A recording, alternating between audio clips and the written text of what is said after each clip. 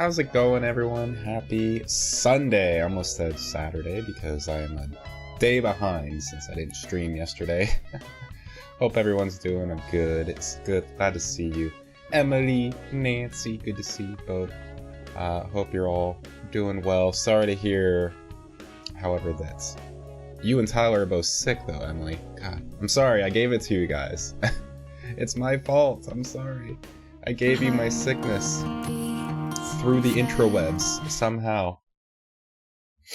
Hopefully it's not too bad. It is draining though. I know how it feels, and I'm still stuffed up today. Last night was not. I'm stuffed up. I'm still stuffed up, as you can tell. The witch and the audacity of this bitch. My goodness. But last night was not fun. I spent a lot of the night coughing, and it's so weird because like during the day I wasn't really coughing that much, and it's of course only when I'm trying to go to sleep that, you know, the coughing gets worse. It's like, why when I'm trying to sleep does it have to get worse? But you know, at least for you guys, you know, you have your flight coming up soon. You know, hopefully this is happening like kind of at a perfect time, right? Because I forgot exactly when you said your flight was. It's next weekend, right? You know, hopefully you can just get in and out of this sickness, get it out of the way before your trip, right? Because you don't want to be sick while you're there, or on the, even worse, on the flight over there. God, that would be horrible. Last year, you guys might remember, when I was coming back from my cruise, I was sick on the flight back. And I had started to get sick on like the third day of the cruise, so like the second to last day of the cruise, with just a little bit of a scratchy sore throat. It wasn't horrible at all, but I could feel it coming on. So I made it through the whole cruise without being sick, but like the last day, like when I was getting off and getting on the plane, it just amplified a full-blown sickness. And being on a plane and like being miserable like that, and just generally exhausted from the cruise itself and just non-stop partying, like it was a horrible time, and I hated it. And to top it all off, I got back at like, you know, 2:30, 3 in the afternoon or something, and then had to drive in commuter traffic home. Like normally it's about an hour drive to get back, but in the afternoon like that, with like workday traffic, it was, I think, almost 3 hours to get home. And it's just, and I was sick. Like I'd already been miserable on the planes all day, miserable sitting in a car in traffic, just wanting to get home and just wanting to get to my bed, you know. It was absolutely torture. But yeah, so your flight's this Saturday, so you got time. You got time to get over this one last little bit of sickness before you go on your vacation over there now. That'll be good. Just get it out of the way, you know, get it out of the way. I hope this will be the last time that I'm sick, because I have my cruise coming up at the end of this month, and you know, I still have time to get sick, you know, a couple more times if I need to get that out of my system, but I would like this just to be the last one, hopefully. Yeah, it's not fun. It's not fun at all. Very crappy. But anyway, despite that, we will all get over our sickness and we will be better, and get to go back to enjoying life and each other's company again. But yeah, I needed a rest day yesterday, guys. I wasn't horrible, especially after stream on Friday, which went well. You know, we had some good games, and I was coughing a little bit, but I wasn't feeling horrible. And yesterday I wasn't really feeling horrible either. But yeah, today, like, I'm just tired and I'm stuffed up. So I sound worse than I am, I think. But trying to sleep last night definitely wasn't a good time. But despite that, I didn't really want to lay around all day today. I probably should just continue resting, but I kind of wanted to do something today, and I don't know, maybe maybe today's stream will be a little bit shorter. We'll see how I feel as we go along here, but I didn't want to lay around all day. I wanted to do something, and specifically I wanted to get back into Talos Principle and just do some chill puzzle solving, you know, nothing crazy. I don't have to focus too much like in DBD, especially playing killer in DBD. You have to be focused and paying attention. That's hard to do when you're sick. But I can do this. I can do puzzle stuff, right? I can read and do puzzle stuff. So that's what we're gonna do today. Nothing crazy, but let me get the G Fuel going here so I can sip on something nice and warm. Definitely need something warm to sip on when you're sick, let alone just a normal chilly winter weekend. Oh. Alright, so where did we leave off? Oh yeah. Is this just my game freaking out? Or is this like a simulation? I don't remember it doing this last time. I'm gonna close it out and restart.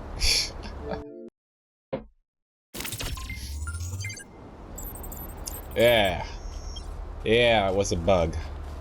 It was a bug.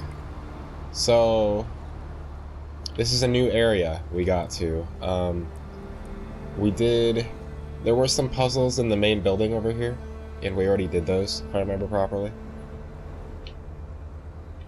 So now we're moving on to the next stage up here, which is actually a secret room. The Vegas people get me sick, I imagine. You know, I've been going to a lot of shows lately, and you know, being around a lot of people in planes or at shows, so I'm sure that's where this sickness came from. It sucks, but it's just part of the. That's just part of the show-going life, you know. This is a really cool area, though. Some good snowboarding up here, and the Vegas show was so freaking amazing, so cool. So glad I recorded it. I've enjoyed it a couple times already, watching it over, reliving the moment, you know. Oh, I did this one. Okay, I did the secret room.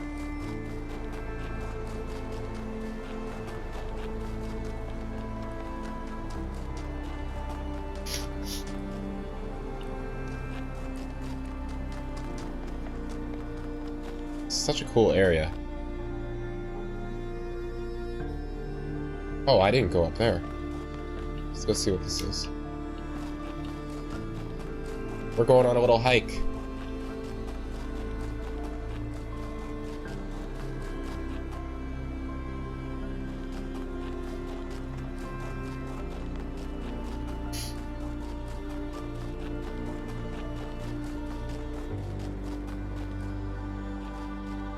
There's something purple over there. You guys see that? It's like a little... I wish I could zoom in. It's a little circle, like a purple. Will I die if I go down?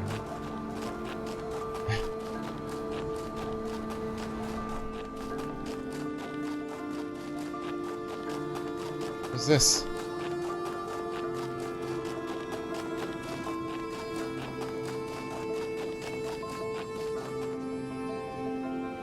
Clearly it's something. Oh. Tetris.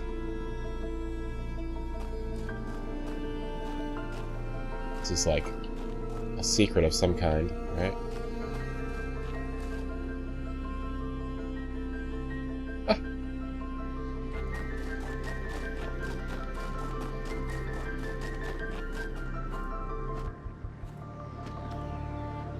Okay, let's not go too far off the beaten path here. I don't know what this is about, but yeah.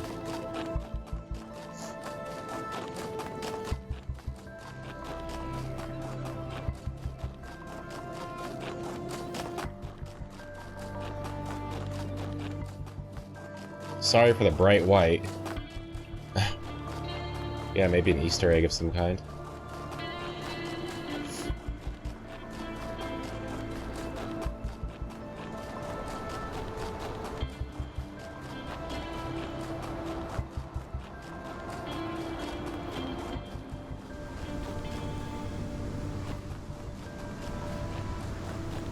We're pretty high up here.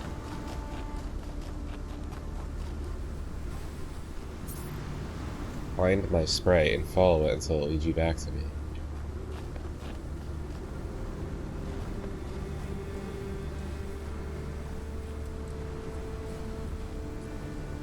Pulling off that direction somewhere. You and Skyrim go somewhere but end up at 5 other locations, yeah. And 5 more side quests in the process.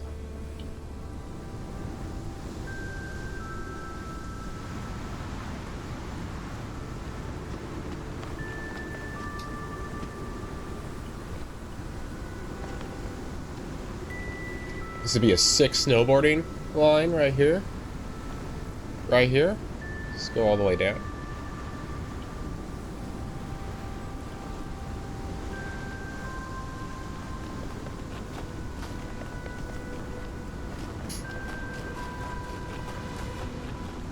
There's another, like, statue over there.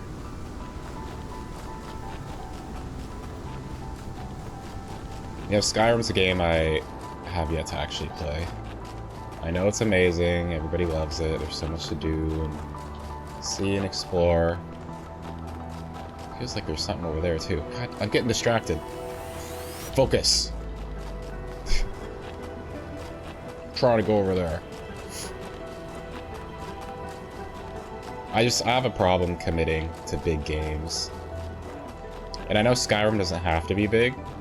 You can just focus on the main storyline and just go right through it. I totally get that, but who does that, really?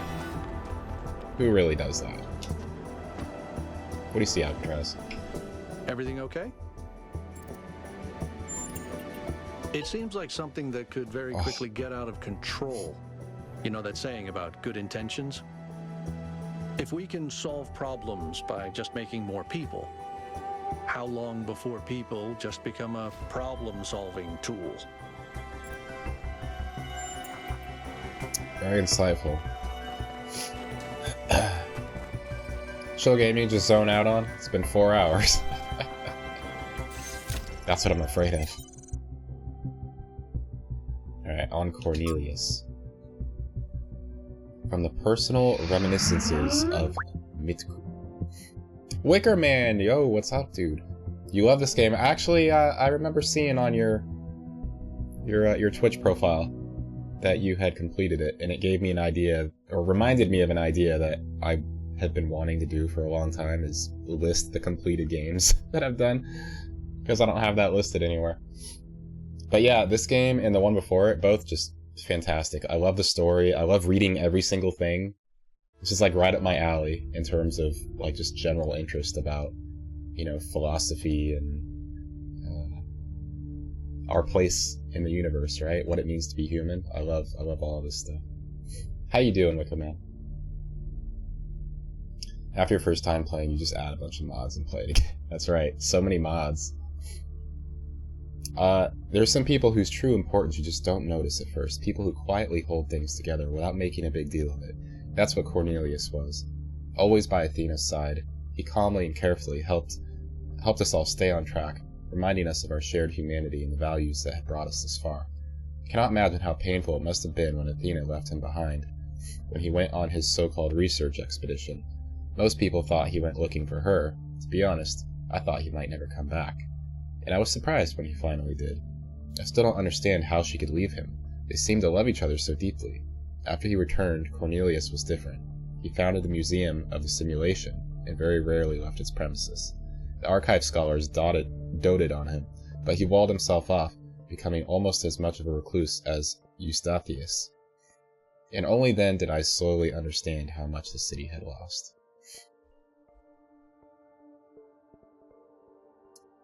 Doing alright, trying to dodge a cold. Dude, Wickerman, do you hear it in my voice? Everybody's sick right now. I'm currently sick. Yeah. It started off very, very mild. I went through the sore throat stage like nothing. I was like, oh, that came and went. I'm not going to get a cough. I'm not going to get a stuffy nose. I thought that's all it was going to be. But then slowly the cough crept in. The stuffy nose crept in. And last night was probably my worst night yet, trying to sleep. I just could not sleep. But I was supposed to stream yesterday, and I decided to take a rest day. And, you know, it was good. I needed it, but I didn't want to lay around and do nothing today, so just doing some chill Talos principle puzzle stuff, you know? You don't have to focus so much like you have to in DBD. But I hope you're successful in dodging your cold, because Yeah, it's not fun. Everybody's sick right now. God appears and God is light to those poor souls who dwell in night. What does a human form display to those who dwell in realms of day?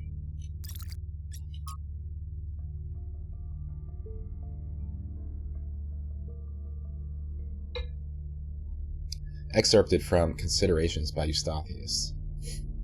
While it is hard from our vantage point to fully believe in any of the ancient religions, I must admit that I have come to believe in the existence of a prime mover. Something I love about this, Wickerman, specifically with the sequel here, is that, you know, these androids, they call themselves humans. They believe themselves just to be the extension of humans and the continuation of the human race, even though they're vastly, you know, different, completely artificial and all that kind of stuff. But they're still, even with the immense amount of human history and knowledge that they all have, like, access to and within them, they're still going through these common human development stages and cultural development stages that humans went through, all this trial and error that humans went through. Like, they know all about the mistakes, they know the stages that past humans went through, original humans went through, but they're still going through it themselves. Like, they're still coming up with, like, their own beliefs and religions and concepts for all this stuff and their place in the universe and in the world, what their purpose is. It's very interesting.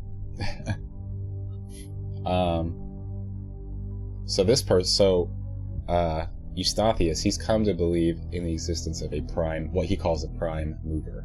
Not a designer as such, certainly not an interventionist god, but some force that set the universe itself into motion. We do not know if it's possible for us to ever truly understand this being, since it must by definition exist outside our understanding of reality. But I do believe that it exists. Does it look upon us with love? Are we entertainment, perhaps? Does it preserve some memory of us when we die? All of this I cannot answer, but I do not disbelieve those who honestly speak of having experienced some manner of brief communion with this entity. It's simply too common an experience in human history to easily discount. As the motion of the universe proceeds from the Big Bang, so whatever force animates us, whatever constitutes the true foundation of consciousness, proceeds from the prime mover. What do you think about this, Mother? Miranda is asking Athena. I don't believe in any kind of prime mover, but I think you should read it because Eustathius is an intelligent person, and he came to this conclusion after a great deal of thought. It's important to respectfully consider points of view we don't agree with. Wow. What a statement that is, especially in the current general world climate as it is.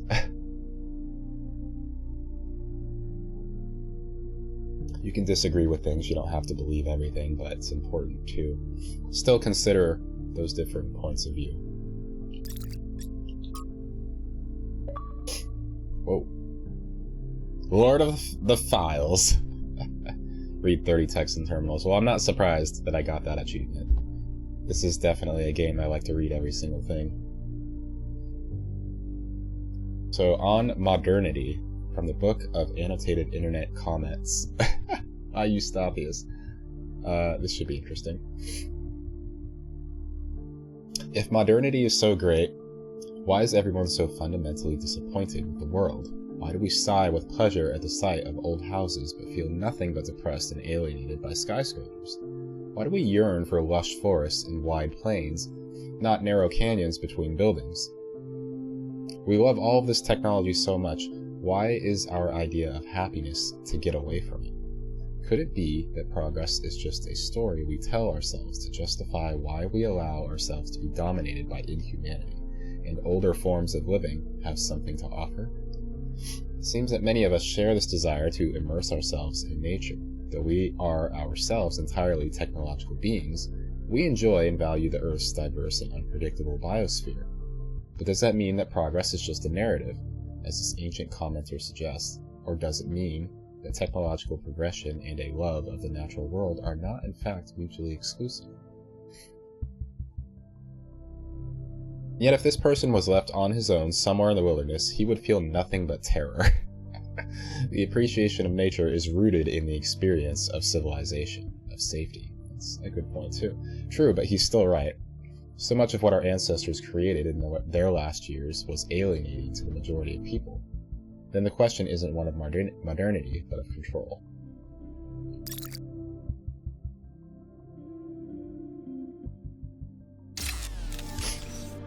That was a good terminal. I liked all those.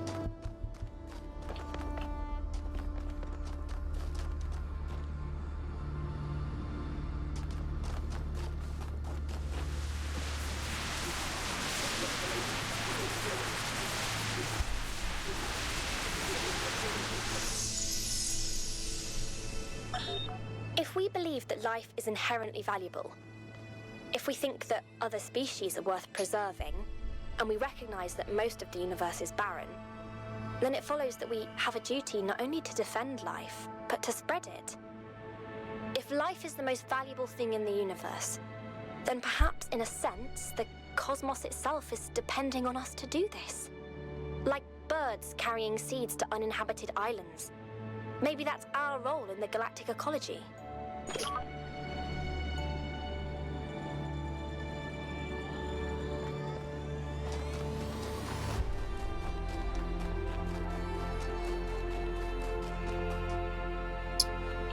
Alright. First puzzle of the day, 2-body problem.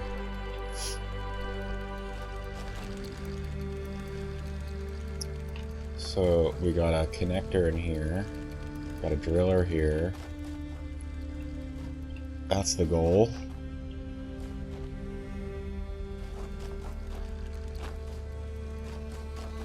Well, the only thing we can do is grab this, and there's got to be something on the other side here. Right? A beam.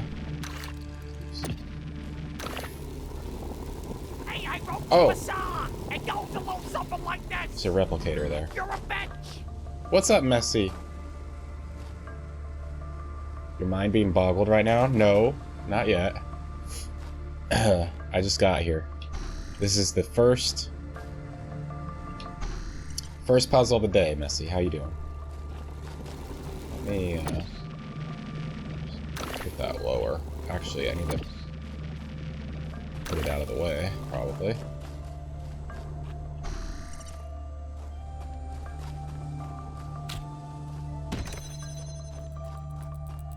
Okay, we got a blue beam. It's a weird spot for a blue beam. It's a warm-up, yeah. Since I'm sick, these puzzles are gonna feel like they're on a little bit higher difficulty, I think. You woke up an hour ago. Jeez, dude. Why so late? Well, I guess it's not that late. Kind of.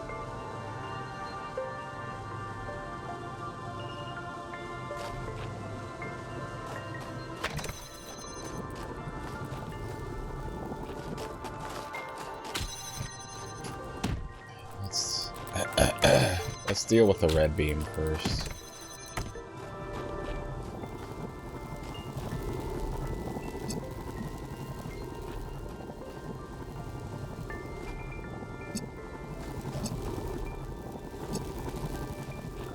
Huh.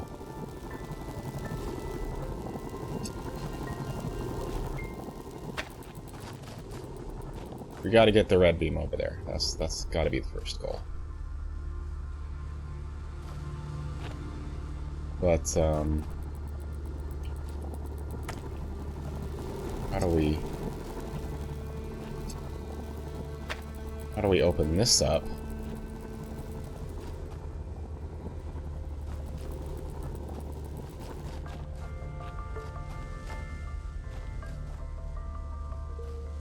With only 2 things.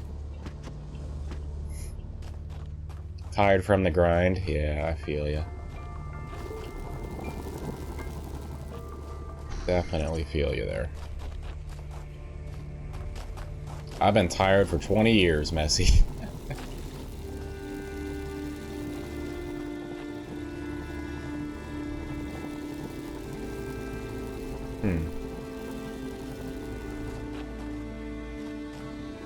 Oh, I can... I can just do this. But I need to... put myself, like, over here.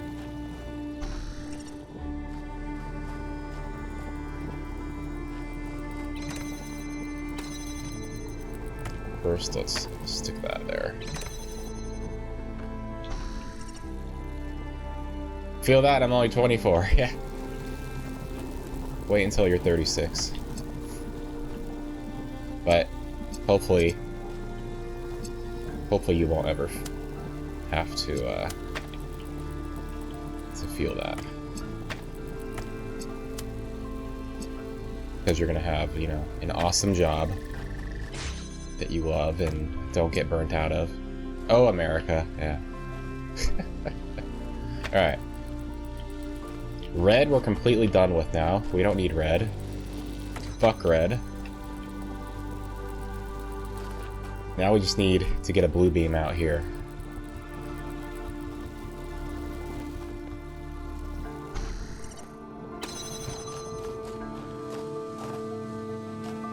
To do that, we need, I know what I need to do. We need to put one of these back in here.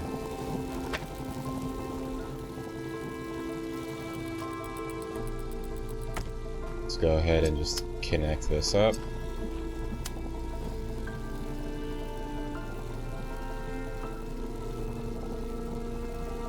Actually, we're gonna send both of these through here. Yeah.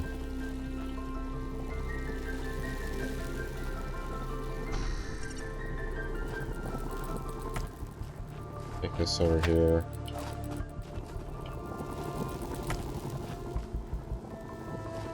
This is just gonna be right here, like so. And temporarily, we're gonna do this.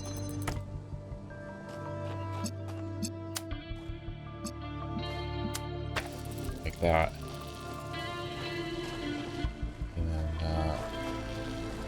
where's my body? Where's my other body?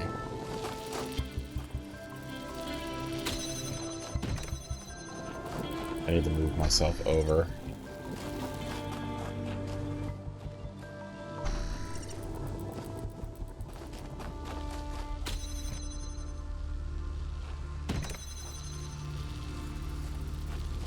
Then I just stand here. Fuck. Come on. There we go. Ah! Not too bad.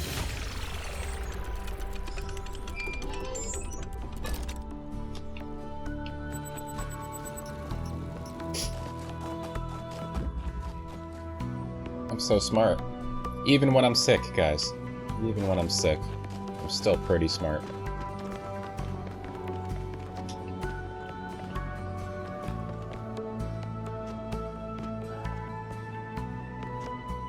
Come on. Whoa. Uh-oh.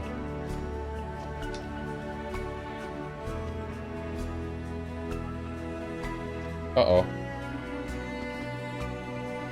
Woo.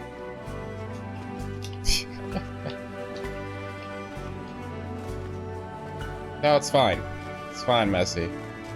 Everything is fine.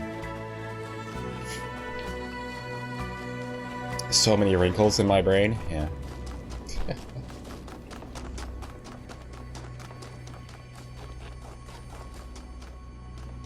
What's up, Melville? Yes?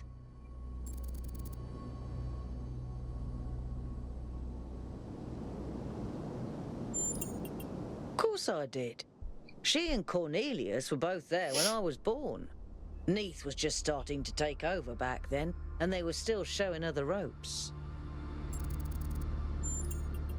Busy. There was always another problem to solve. Did you know that she never upgraded her body? Always prioritized everyone else. That's the kind of work ethic I wish more people had.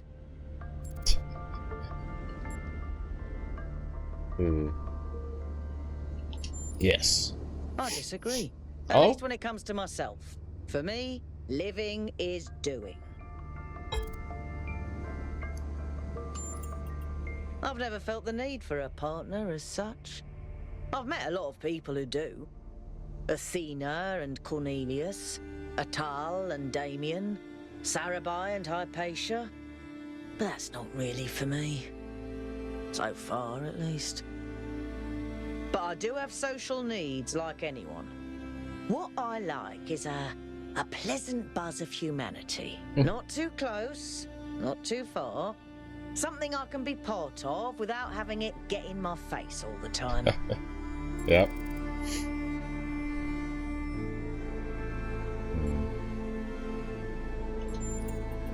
The data stream overloads? Yes, they could. There are safeguards to prevent that from happening, but these aren't exactly carefully controlled circumstances. It's hard to predict. Our brains are absurdly complicated, which is why it's so hard to make more of us. Maybe she just got sick of things breaking all the time. As far as I can tell, anything, which is insane. There's a reason people have embraced the goal, and it's not just the founder. We literally exist only because our ancestors made a mess of apocalyptic proportions. Caution has its place, I think. She's so innocent and full of wonder, it should make me want to retch, metaphorically speaking. But I'll admit, she's sort of charming. Next.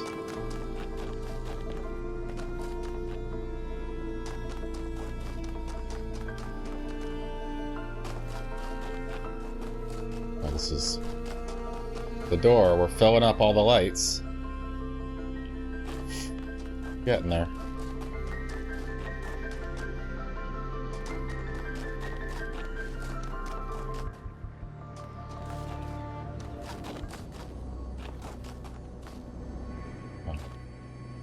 That goes down to not another puzzle, but like a monument or something down there. Check that out.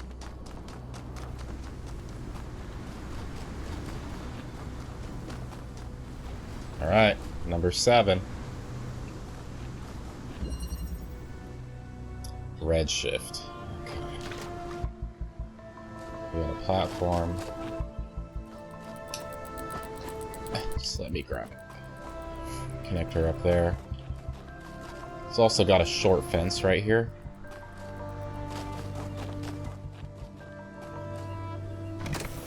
Fan.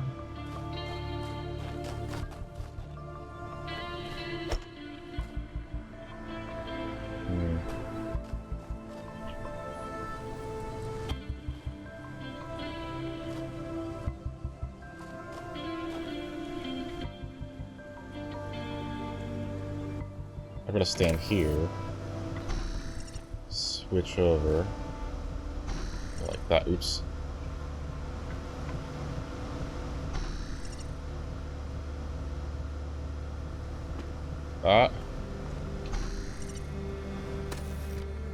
Walk over here, get this connector.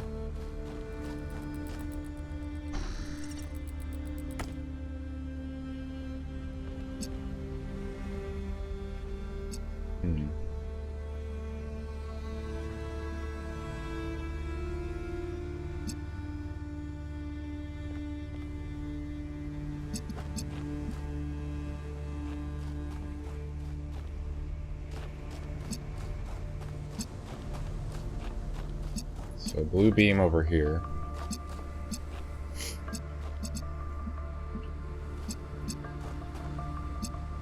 Alright, so we gotta go back over here.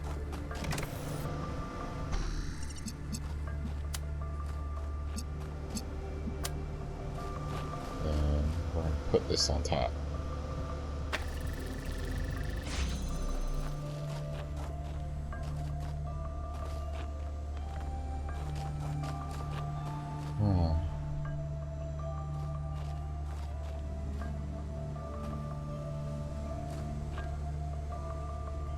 And now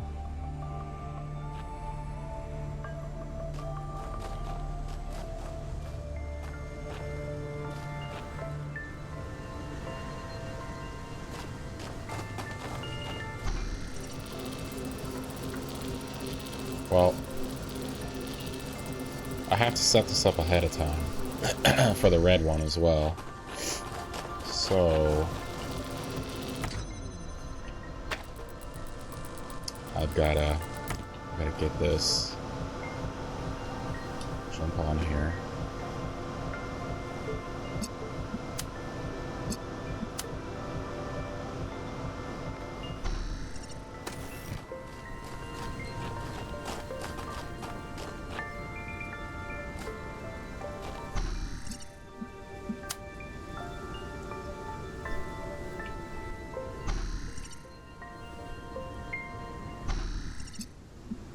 Like this.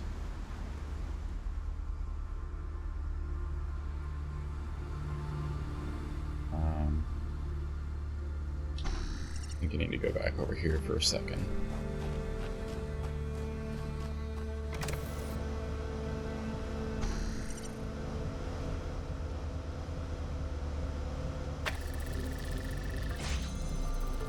Like that.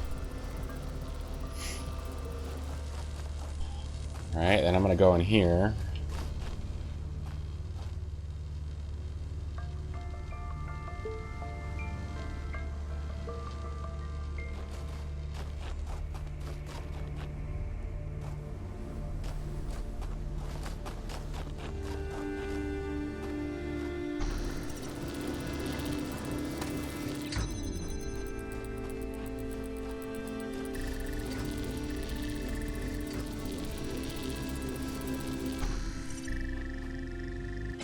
Yeah, that's not too bad. It's actually a bit easier than I expected. Your persistence, 1K.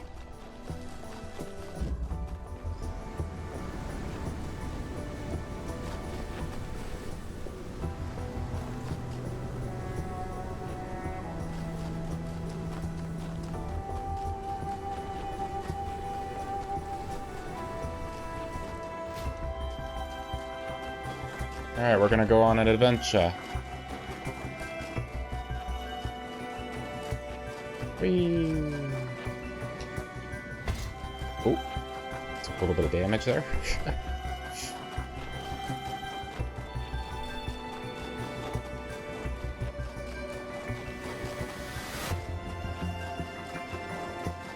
You know what I haven't done? I haven't gone here in a bit. Check out social media. 1K, my name is Lennox. I'm an engineer in the city. It seems we share a mutual acquaintance. Doge thinks we could work well together.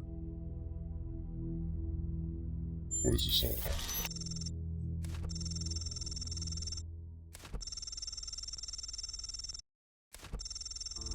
I like to connect with people who put facts before faith, so I'll be direct. The powers that be prefer to keep our society in stasis. They'd rather you were the last of our kind than seek new ways for us to live. They'd rather avoid the big questions and reveal answers they may not like. But I can't accept that it's wrong to use what we know to solve the problems before us. We wouldn't be here without technological solutions, learning, growth, and mistakes. Those things are what we are. I know we both have hope for the future, and your expedition beyond the city walls presents a rare opportunity, which leads me to my purpose in contacting you. But before we get to that, I know you have an inquiring mind. What would you like to know?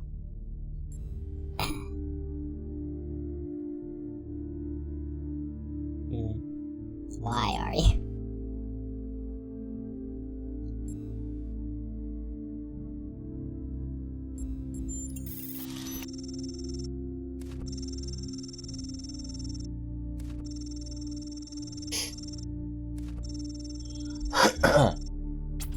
I think the island you're exploring holds knowledge far in advance of our own.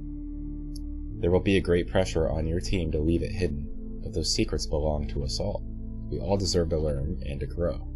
I just want you to approach your work using the scientific outlook you've been programmed with. Ask questions, be open to answers which challenge your assumptions, and above all, if what you find has consequences for us all, you mustn't keep it to yourself.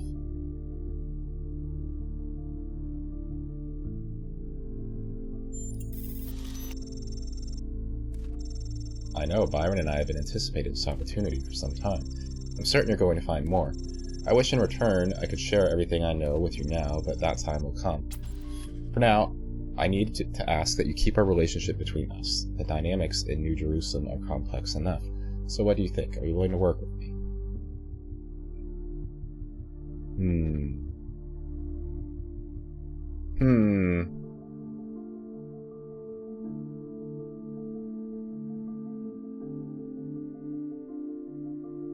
This feels like a bad idea. Let's see if he'll try to convince me if I say no. I don't think he'll have the chance to work with anyone else. Are you absolutely sure? Okay. Just want to see what he would say. Usually there's a bit more of a ceremony when someone new joins the cause. Nothing fancy, just subtle branding with hydrogen peroxide. But that will have to wait until you're next in the city. In the meantime, welcome to Society Systemica.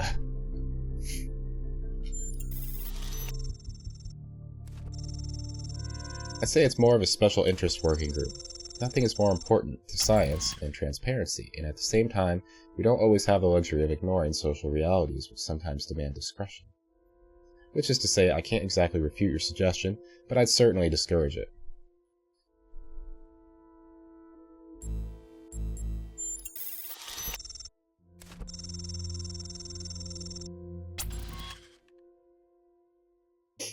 Are there other members of Systemica, or other groups like ours? To be fair, I can't tell you as much about either as I'd like, but reason would suggest that you and I are not unique in this world. Is there a secret handshake? Well, yes, now that you mention it, though it's actually a randomly generated code phrase.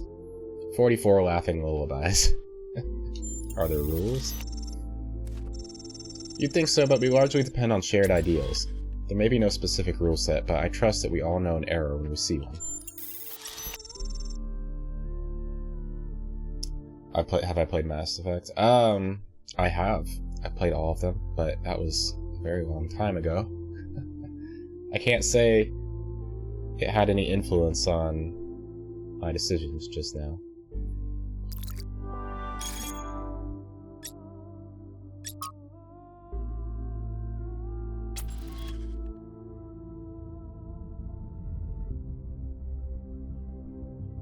So this is about the body replication technology that we just found.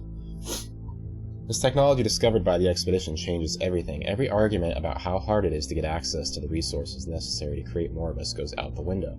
We can create more people, 1K doesn't have to be the last. And it would be easy. Are we really going to give up just because of the goal? Energy doesn't just come from nowhere. We have no idea what the real cost behind this technology is. Besides, the goal is an ideal, not just a limit we ran into by accident. It is the will of the founder. Yeah, right. It's not necessary to share a personal belief in the founder to understand the value of the goal. It's clear to all, but the most radical that humanity needs limits. Wait, it's clear to all but the most radical that humanity needs limits, for its own sake and for the sake of the planet. You say that as if it was self-evident. It's not. You're smuggling a whole host of misanthropic ideas into the conversation under the disguise of reasonableness. Your premise are completely rotten. Paris! What are you doing, Paris? What are you doing? Oh. Hid less than 333,333 happy 3 months C. I love how TTS, pronounces exactly each symbol. I, a not smart woman, have been the architect of my own chaos that I currently live in. How's it going, Paris? Nancy, you changed your color? It is nice. It's very nice. Paris, thank you for the resub, Paris. You didn't have to do that. I appreciate you. How was your stream? How was the lockdown? Did you murder more people? Were you a dang dirty moidua?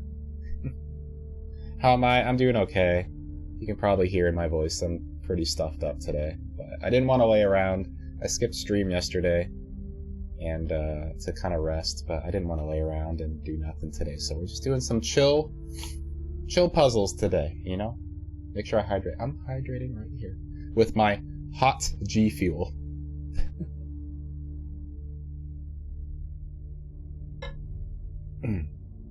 Delightful. Absolutely delightful. You was dirty. How dare you, Paris. Well, I'm glad you had a good stream and a good day. What you gonna be doing now? You just gonna be chilling, relaxing?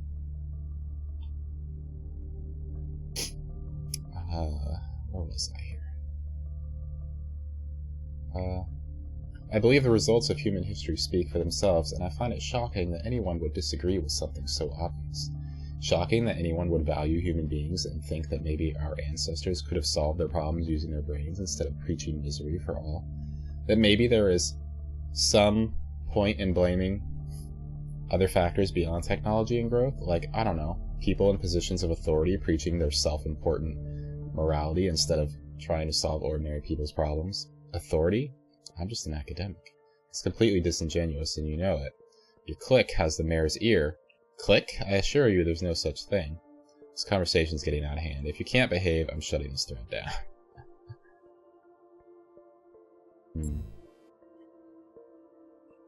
Just take it to private.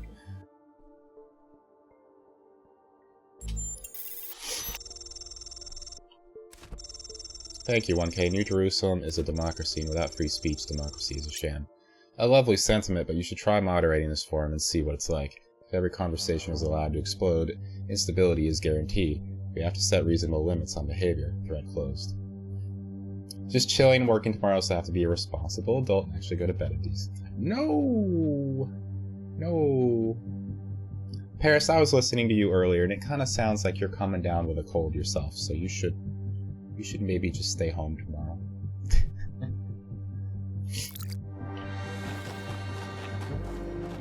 You can call out. I give you permission. You have my support. If anybody gives you any flack, just send them my way. I'll talk to them. Yeah. You're good, Paris. Go ahead and take the day.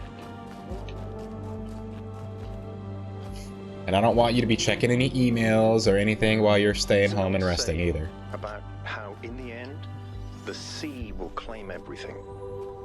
I have no doubt that this is true. In the long history of the human species, entire regions have disappeared under the waves. Places like Beringia and Doggerland still echo in our cultural memories. But we shouldn't forget that life began in the sea. We are the children of the sea. And it's not through floods and ruin that the sea will claim everything, but through us. Well said, Byron. You won't do any work. Good. Good. If I catch you doing any work, then you're just gonna have to take another day off.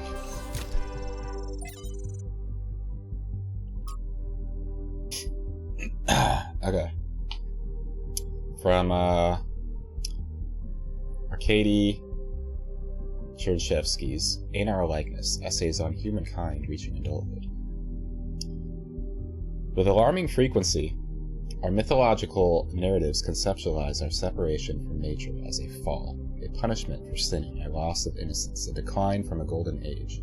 We believe that a better state of humanity is possible, but insist that this state must be in the past, and yet our historical experience has been the exact opposite.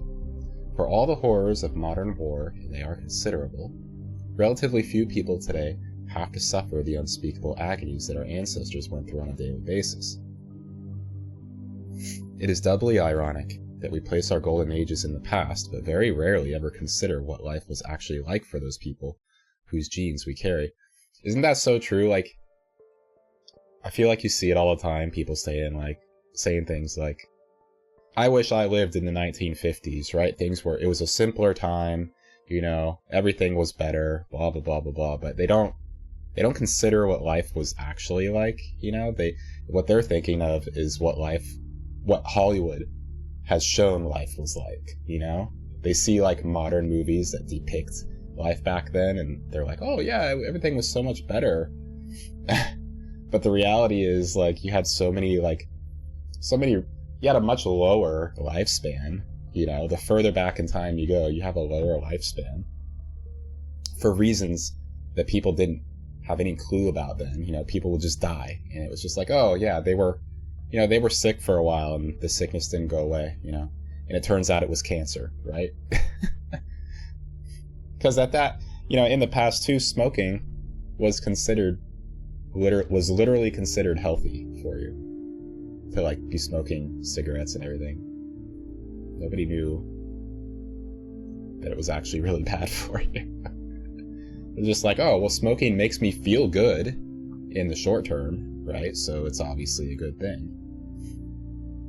Without any clue about, you know, the lung cancer developing within them.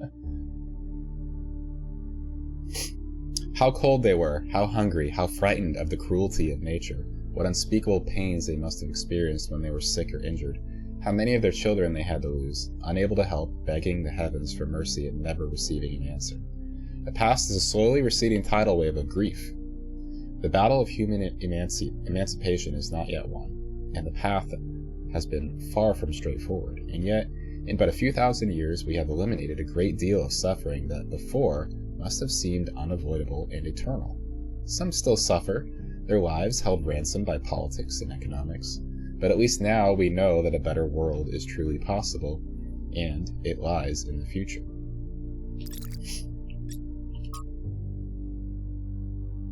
From Hypatia's Journals, Volume 1, The Founding of New Jerusalem. We had a bit of an incident today, nothing major, but it still woke us all up. The sun was away from the camp. Wait. Oh, not the sun, but sun. So one of their people, son, was away from the camp, alone, even though we had agreed that we should always go in teams, and she encountered a group of herbivores that we saw on the first day. Cows, they're called. Apparently, our ancestors kept them as livestock. Eustathius says they squeezed them for liquid, but I find that hard to believe. But I digress. Sun encountered a herd, and just as predicted, the animals were passive at first, friendly even. Sun decided to abandon her survey to study them for a while, which went well, until a group of wolves, formerly dogs, a type of pet, entered the clearing, causing a stampede. Sun is alright, only minor scratches to the bodywork and a few torn wires, but it was a close call. I guess we'd gotten a little complacent, a little too comfortable. We'll have to be more careful from now on. So that said day 132. So this is, what this is referring to is the 132nd day after a certain low number of, you know, new humans had been woken up, new androids. So there's not a lot of them. But this is a journal about the founding of their main primary city, and they're still learning about a lot of things at this time.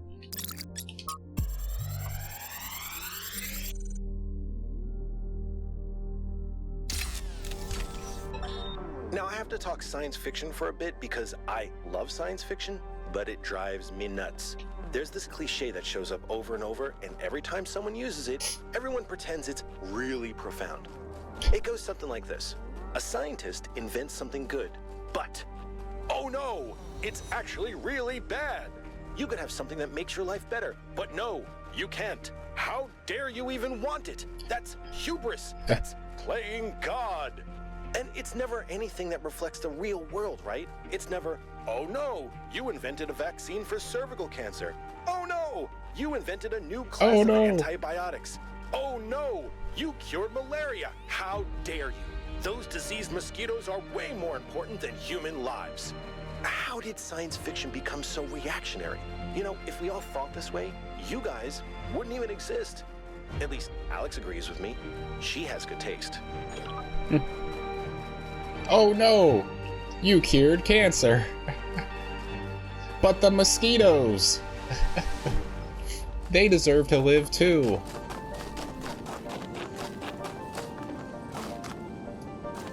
Okay, we're going this way. We have one more secret room right here. And we have one more regular room. We have enough. We completed enough already to go straight to the gate, but I'm going to continue with my strategy of just exploring and completing everything.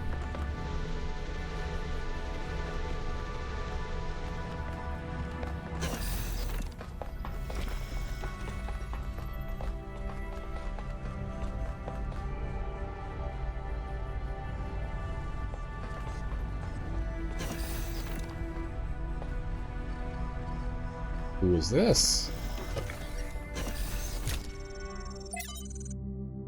From Quentin. To Athena. Dear Founder, I never got to know you. People tell all these stories about you, and I don't know what to believe. Some people say to ask Cornelius. Others say Cornelius is too blinded by grief. Some say Byron stands for the truth. Others say he's a fanatic and a radical, and we should listen to the mayor. Doesn't seem to be a way of getting a straight answer. Why did you abandon us to this chaos? Why can't you just come back and sort it out? If you're reading these messages, don't you care? From Rodam to Athena. Dear Founder, thank you for everything you did for us. I'm grateful for the life that we have, or that I have, which would not exist without you. I hope wherever you are now, you are at peace. Narima Project 5. New labs established to avoid interference for successful duplication of advanced machinery. Data collection and analysis. Groping in the dark. Maybe God was just trying to make an apple pie from scratch.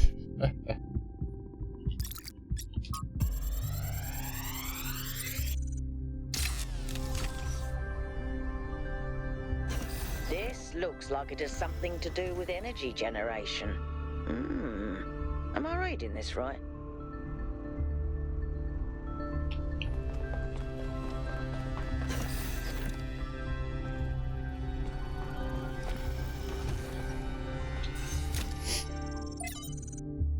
From Belzerzan.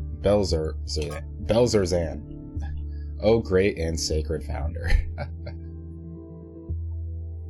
I believe I have discovered the truth that our so-called leaders have hidden from us. This absurd and sacrilegious goal they have us working towards, this hubristic completion day foolishness, was never your true intent. Even this abomination of a city that calls itself New Jerusalem is a deception. Why would you want us to return to the sinful ways of our ancestors, strangling the living soil with steel and concrete? No. It was when you and the first companions lived humbly amongst the splendors of Gaia, having no need for all this wasteful ostentation inherited from our weak and decadent ancestors, that you showed us the true path. After all, why would the progenitor have given us such hardy bodies if she had intended for us to live in an unearned luxury? From the very first, we were built to be free from pride and material excess. Your teachings have been obscured and perverted by ideologues, worst of all, by the traitor Byron, who once was like a son to you. But you should know that there are still those of us who remember the truth and await the blessed day of your return, and surely justice will be meted out, and humanity will finally return to its intended path. Hallowed be your name. Again, so funny how, this new generation of robots and AI who call themselves humans and have a complete knowledge of human history and their failings, they're still going through these stages of various beliefs that humans went through already, actual humans. The shutdown. We assembled on the vast green lawn outside as the reactors began to slowly wind down. The workers were solemn. The activists who had fought against the decommissioning seemed crushed. There was supposed to be a speech, but the spokeswoman had lost her notes. Outside, the protesters cheered. My eyes were drawn to the discarded anti-shutdown banners, endlessly reciting the facts. The statistics on mortality per trillion kilowatt-hour, lowest of all energy sources. The lifespan of a reactor, 70 more years in our case. Minimal land footprint, almost zero emissions, no intermittency. It became a jumble of words, a litany, almost a kind of glossolalia. As far as the protesters outside were concerned, it might as well be an alien language, or an alien tongue. One thing was clear to them, and that was enough. The technology inside this compound was deeply, inherently wrong. It was a sin. I could not help but think of that moment on August 6, 1945, when the sky erupted above Shima Hospital. My imagination could never fully encompass it. How do you imagine more than 70,000 people annihilated in an instant? An ancestor of mine was in that hospital. He went from being a doctor, a husband, a father, a pacifist, stuck in a terrible war, to being a pile of bleached bones covered in rubble. All in a single second. Not by accident, but because of a choice someone made. Not because of a reactor, but because of a bomb. Just 2 days earlier, contradicting his campaign promises, the Prime Minister had suggested that the use of tactical nuclear weapons would be an acceptable risk if the conflict continued. Very few seemed to find this particularly shocking or outrageous. They were afraid of reactors, but not of bombs. The spokeswoman gave up on finding her notes. It was starting to rain and people were walking away. She grabbed the microphone. "By the time you regret this, it'll be too late," she said. "But honestly, I don't know if I care anymore. Maybe you have it coming." The spokeswoman sounds so bitter. The protesters didn't mean any harm. From their perspective, they were doing good. People always think they're doing good when they get collectively outraged. It doesn't make them right. Collective action can change the world when it's deliberate and based in reason, but it can also become a mental trap or a societal pressure valve. How very true. Cliché.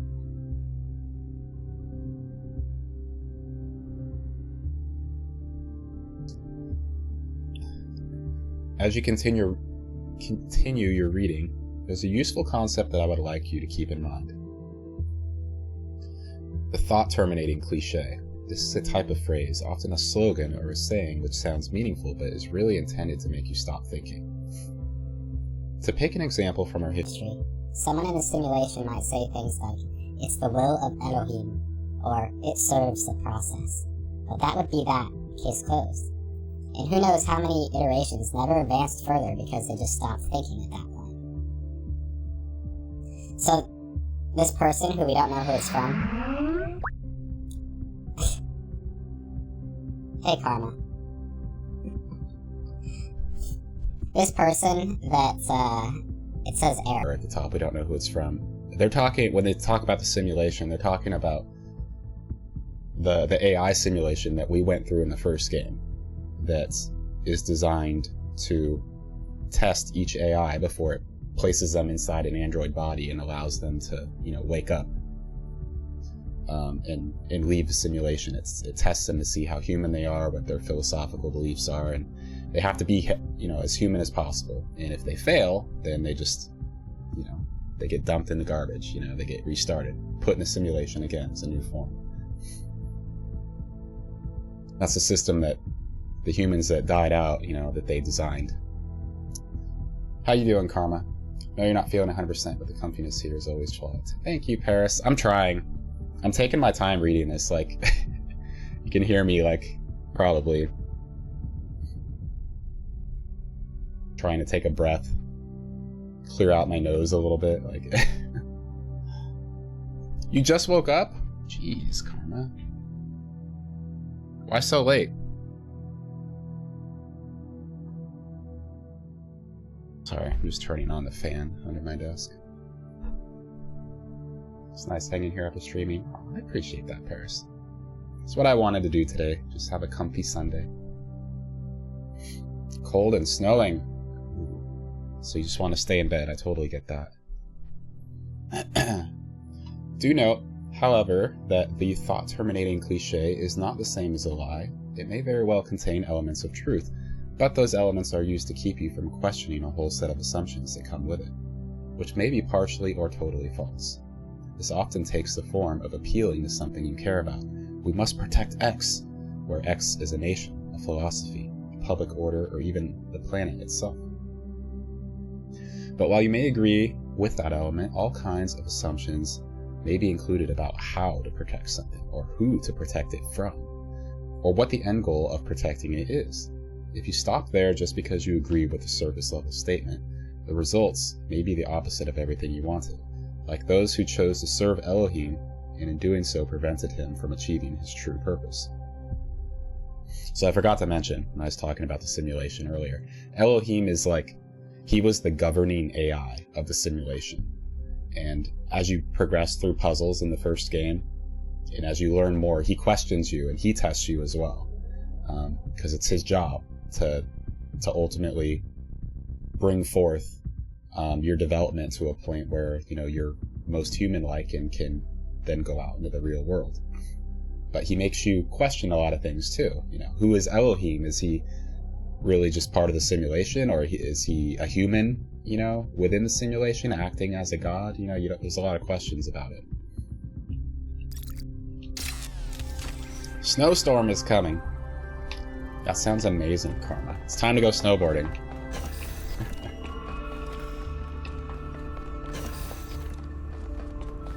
Something I need to do soon, too. We haven't gotten that many storms here, though. And when I say here, I mean, like, up in the mountains.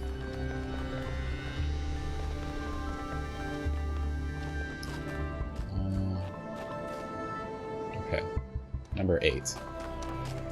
Finally! We will progress to a puzzle here.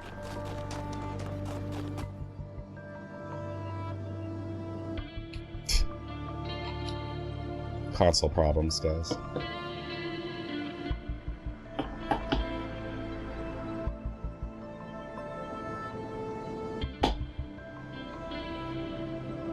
Why aren't you charging? There we go.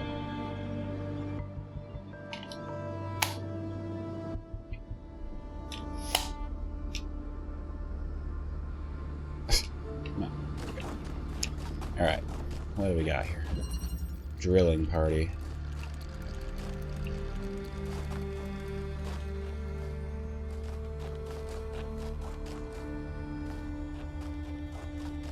There's a whole ass other room over there.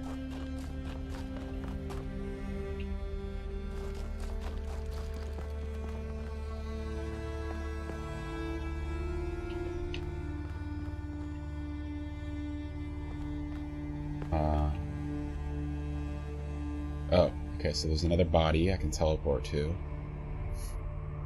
There's also one over here. Let's go take a look.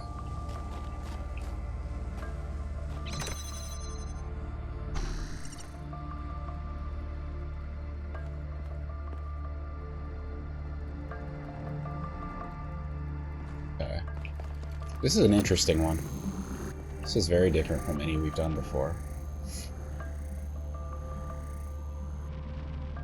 Let's put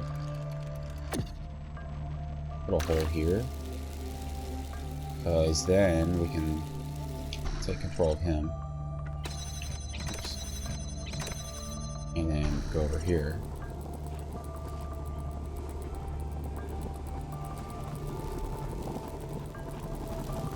Oh, and we can set this up.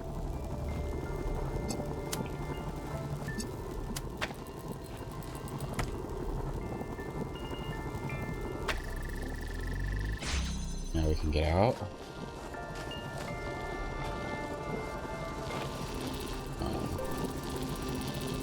We should put this right here, though.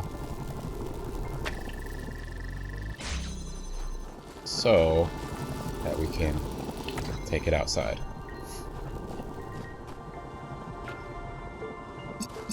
Then I'll put this here so we can grab this one too.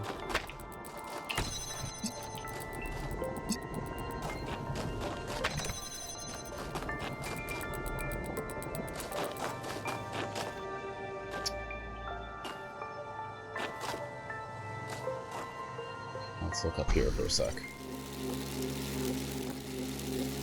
End goal is over here, and we just need to stand on a platform.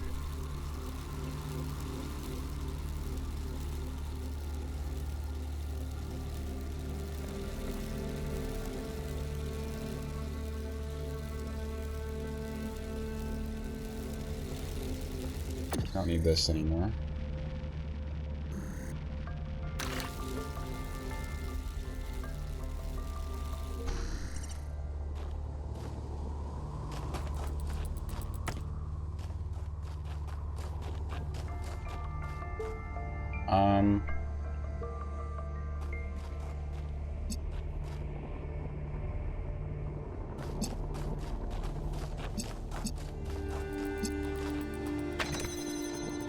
Oh, we do need these connectors still.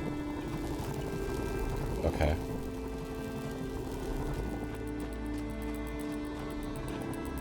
If I move this over, like right there, can I get a view of it while still, yeah, while still holding the button down? Ah! Come on. I wish it wouldn't turn me around.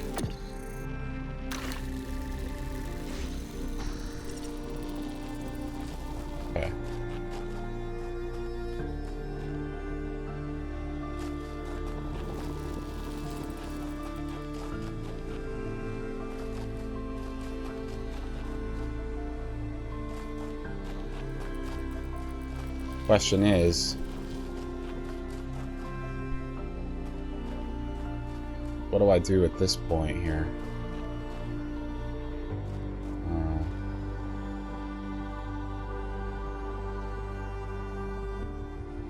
Well, well, well, look who it is. Hey, sweets. I feel like it's been so long since I've heard that. How are you?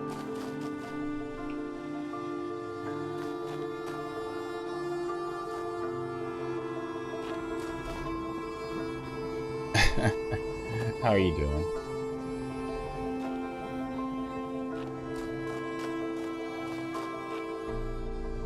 Has been a hot minute, yeah. How have you been? How was your Christmas and New Year's? Doing good? I'm doing alright. I'm sick, as you can probably tell. I kind of had a rough night last night, honestly. Just coughing a lot. I did not sleep very well, but I didn't want to lay around and do nothing today, so... This is what we be doing.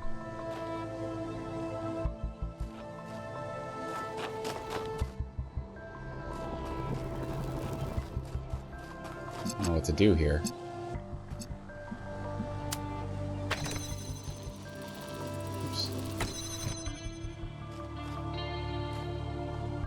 Oh, I have an idea. Will this work? If I do it out here? Oops. Doesn't matter that it's going to that one, but I can just... Oh no, because... Christmas was good. You worked on New Year's? Ah, damn. Hope you feel better soon, thank you. I think I will. Couple days here. I'm going through the stages. It honestly hasn't been that bad of a sickness. I haven't really felt like super crappy, which is kind of strange. Like I'm sick, but I don't like. I haven't felt like super fatigued or like had chills or sweats or anything like that. It's just the coughing at night like kept me up, and I just did not sleep very much.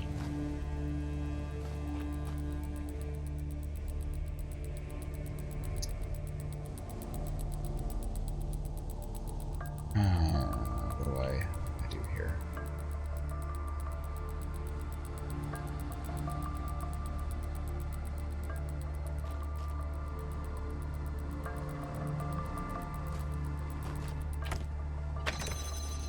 So if this is holding the door open...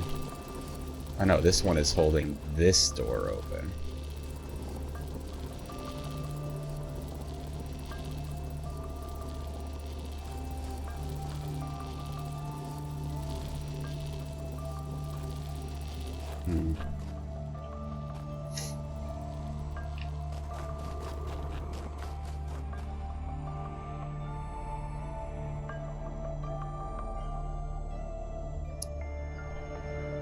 I feel like I need to do something with this.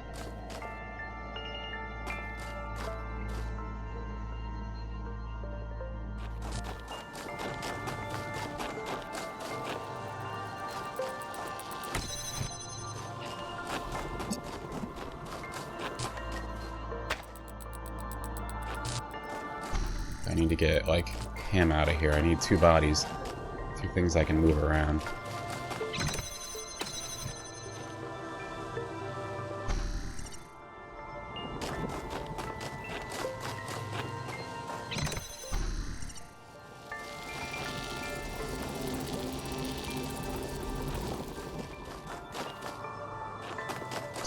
If I could get a beam over here,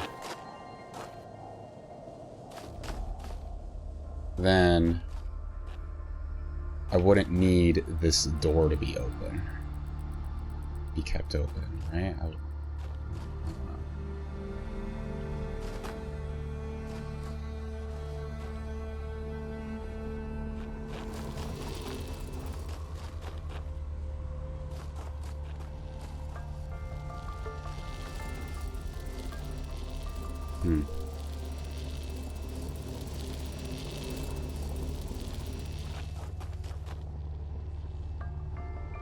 Okay.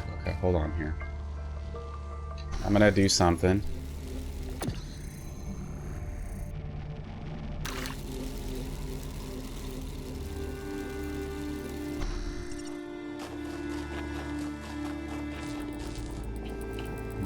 Get this onto that side.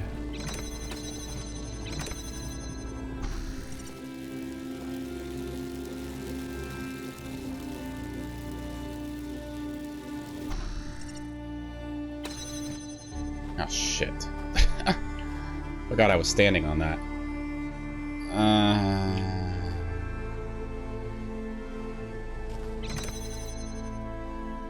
Okay, maybe this isn't gonna work.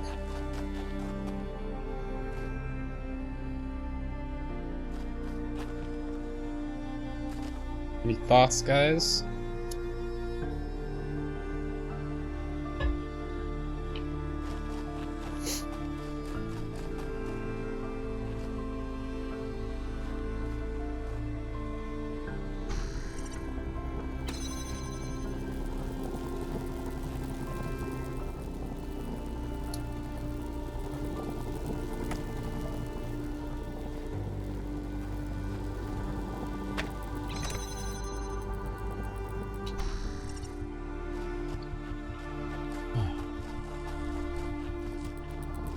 I feel like I'm wasting him by leaving him just as a pure paperweight to hold the door open.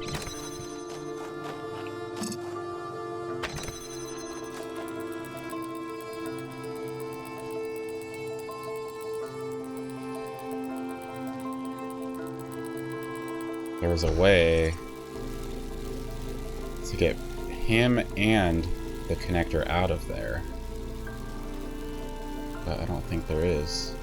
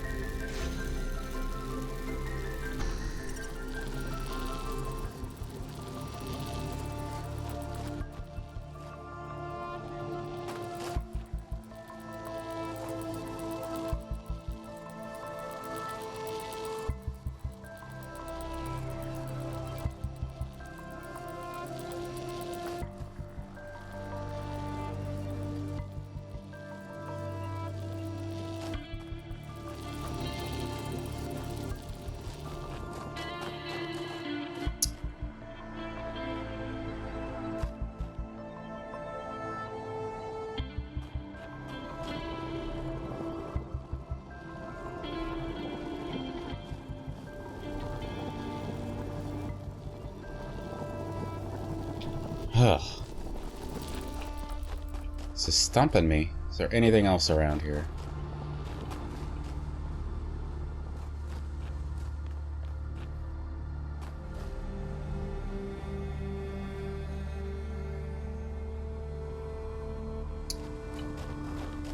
Put the one at the end.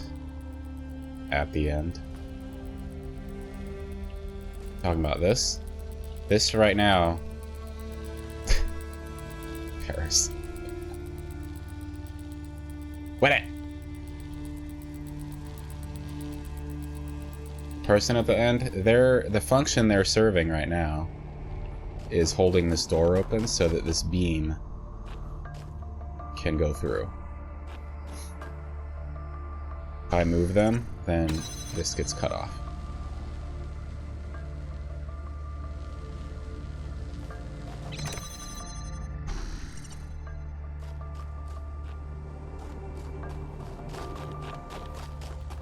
Somehow I need to move this through to here. Or if I leave a connector on this side, then I can pass it through the wall eventually. I think that's what I'm supposed to do, but how I get to that point, I'm not really sure.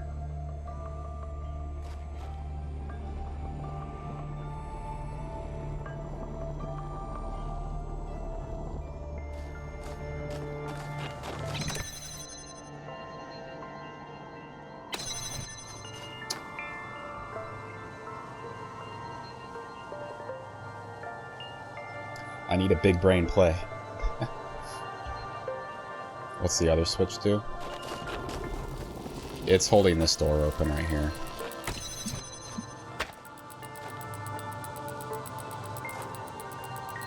I've got my other robot self up here with the driller, so I can put a hole in different parts of the wall if I need to, but I think I'm at that point yet.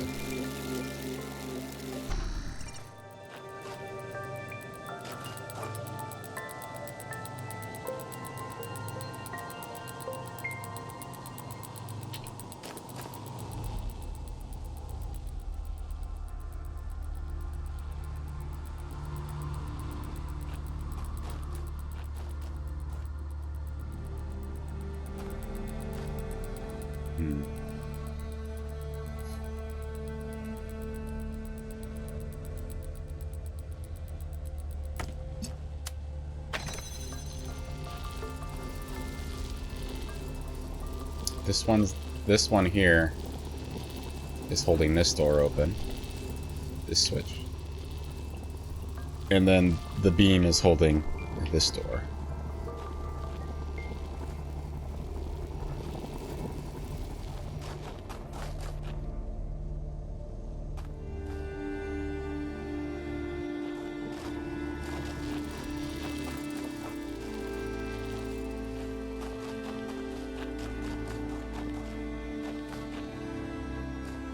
The other beam? I don't know what you're talking about. There's only this one that I need to worry about. Oh, all this stuff is... There used to be a connector in here that I had to get. So we don't need to worry about this right now.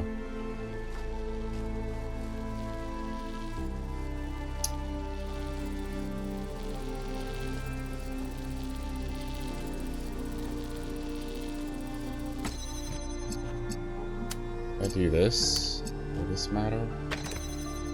For some reason.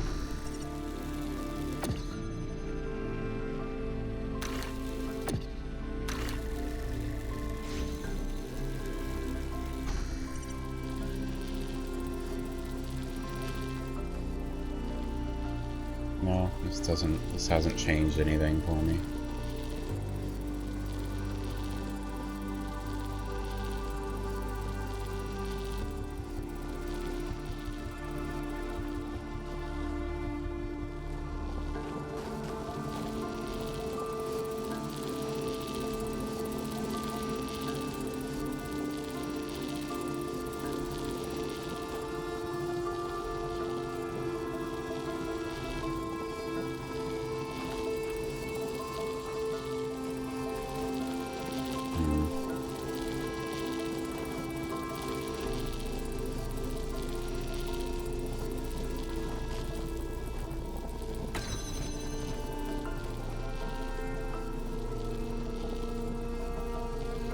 Swap to the one on the switch.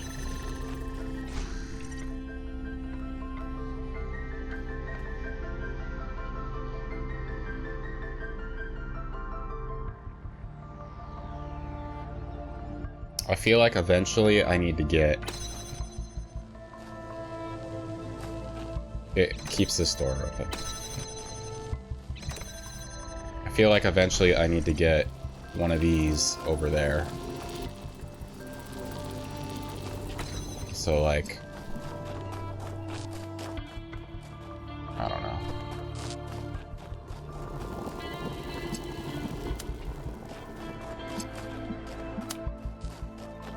Like, I would, you know, put that over here.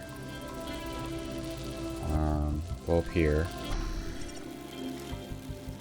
And put a hole over here.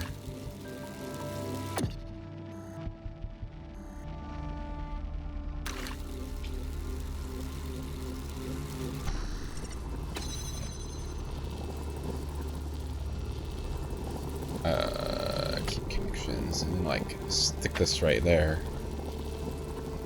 I think it's currently being blocked. Yeah, it's being blocked.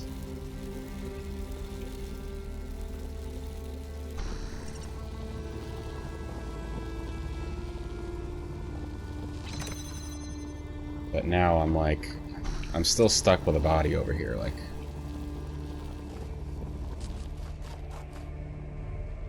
Like I can't get both a body and a connector out of this area. Something ends up getting stuck over here.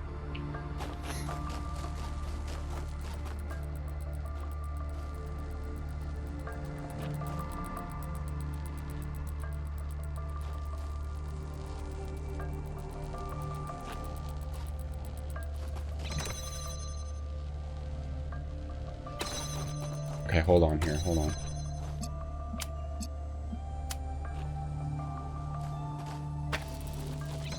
Fuck. Wait. Persistent, what is this?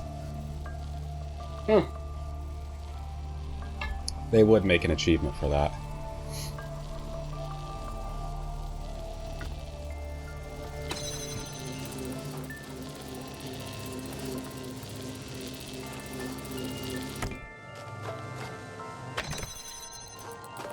Let's, a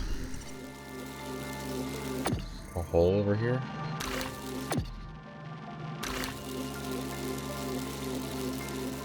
Right? And then stand on this.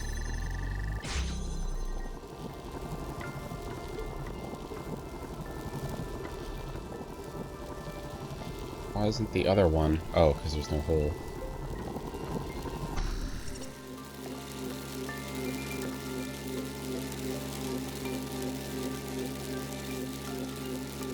Yeah, I'm stuck here. There's no way for me to get over there. Unfortunately.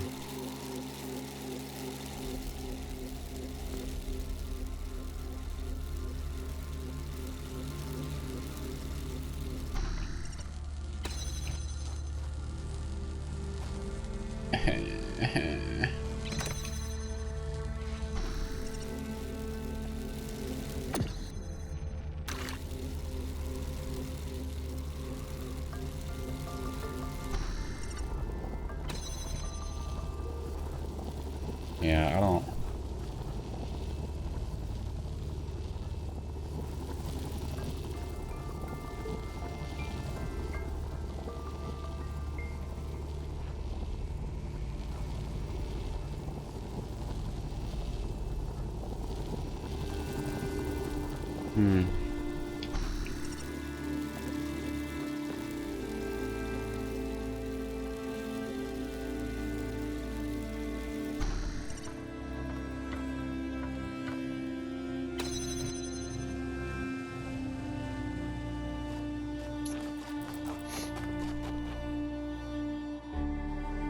If only I had one more item. That's always the case with this kind of thing. I just need one more item.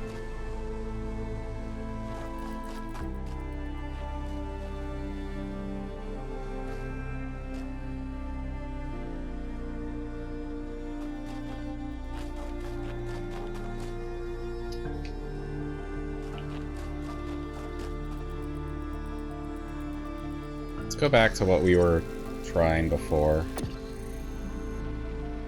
Something like this. Let's bring this...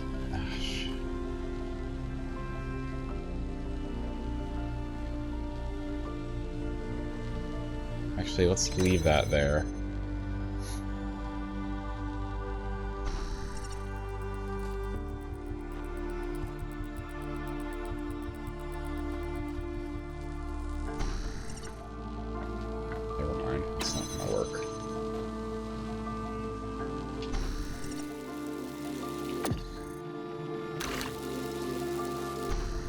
Switch on the left?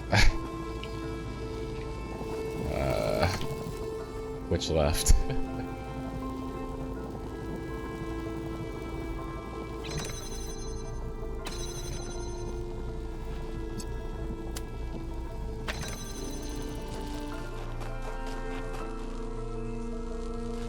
It's just nothing in here.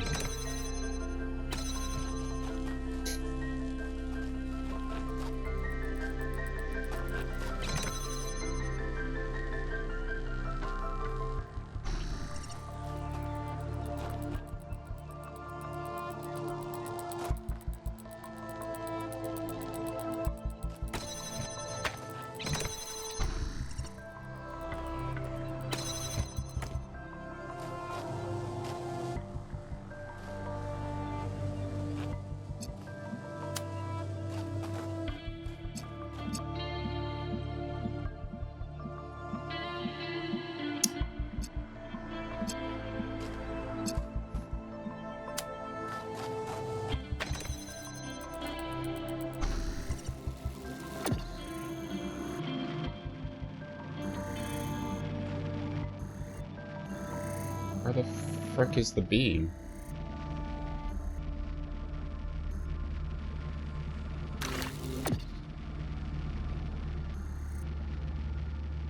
Why is there no beam?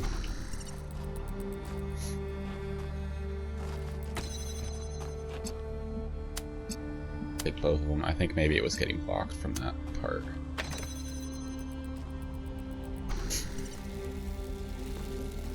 Yeah.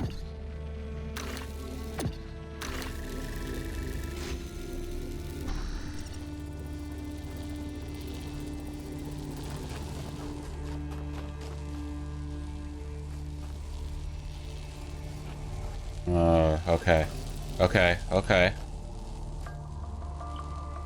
This one is doing nothing right now, so... Let's go over here.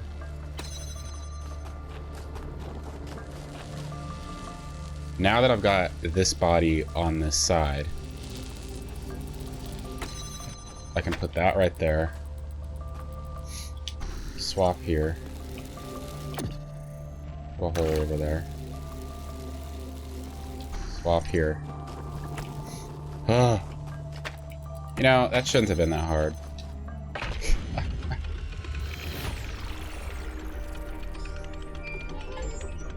But I'm on sick brain right now, so...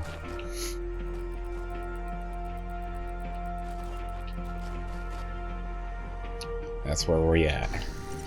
We got it, eventually. Didn't have to consult the Googles.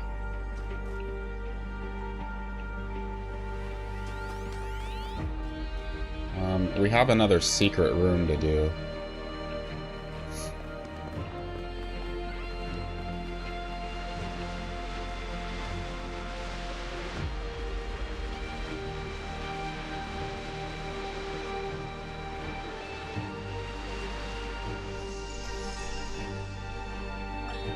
I wonder what it was like when the ancients were still here.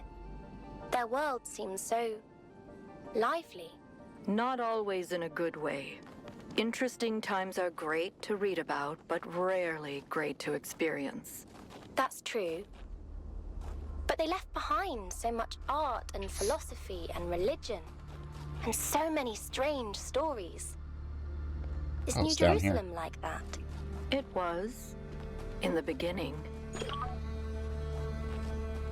Alright, last room. Interplay.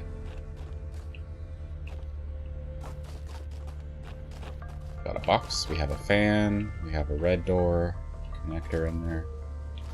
Allows us to go over the wall here.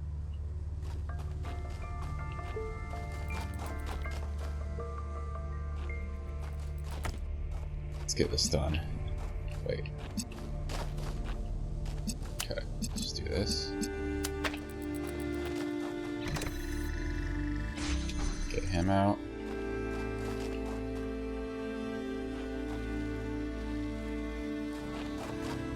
That's the goal.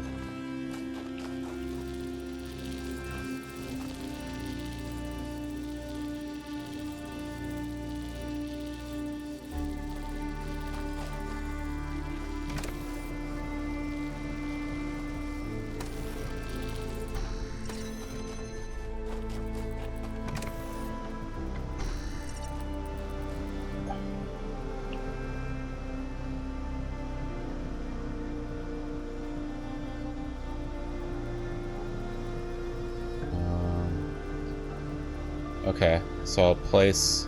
I gotta get the box over here, I think.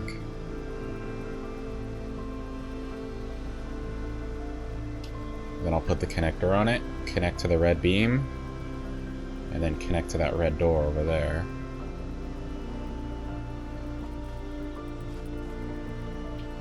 But, for now, I think we need both people over here.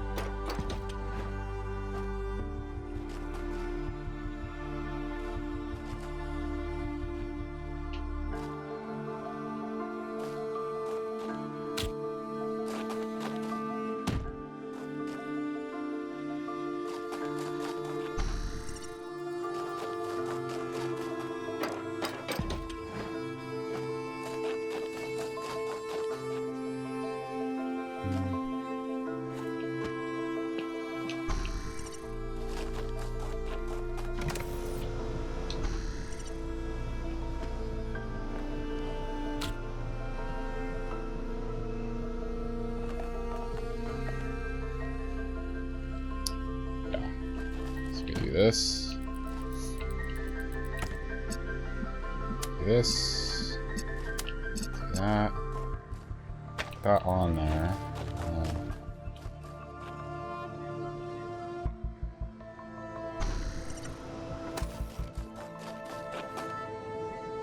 I guess I don't need. I can just stand here.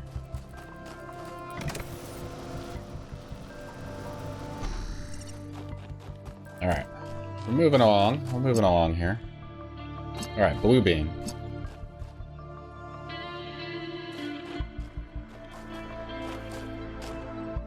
Got 2 connectors.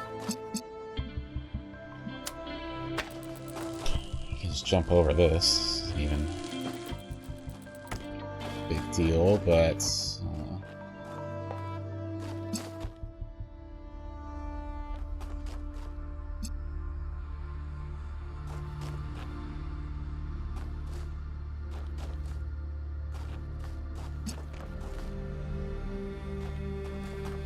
we gotta, okay, we gotta connect this to this now.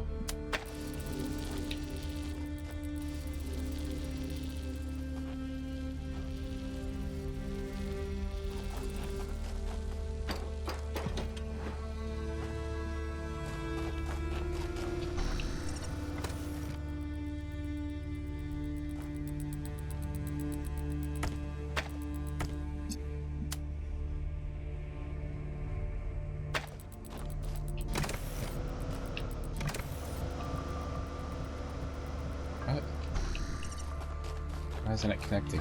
Oh, because it's too low.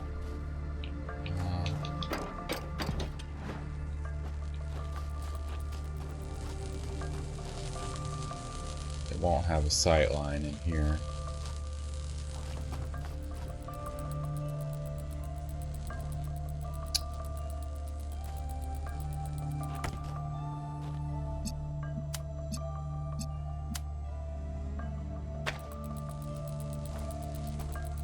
Yeah. So what do we do about that?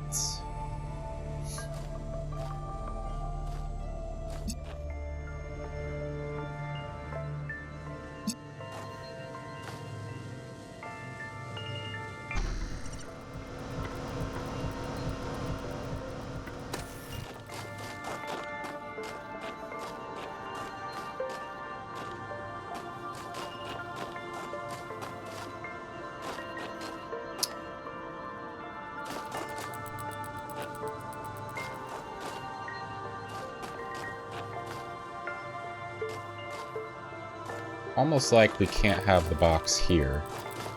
I think we have to put it back on this side. And we make it so that we have a connection from over here. Oh, but they put this frickin' pillar there, dude. Is this enough? I don't think so. They thought of everything.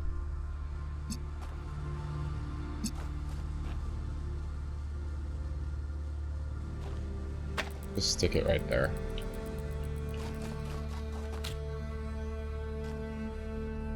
Actually, I don't think you can get the box back over there.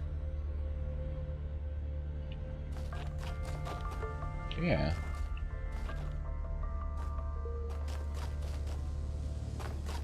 I don't think you can.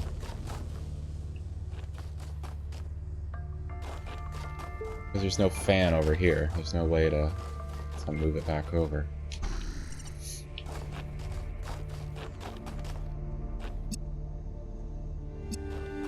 Alright, well.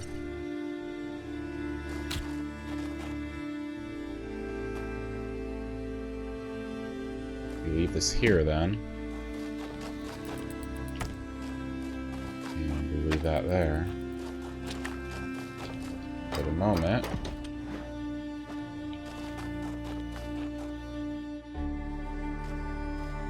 We're gonna come here.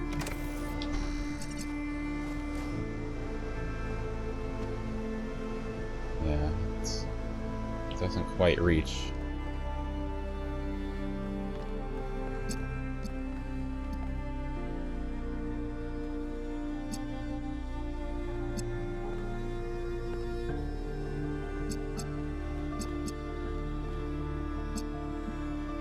Okay, so if he were standing...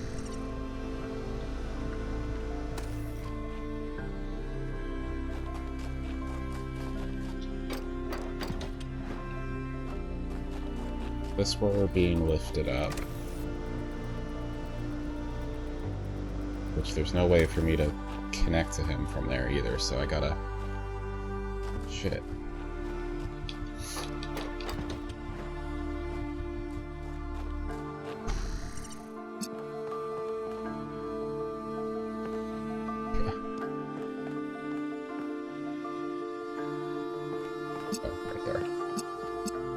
I've got to put myself right here.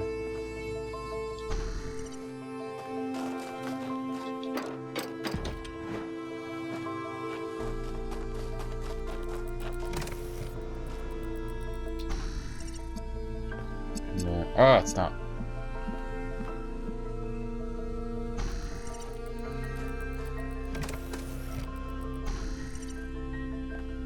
Why is it not lifting up?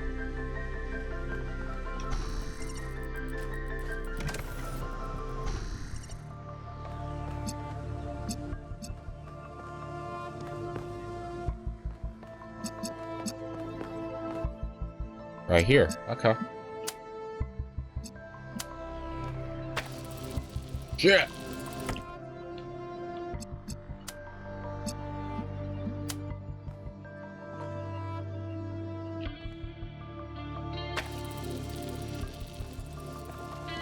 Hell yeah. That wasn't so bad.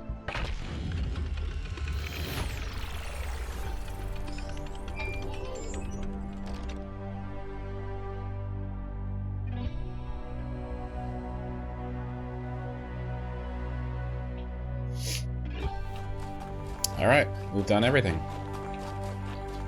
in this area. So now we're going to go to the gate.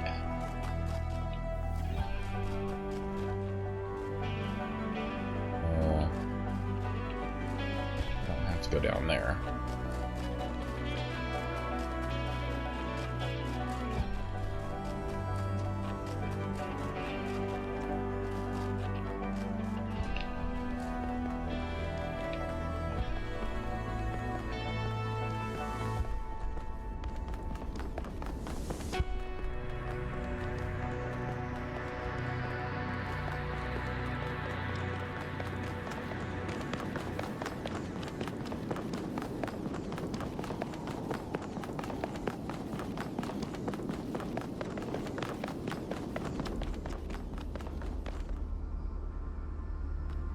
This way. Oh man, there's a lot of puzzle pieces for this one.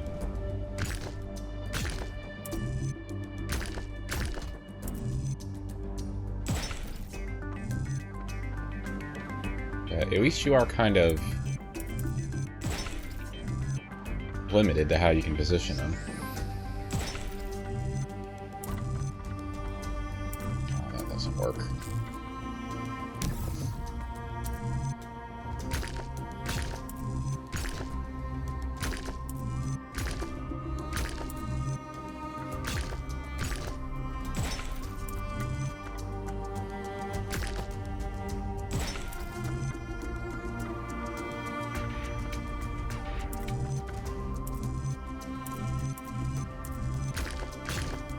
Oh, it's going that way.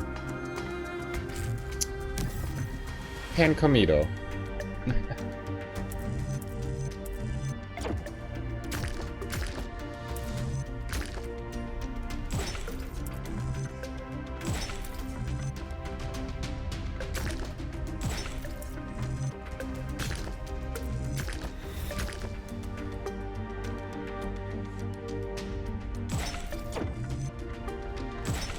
Whee!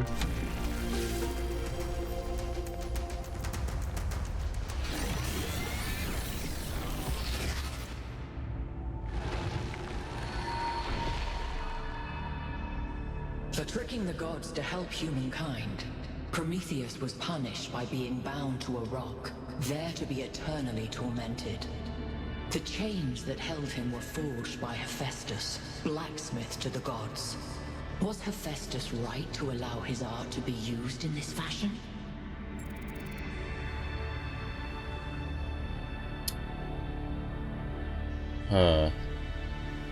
If Hephaestus thought the punishment unjust, he should have refused.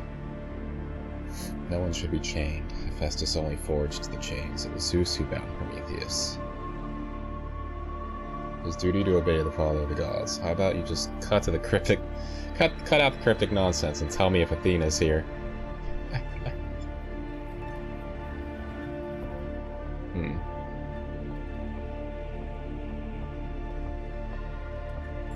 I'm saying no one should be chained. And should Tantalus not be punished for taking the life of his son? If crimes are not punished, those who suffer most are those who cannot defend themselves. Better anarchy than oppression. Criminals should be healed, not punished. Some must be chained. If the causes of injustice are removed, crime will cease. And until that day, what will you do? You speak of the future, but you live in the present. Good point.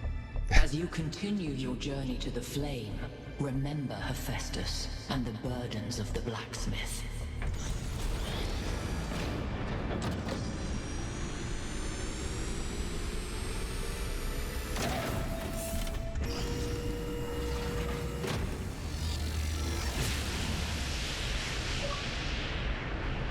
Is holding. Solve the puzzles, enter the tower, speak to an entity, turn on the beam. It's like she's appealing to our past, reminding us of where we came from, but changing enough elements to make us view our history through a different lens. Or maybe I'm completely missing the point. I don't know. You might have something there. I read about this in a book. It's called defamiliarization. Yakut? I think I'm actually impressed.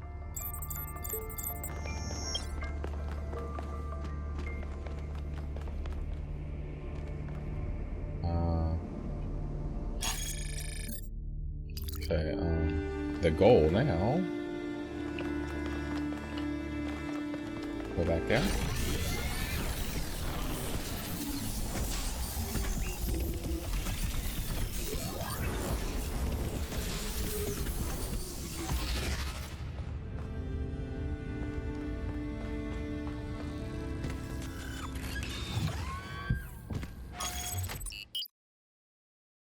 Or 2.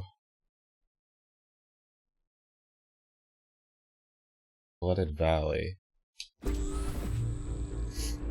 You're on your way to an island. Yes, another island. Sorry, Melville. Well, it actually used to be a valley between the mountains, but it's mostly flooded now. That probably happened long before the founder came here, though. Another legacy of our ancestors. Do me a favor, will you? Look for another one of the Founder's labs. We can't get back into the megastructure without getting to the third site in the north, but I need more information to make more fixes.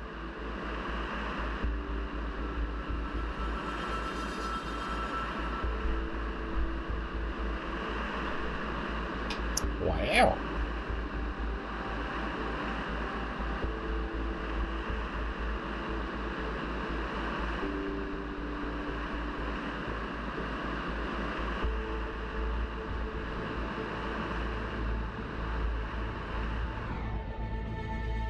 Frickin' Saruman's tower here.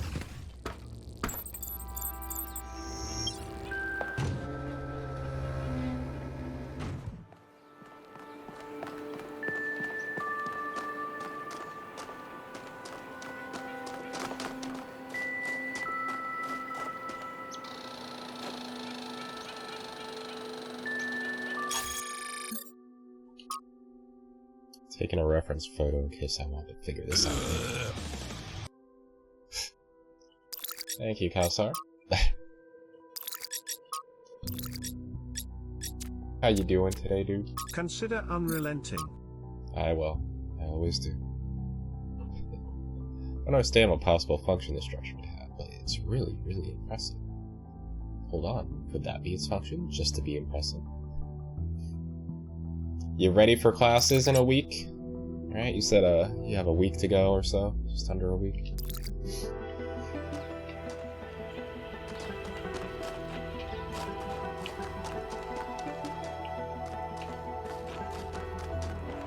Nope. I thought as much. Haven't studied for your exams. Oh man. You better start studying. Oh, a new item. Accumulator. Counts towards your final grade in 5 years' time. Damn.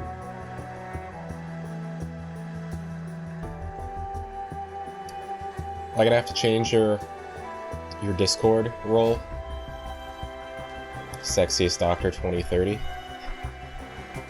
Alright, what does this do? What's this new thing? Ooh. Oh, cool. So it takes in the charge of the beam. And then you can just move it anywhere you want?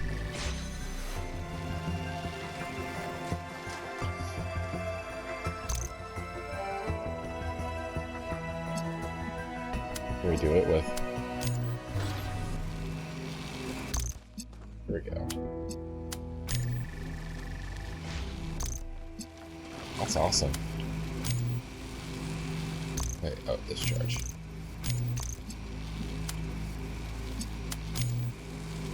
Jeremiah! There we go. I like this. This is cool. If you fail the year, then you'll have to. You're not gonna. You're gonna pull yourself together. But I will warn you about something, Kalsar. This happened with like my entire class when I was getting my computer science degree. When you get to like the last year, that's when everybody starts slacking, because it's the last year, right? You've gotten to that point, you're so close to the finish line, and you just the desire to just slack off, you know, just a little bit here and there during that last year, it's just, it really pulls on you. It's very easy to fall into that little trap. But you know what? My professors during my last year too, they were slacking off too, if I'm being honest. They were taking so long, some of my professors were taking so long to like grade exams that none of us in our final semester like really knew where we stood with our grades.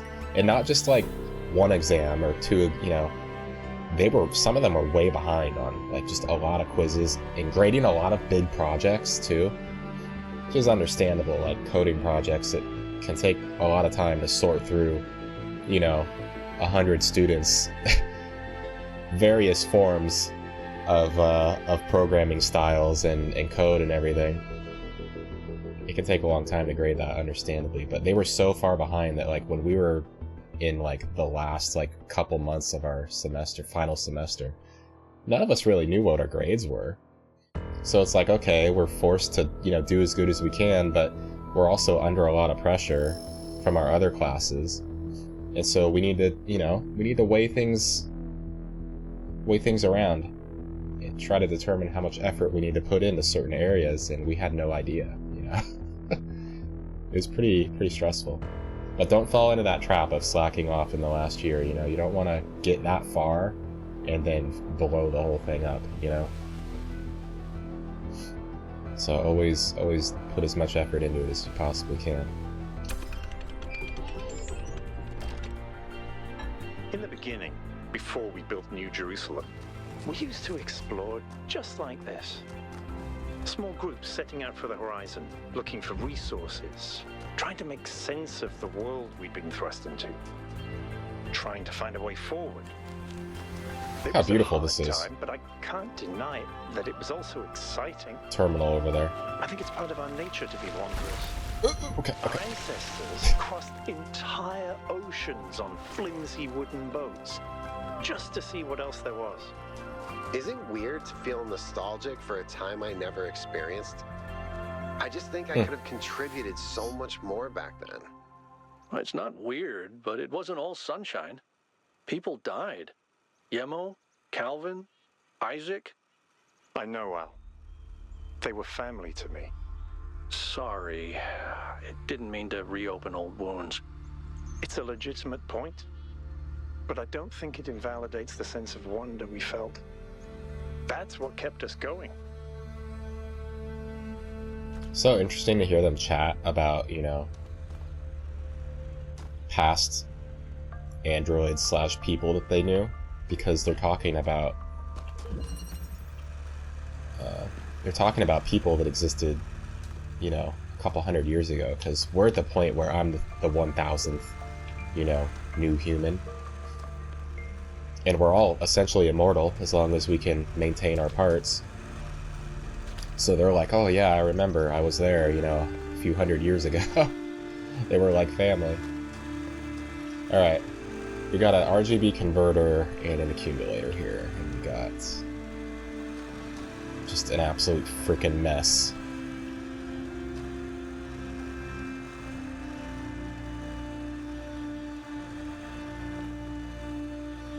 The red and blue are going to make green. And then we need to get blue to the outside ones somehow.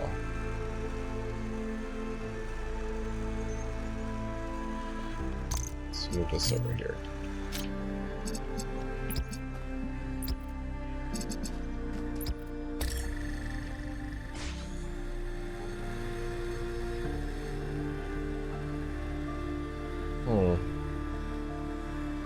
We have to do this without crossing beams.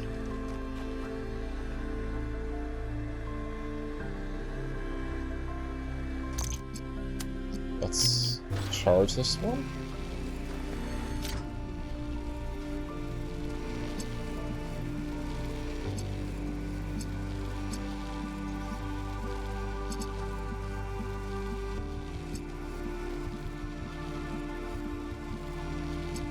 So now we can take green and red.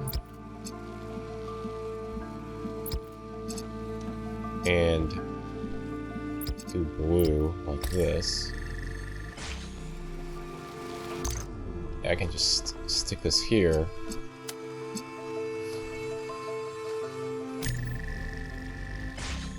So easy, guys. So freaking easy. I'm a genius.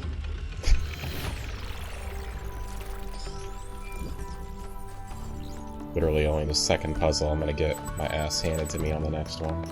Let's go over to this terminal. There's also something over here.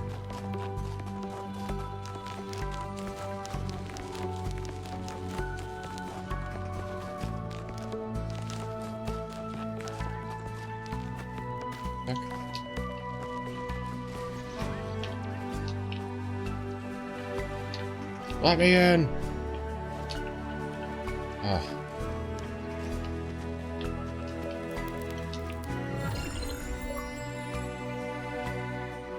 Spark. Huh.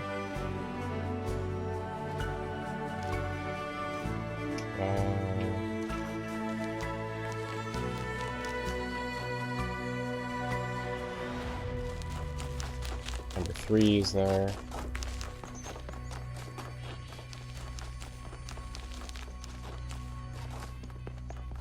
Let's get some knowledge. And yet it moves. Fascinating story I discovered in the archive concerns a great scientist by the name of Galileo. This remarkable man made huge contributions to the early development of science, but was best remembered for becoming embroiled in a controversy with the church that ended with accusations of heresy, a trial, and him being placed under house arrest for the rest of his life. The cause of the controversy? He argued that the Earth revolved around the Sun, a view we would describe as self-evident, in which the Inquisition described as foolish and absurd in philosophy and formally heretical. The story became emblematic for how society often punishes those who try to push our understanding of the world forward in the modern day. There's a legend that at the end of his trial he muttered, "And yet it moves," a beautiful idea, but untrue. Because defying society is hard, it comes at a high cost, and not everyone is capable of bearing it. What would you have done in his place? What would I? I think I would have tried to stand up for the truth. It's harder than it sounds. Fighting an authority like Elohim is one thing, but when even your friends and allies may renounce you for holding an unacceptable opinion, it takes enormous willpower to continue. But if nobody does it, society gets stuck.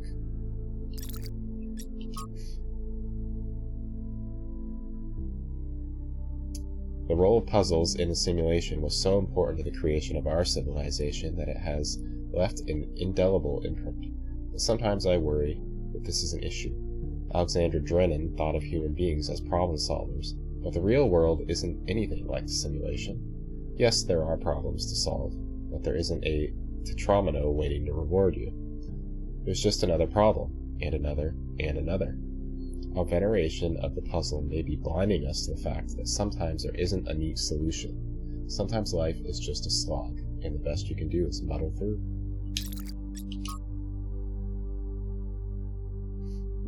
From Aurora to Athena. Dear Athena, have you really left us for good, without even saying goodbye? I know we haven't spoken much lately, but isn't that just part of the slow, relaxed lives we now lead? After all those centuries of struggle, trying to build New Jerusalem, I thought we deserved a rest. And if that disappointed you, why didn't you say so? I know you disapprove of all these silly titles they give us now, but we really were your first companions. We know what it was like. I was there when Yemo died. I remember the horror of realizing there was no way of bringing him back, the impossible finality of it, and then the determination to make it make sense, to have it be part of a story that leads to a better world. I never abandoned that, Athena. I just thought that maybe I could spend some time on things that make life worth living, too. Maybe I lost track. Maybe I failed you. I don't know, because you didn't tell me.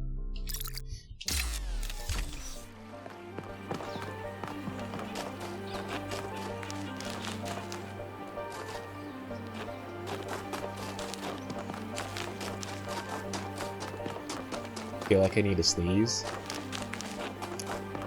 but it's not fully getting to that point.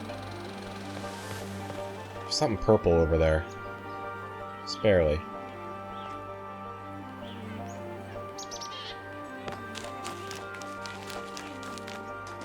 Do this first. Crossing. So we got a jammer. Got an accumulator.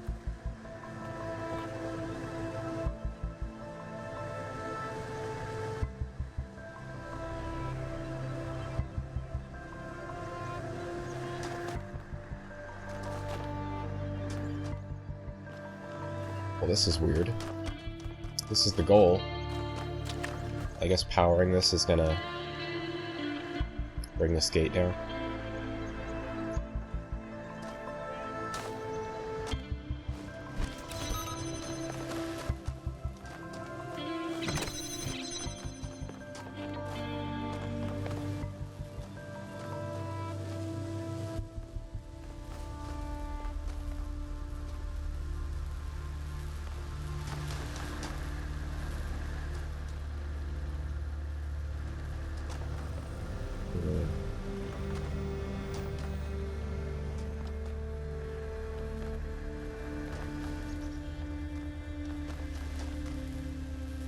I guess I could bring this in and just weigh this down for a minute. But there's nothing to do.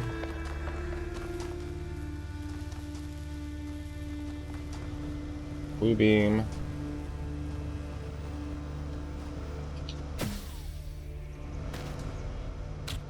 This box out of here.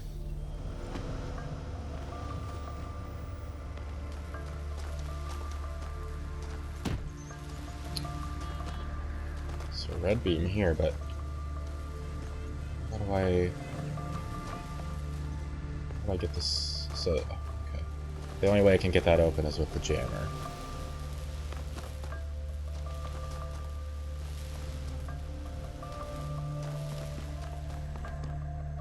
I need to get a blue beam here.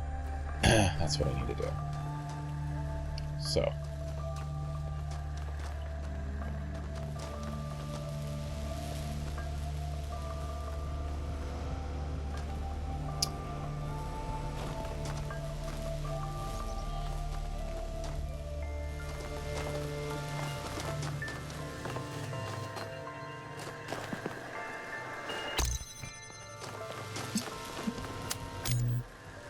Yeah, I didn't think that was possible. I just wanted to try.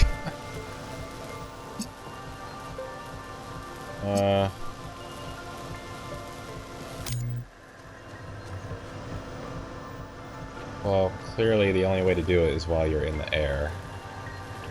So...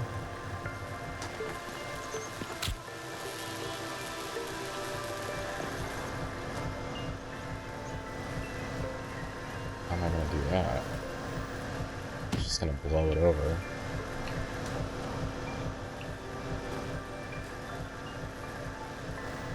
I jam the fan?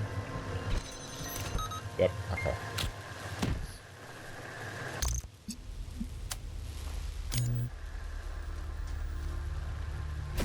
Not long enough? Yep, it got it. Okay.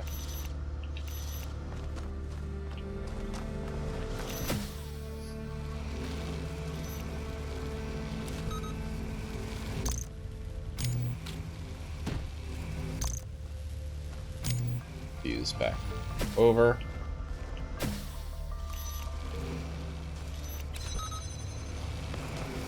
Take this. This in here.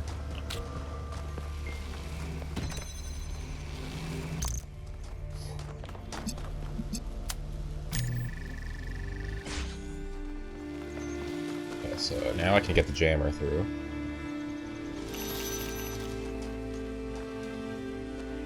And I can...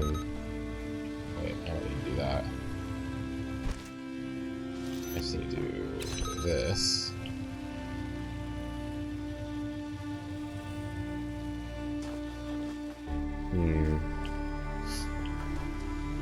But then this door is going to close. Actually, it doesn't matter. I just need to do this temporarily. Because I just need to get the red charge, then I can use the jammer to do that.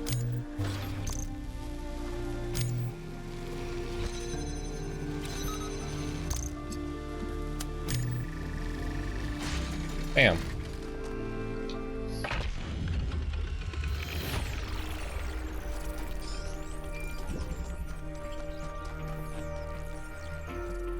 There's so much history here that we can't see. The founder must have walked these paths hundreds of times, maybe thousands. Miranda must have stood right where we're standing. Another terminal over there. This all looks alien to us, but it must have been familiar to them. If this was their home, where are they now? They must What's be up, inside the Looney? structure, waiting for us to pass the test. It's the only thing that makes sense. There's a purple thing over here I want to do investigate. I'm still sick. I'm still sick.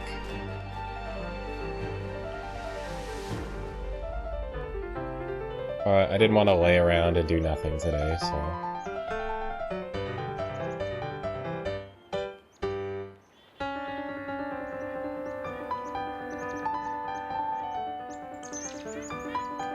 what a beautiful tune.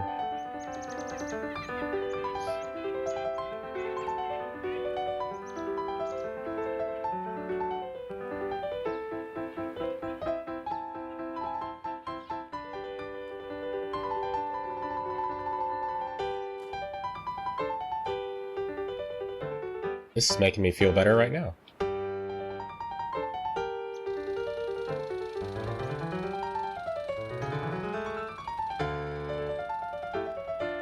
Anybody know how to play the piano?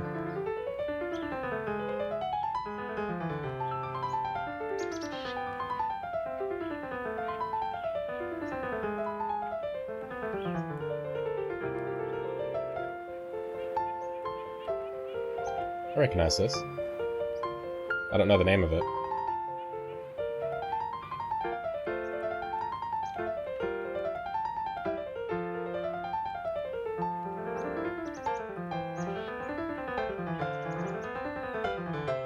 That would have been cool to learn.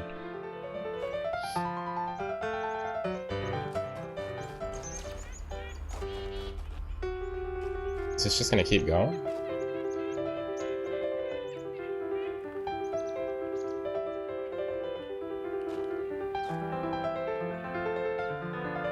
Got yourself one song, but overall no. Easiest version of the song. What song was it? Do you remember?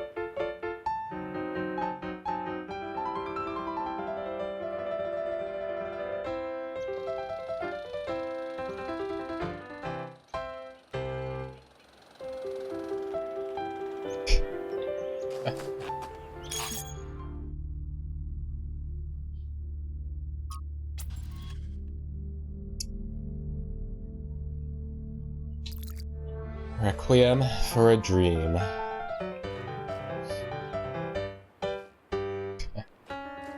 Guess it's just gonna go on forever, huh? Proposal: bring back dogs. Never watched the movie. But the piano for it was pretty, so I guess I just decided on that one. It would have been cool to learn how to play piano.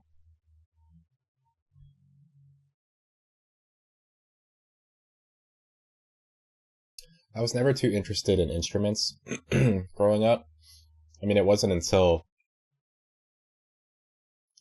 maybe, let's see, early to mid-20s that I picked up the guitar. But that's because my dad he was getting into it then. He was buying a whole bunch of guitars, so I started playing some of his, wanting to learn some songs. As a metalhead, of course, I went to a lot of, metal songs. There was a lot of bands I wanted to learn how to play their stuff.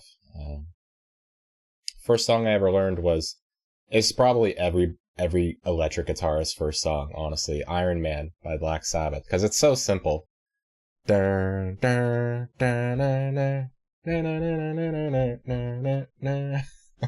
Everybody learns, it's either Iron Man or TNT by AC/DC. Those are the two simplest electric guitar songs to just learn as your first song and get you into it.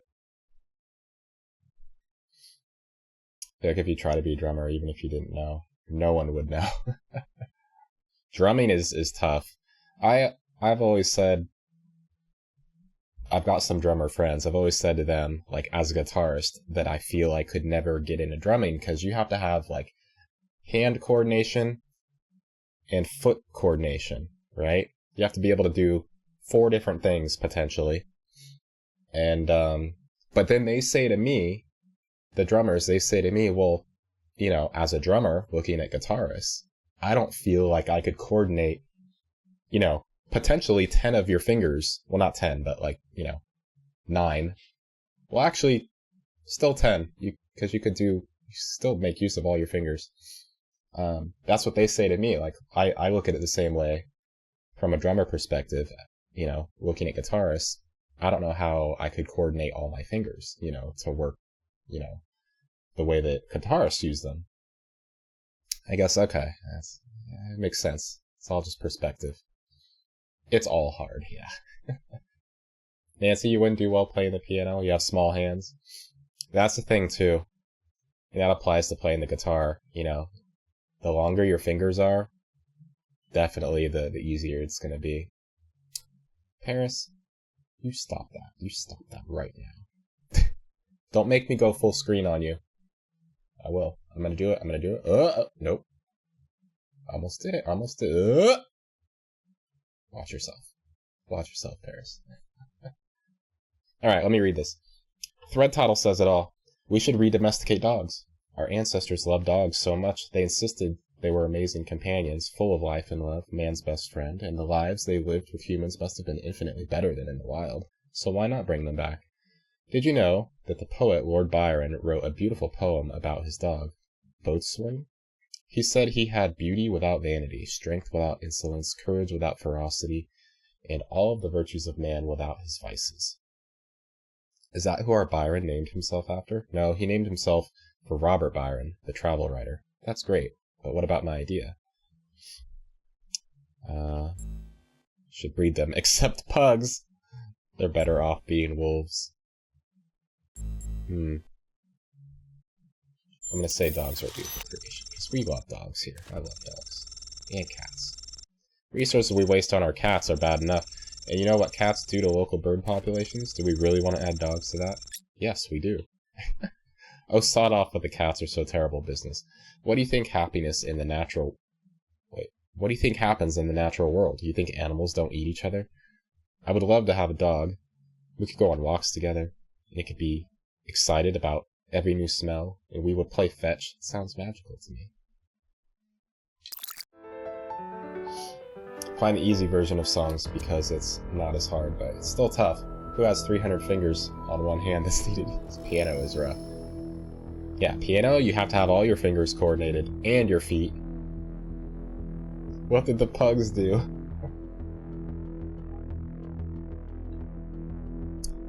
I don't know, pugs are cute, but they certainly do have a lot of health issues, you know? If you're gonna start from the beginning, like this current generation of society is, you know, should we bring back dogs? If you're gonna start from the beginning, I think you would want to consider bringing back the breeds that aren't gonna suffer too many ailments, you know? Needlessly. Nothing against pugs, and a variety of other breeds, but some do have more problems than others.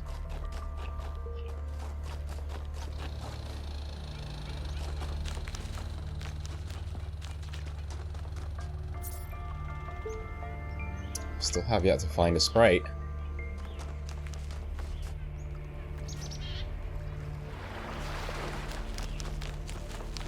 Back to the path.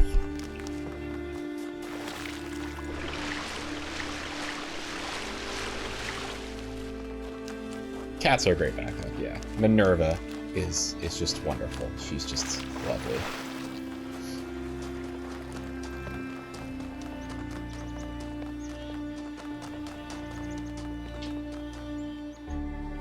Everything is difficult until we dedicate ourselves. Yep, that's true. Minerva's the best. She's sweet. We love our little Nervy.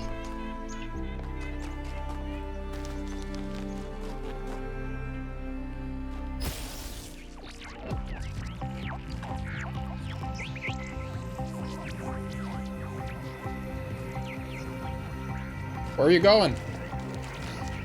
Is this the sprite that was referenced? I think so. Gotta follow it.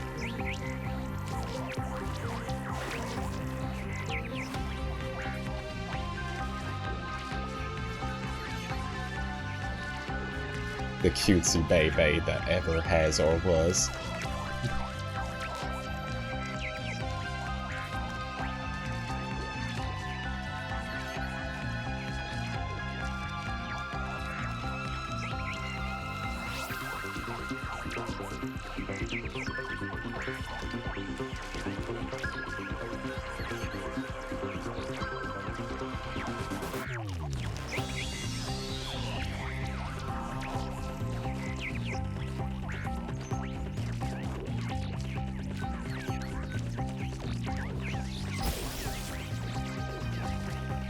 Uh-oh.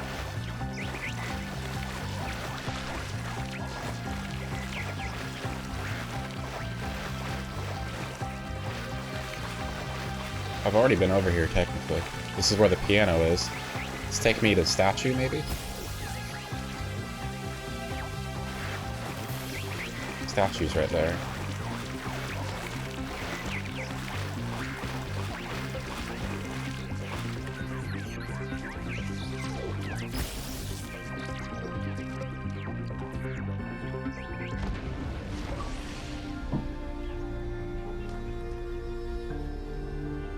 In the light.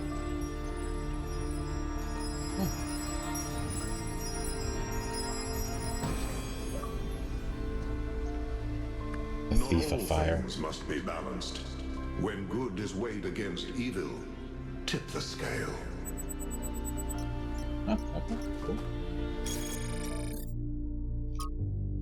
I've discovered what seems like another mystery to solve. Star is clearly inspired by the simulation, which are gained by solving puzzles related to these monuments to Pandora, Prometheus, and the Sphinx.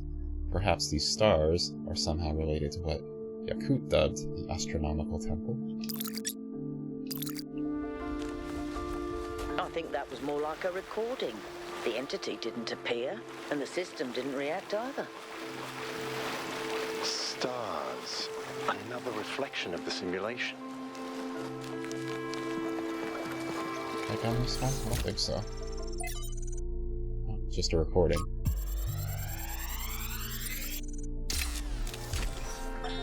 One of the most foolish illusions that commonly persist is that nature is a victim and humanity is a perpetrator.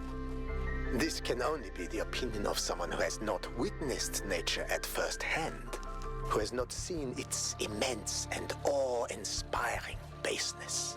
Nature is mindless chaos and eternal conflict.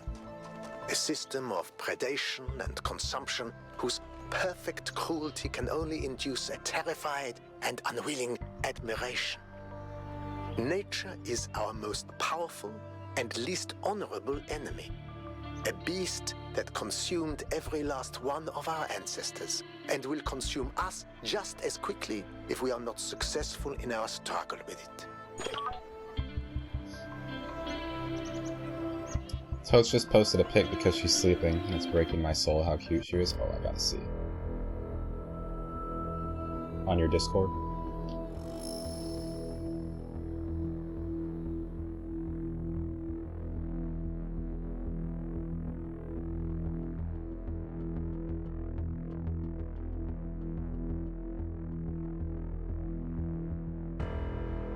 Oh, look at her sleeping on her back. She's so fluffy.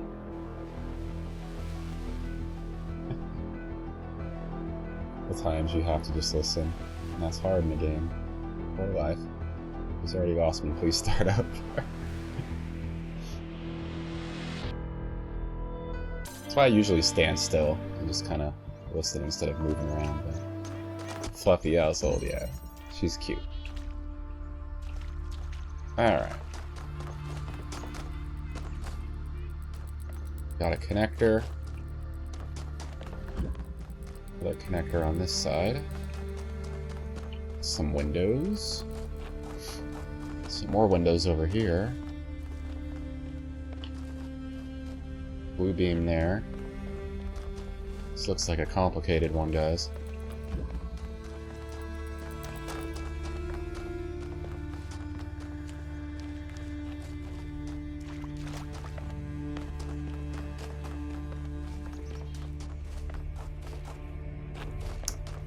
Oh.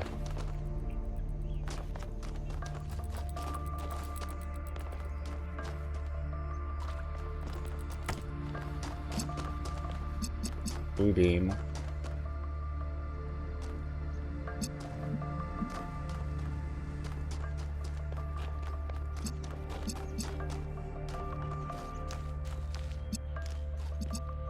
Let's get this in view over here.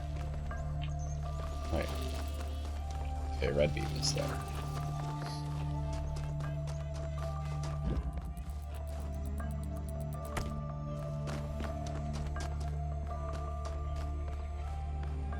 Can't see through it from here.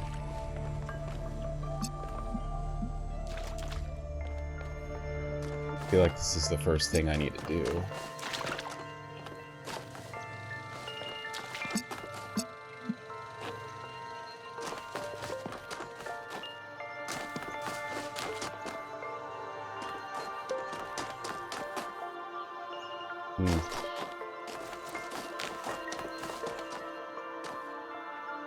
Oh, look at this. Look at this sight line right here. What's up, Dirty? How's it going? Happy Sunday to you.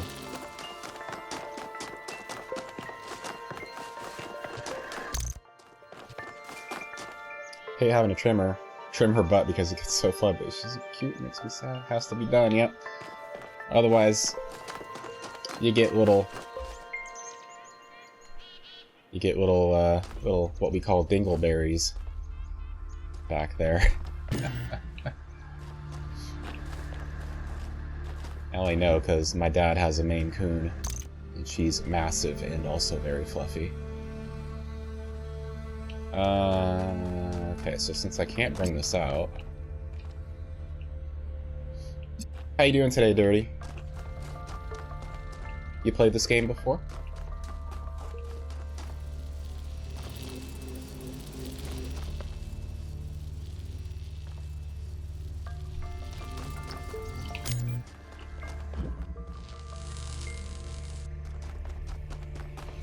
We don't need to do this anymore. We can just put that here. You good? No, you never touched this? I see. Well, you're in for a treat if you like puzzle games and very deep, futuristic philosophy and humanity questions. If you played Portal before, it's a bit similar to that, where you have these little puzzles here. In each room, you need to find a way to keep progressing forward.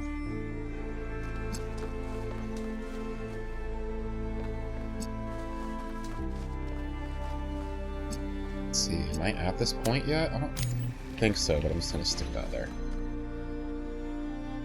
If you have to be confused and would like to just lose your mind, then this game's for you. Sometimes it do be like that. Can't deny. I don't know if I can do anything with this now. I might need to do something eventually on this side, but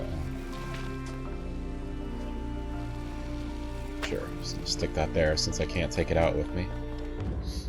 Played Resident Evil, hey! There's definitely some puzzles in there. Loved me some Resident Evil too.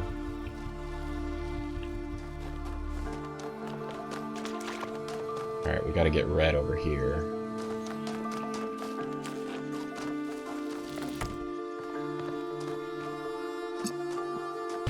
Ah! Kinda scared me.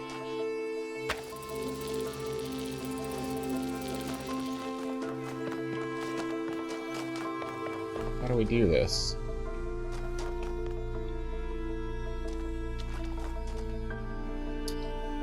You're confused at all times, but also supportive, so I'm just here. I have no idea what even the objective is. Oh, there's robots and something I thought was a camera. Like I said, I'm just here. I think you would do just fine, Looney, if you had started with the first game. Because it kind of warms you up to all these concepts.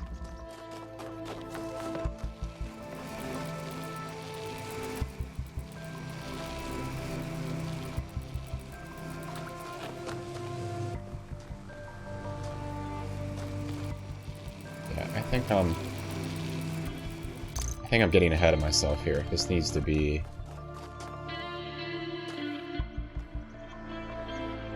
Yeah. This needs to be placed in view over here so that I can take this one. And open up this door. So, Google would be my bestie and I'd be done in 3 days. When I played the first game the very first time years ago, I did consult Google maybe a couple of times. And I've got a rule about being confused in games while streaming. My rule is 15 minutes. If I'm stuck on something for 15 minutes or more, then I feel that I should consult Google, because when you're streaming, like, you want to keep things moving along, right? You don't want to be stuck for too long. Although some of you are here specifically to watch me suffer. But I feel it's not as, it's not as entertaining or whatever to just watch me be stuck for everybody. So that's my rule, 15 minutes of being stuck, and I can allow myself to consult Google. But I have yet to do that in this game or the first one when I replayed it. And I've been stuck for longer than 15 minutes on some of these. In fact, I got an achievement just earlier today for being stuck on one puzzle for over 20 minutes. They have an actual achievement for that, which I think is just great.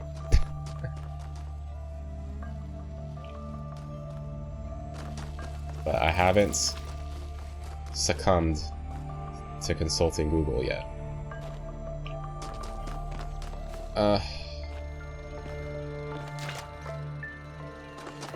Was there a connector that I left in here, right? There is, I think. Yeah. So... Hey.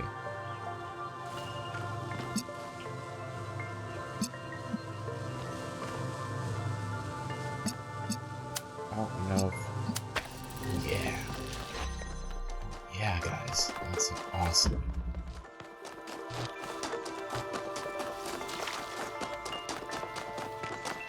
That wasn't as bad as I was expecting. Good solve, 1K. Thank you, Yakut.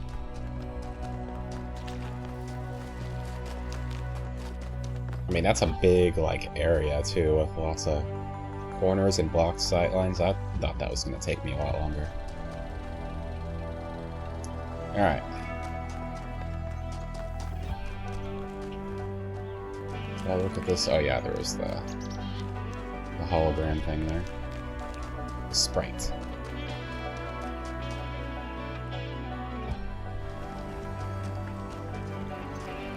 What's up, Alcatraz? Everything okay? What do you think about Miranda's idea that it's our duty to spread life? Our ancestors thought they could introduce new species to existing ecosystems, and it never turned out well.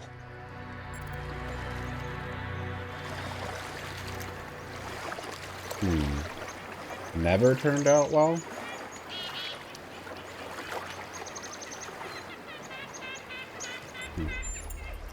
There's no life there now, but you can't see the future.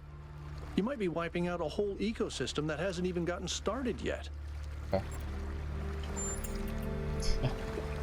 You use Google the whole time and then still cry afterwards. No, I believe in you, Looney.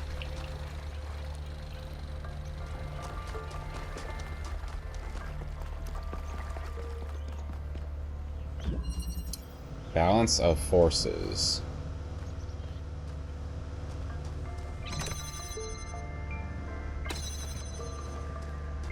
It's right there, guys. It's right there. Hate when they like show you the end goal right in front of you.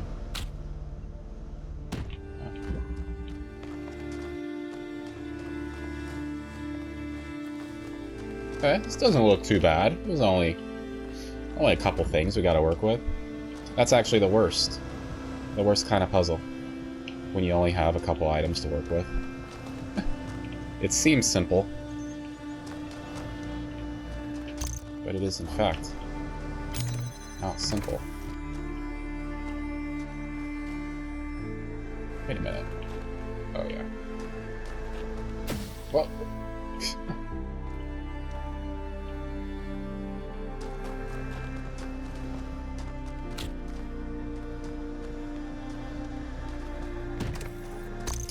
Use that to hold the door open. We gotta get... blue beam.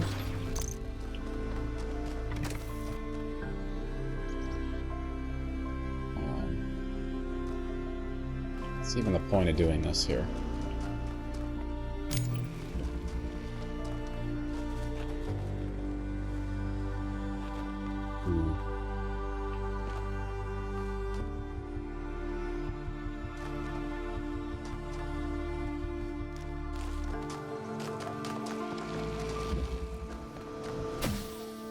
Oh, that's what we need to do. Okay. So the accumulator is going to power the door when it flies through the air. That's the only way to do this. So... we need to power this first.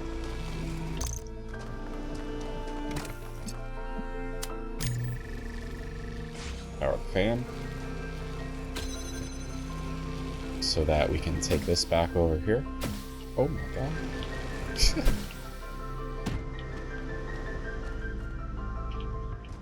Okay. And then... oh, actually, I could have done it from over here. Yeah. Yeah. hold on. Let's take that. I need to connect over here as well.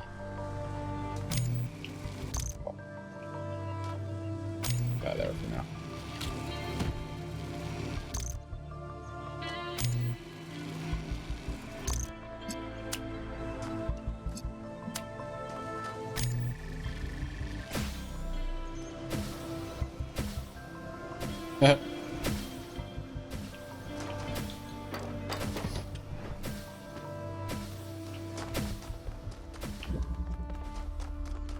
That was easy.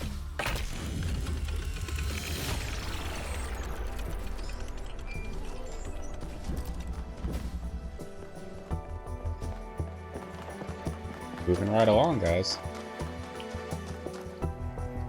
We haven't done any of the secret rooms yet.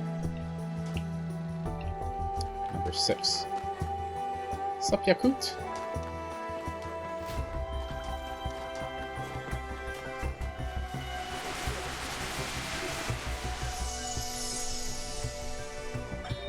Is it possible that on some level, people want to believe that everything's going to get worse? That it's comforting to think that humanity is bad and every solution will just go wrong? Because that way you're never responsible. You never have to take on responsibility for anything outside yourself.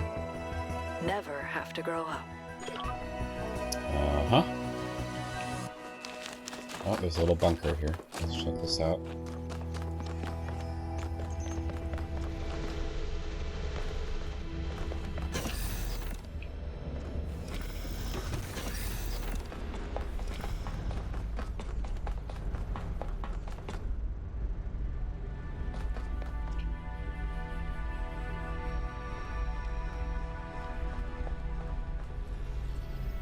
Something secret in there. This is where they must have lived. Athena and Miranda. You know, for a moment, I almost expected to find them here. But the only thing that's still functional is the megastructure.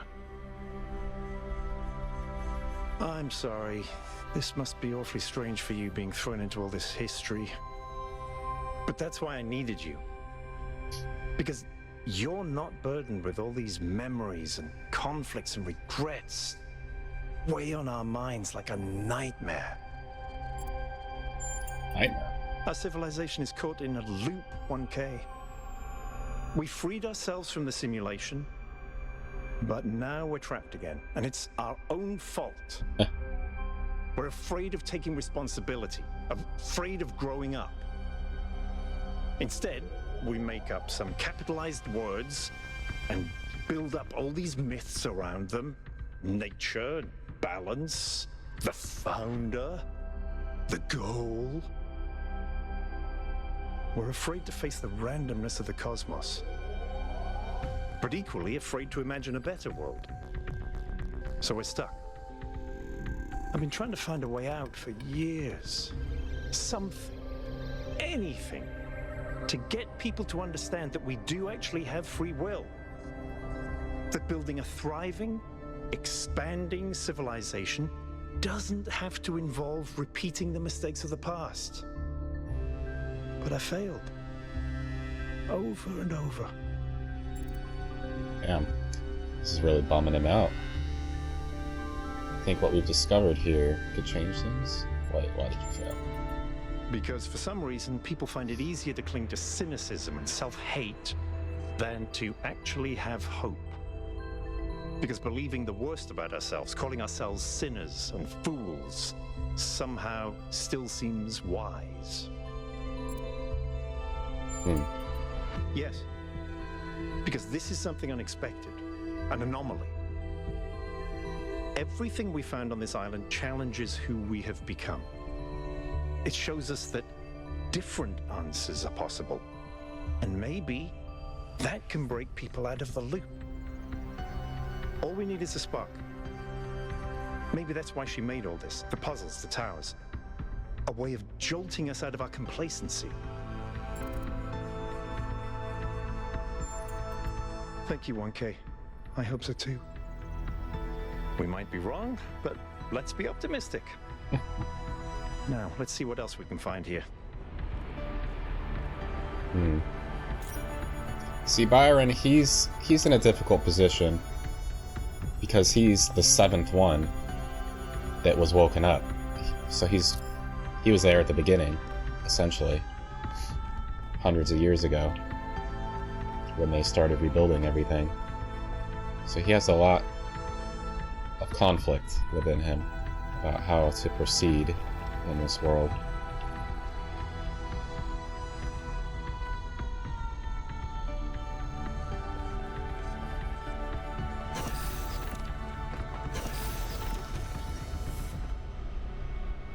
Huh. Melville, eyes on 1K's stream. Is this thing what I think it is? Blow my fuse box. It sure looks that way. Best not touch it until I get there.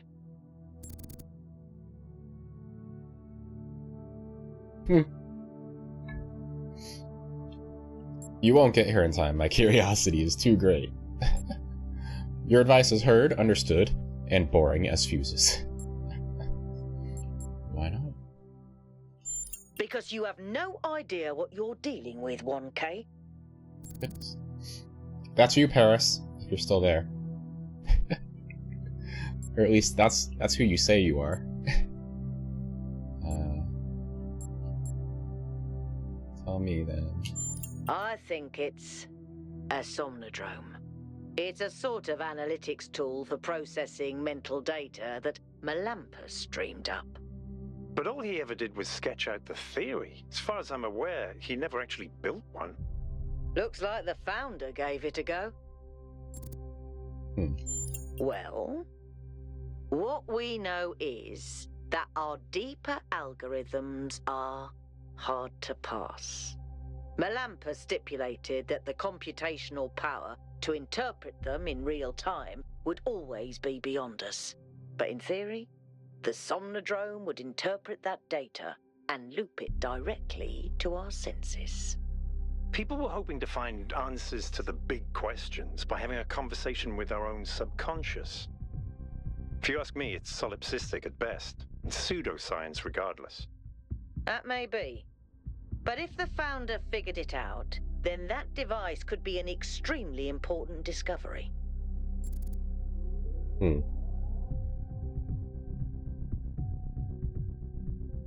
Very interesting.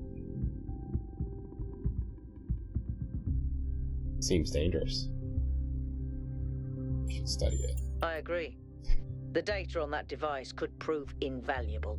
Besides, you may have survived all those data stream overloads, but interface with that thing and you're liable to get bricked. Sounds like a plan. Melville, I'm shutting this thing down until you can get here. 1K, get on with exploring the rest of the lab. Private message. Uh-oh. Somnodrome. To all of you on this expedition, I'm sure you have questions about the Somnodrome, but I'm afraid I can't answer. It was a dream I had a long time ago, when I was a different person, and it has long since faded. I did build a prototype of sorts, at least of one part of its systems, but none of it ever functioned the way I wanted it to. Whatever Athena may have done with my invention, the truth is that I'm simply not interested in the affairs of New Jerusalem anymore. I care as little for Byron's utopianism as I do for Herman's religious pessimism. I'm not sure I care about anything at all, really. In fact, I think not caring may be the only answer at the end of the day. Everything is transient, even the self. I've learned to let go. Please do not respond. I value my privacy. So Melampus, you can see it says the number next to their name. He's number 8, or they're number 8.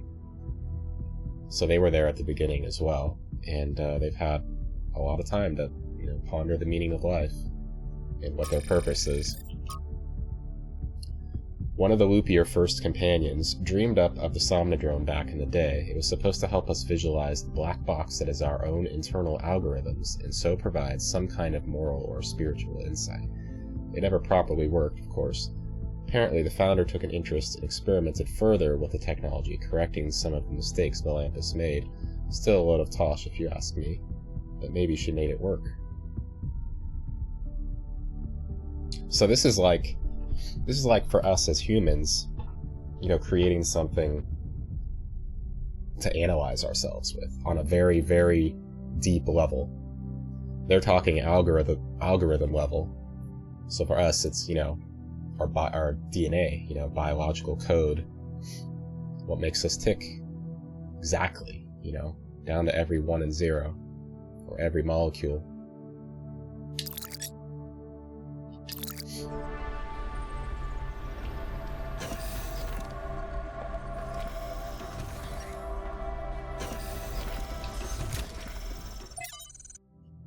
Omnidrome prototype. Melampus believed that the answers we're looking for, the correct way for the individual to exist ethically in society and the world, are within us.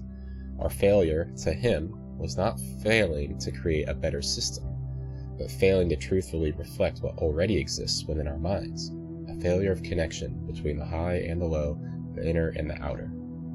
On most days that seemed wrong to me, but sometimes, when I think of where New Jerusalem is headed, I wonder if the Somnodrome doesn't hold an answer after all. I took some time to build a prototype according to the original blueprints, but there's a lot Melampus didn't account for. Still, I'm almost certain I could apply some of my knowledge and make it work. The question is, should I? So that's Athena that wrote this. She was the first one that woke up.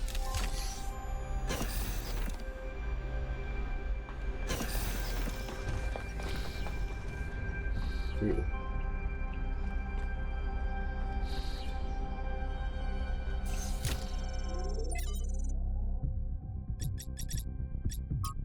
From Thecla to Athena.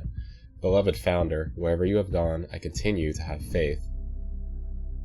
You are our mother, our creator, the chosen of the progenitor. I am certain that this is a test, a trial like the ones you faced in the simulation, but we will learn from your example and keep the faith. Praise your name. Thecla, who's number 862, so fairly young. Results confirm the anomaly is consistent. There is no error in trial 108. The error is in our understanding. We need to start over.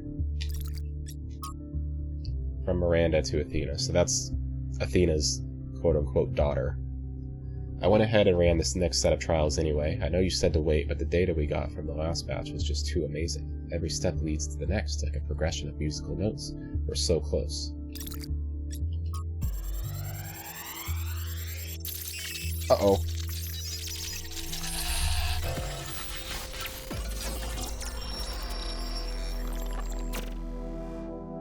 The singularity sustained itself longer this time. Did we get the data? We did. I think we just obsoleted quantum physics. Maybe. Let's not get ahead of ourselves. We need to be able to replicate these results. You know, I've been wondering. You told me that in the simulation, one thing that kept you motivated was looking for answers. Do you think that with the work we're doing, we'll ever run out of questions to ask? I don't think so. Trying to understand the universe means asking the same question over and over. How? How do you make fire? How do earthquakes happen? How does gravity work? How do particles behave? You keep digging deeper, finding another set of mechanisms, another set of hows. Yep. Step by step, you demystify reality. But then, if you keep doing it long enough, one day, you run out. You've answered all the hows. You know how the universe works. So, now what? Now you ask why? Isn't that the next step? It's not quite that easy. The question of why cannot be answered. Even if it could, it would only be followed by another why. At some point, you have to accept that it all just exists. But there is another set of questions. What's next? You've stripped away the layers of mystery, you've laid bare the machinery. Now you have to start building, to add your own layers of meaning. You can always ask why. Always another layer to dig deeper to. Are you okay? You overloaded again. Cass. Hold on. hold on.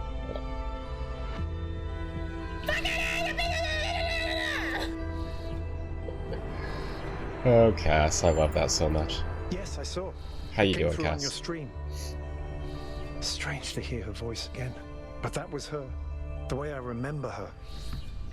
The real Athena. Not this imaginary founder. I was one of the first she woke up. There was just a handful of us in those days.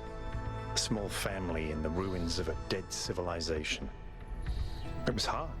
Harder than anyone can possibly imagine. We had nothing except what Alexandra Drennan and the Institute left us.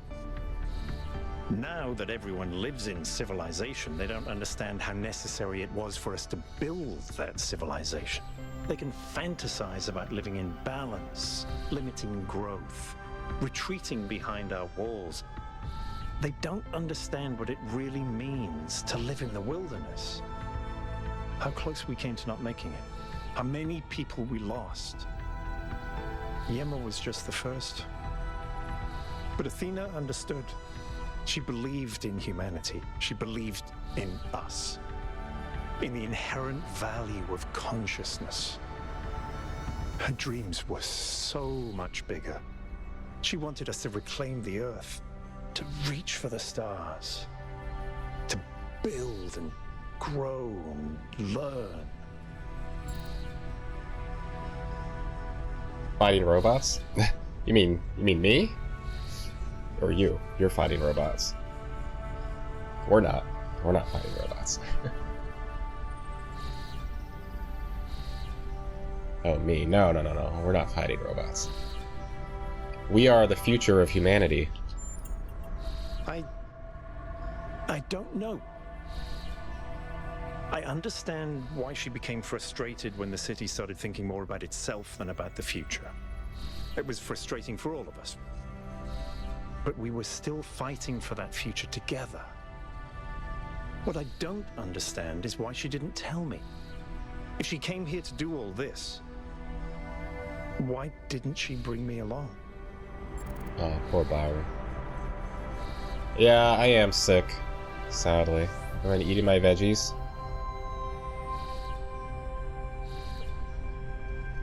No.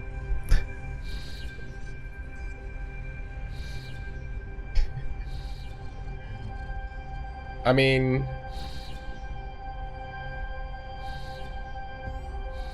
sick, but I'm doing great.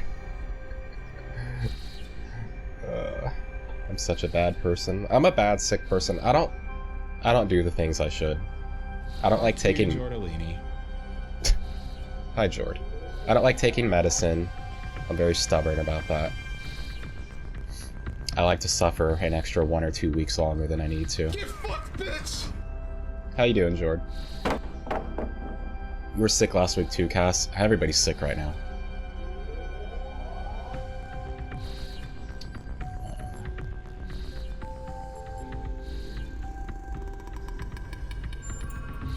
It was. But maybe I was wrong. And she isn't as lost as I thought she was. If this is all a test, maybe the answer is waiting for us in the megastructure. Speaking of which, let's get back to exploring. Melville should have reconnected the next station by now.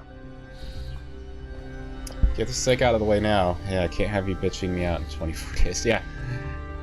I am getting it out of my system here.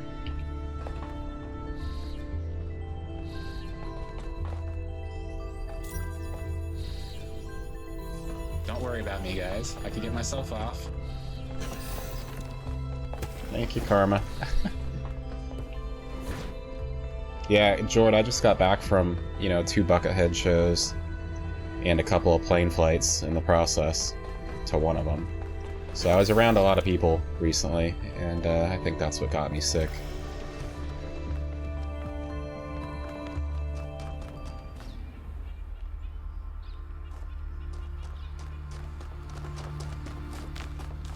Alright, number 6. Anything new here? No. Reconnaissance. We have an accumulator. Green beam here. Okay, our only option at the moment is to put this here. Guess his credit card still hasn't come in.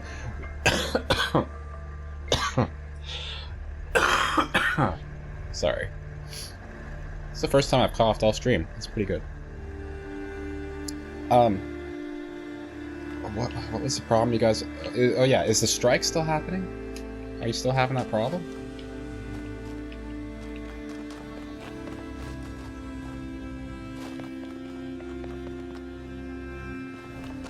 Well, this sucks. Oh, I can get it from here.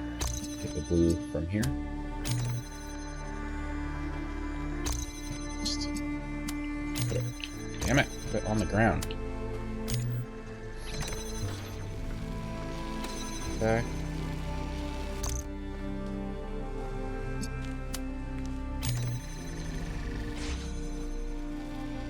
That's over now for about almost 2 weeks. Government forced everyone back to work. Yeah, the mail was piling up too much, right? Can't have that. Oh god. This feels like a complicated one. So I can bring this through here if I need to.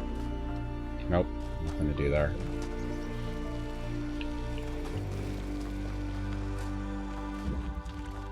What do we got going on here? Driller.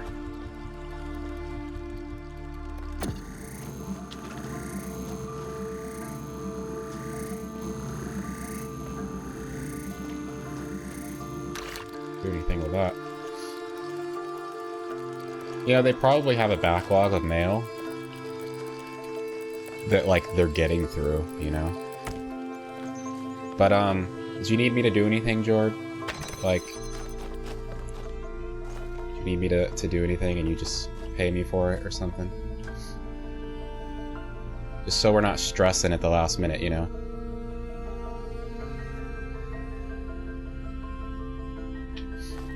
Let me know.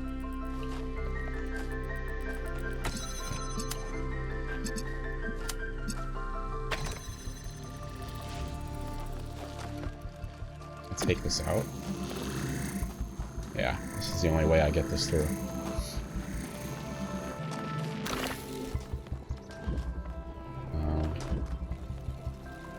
Might, but we'll get to that when we get there. Just let me know.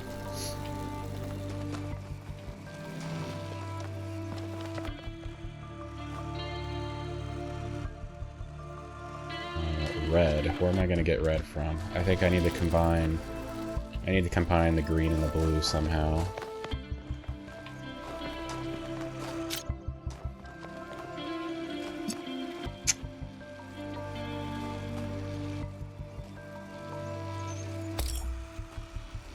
I don't think I need this here anymore.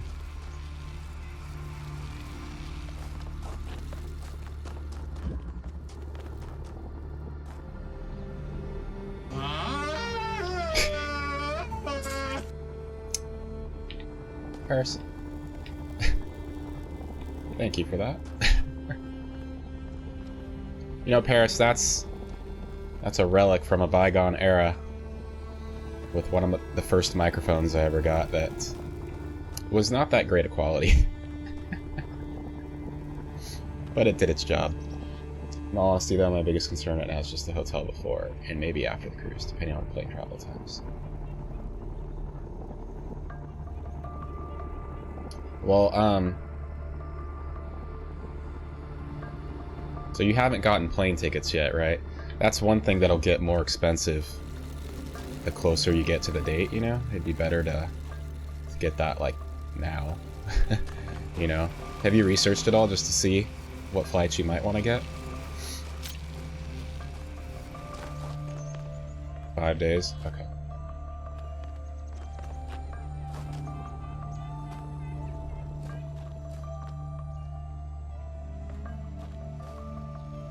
When you get paid. Okay. Sounds good. I need the... Okay, this is what I need to do. Let's take this out of here.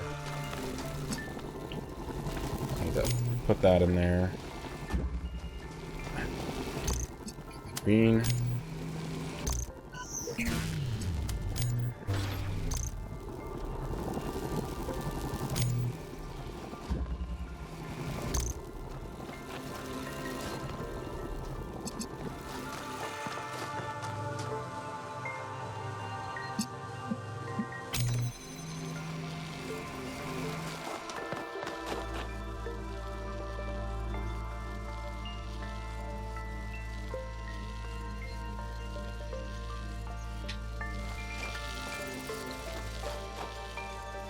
Approximately 650 Canadian. That's not bad. Round trip? Sounds about right.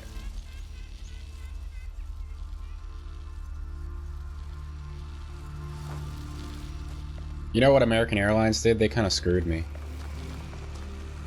They, I had an 8:30 in the morning flight for the day the cruise comes back, which is pushing it on timing a bit, because the boat is going to get in around like probably 6:30ish and can take about like 45 minutes to an hour to kind of go through their checks and procedures before they let people off. But every time I've done this cruise, I've made it to the airport. I've made it to my gate at the airport by 8 in the morning every single time. So I've progressively been trying to like book earlier and earlier flights so I'm not hanging around for too long, because you're exhausted at the end of this. You're going to be so wiped out, and the last thing you want to do is be hanging out at the airport for too long of a time. Well, American Airlines moved my flight from 8:30 in the morning to about 7:30. They moved it forward an hour, which screws me because there's no way I can get off the boat and to the airport and my gate, you know, before that time. It's impossible. It's not going to work. So they totally screwed me. And it was a direct flight too, which is kind of rare to get out of Miami going to California. So I called them. I was like, you guys really screwed me on this. There's no other flights that are that early and direct flights. So the next best thing they could get me, I think it was like 9 something in the morning, but there's a connection. So it's going to take longer. I'm going to be getting back to California at like 2:30 in the afternoon, which is horrible because I'm going to be stuck in traffic going home. My original flight would have got me home at like 12 or 12:30, which would be like no traffic. Perfect timing. It was the perfect flight, but yeah. I'm pretty pissed about that. It is what it is. Can't even do the pre-cruise check-in because of no CC. Oh, don't worry about that. You don't need to do anything about that until like the day of, if you wanted to. That doesn't matter.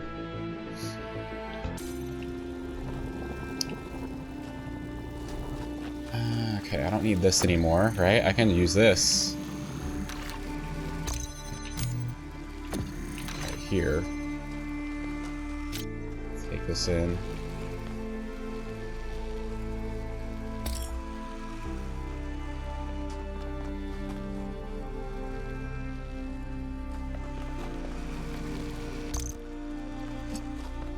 Put this here. And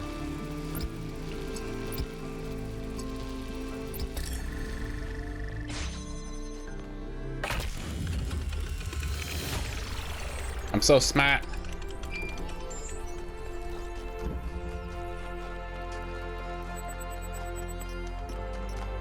Melville?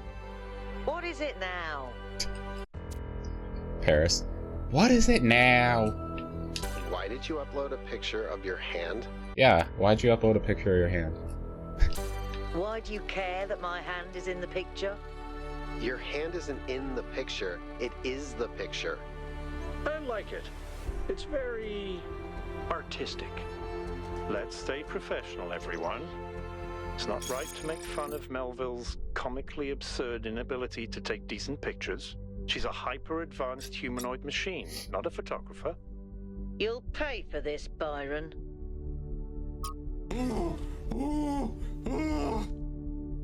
Nice picture.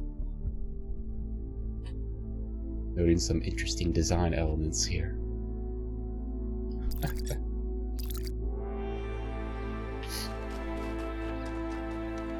Oh, we went in there. Okay.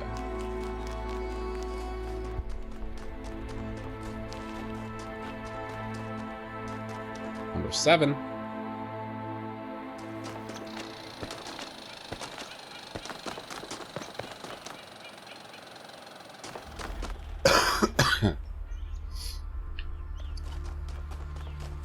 Chaos, huh? Preferably not.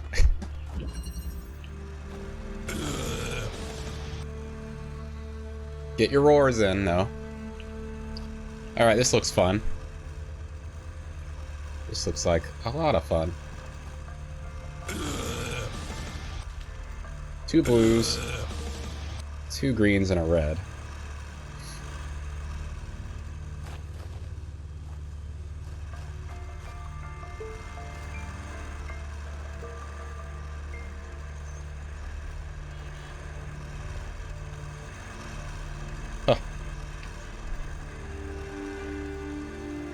Any drugs in here? Alright, let's just start on the outside here.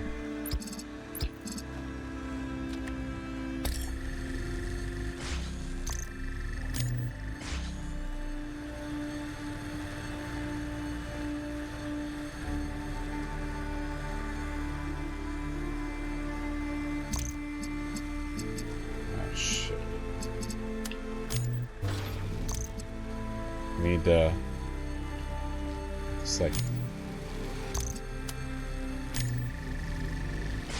this as close as possible.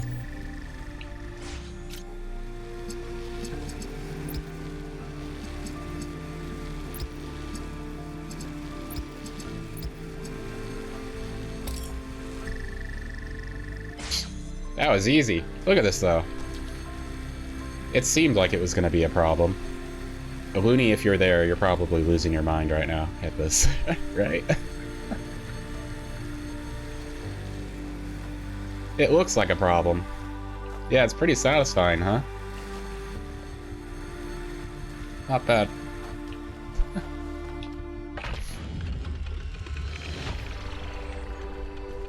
Did you see how 1K solved that one? Yeah. No, sorry. Oh, it was really clever. It was.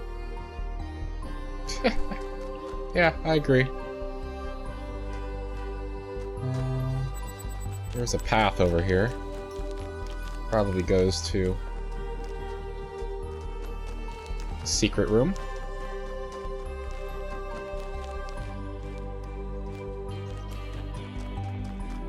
Yes.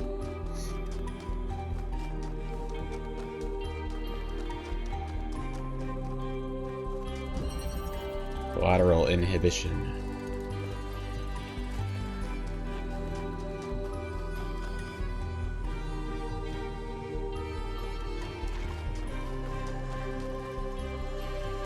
Oh shit, what does this one do again? Okay, inverter. So we're taking blue and going to red. Oh. Okay, that activates the fan.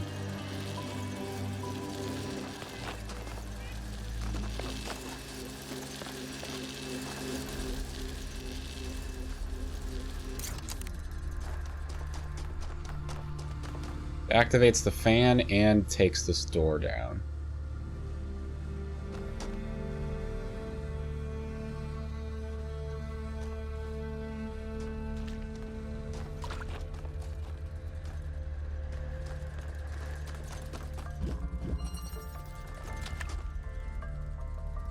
That it?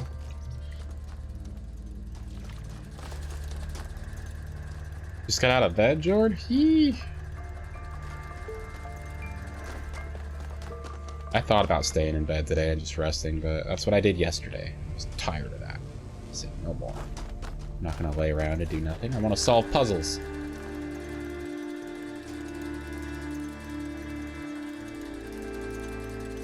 I think I need to do this. Charge up the red here.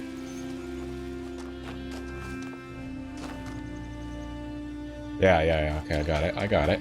Watch this, guys. Watch this.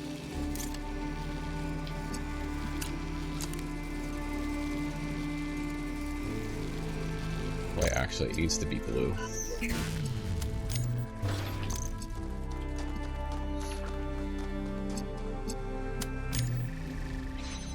Aha! Oh, shit.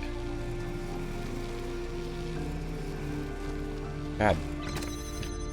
Damn it. Thought I was home free.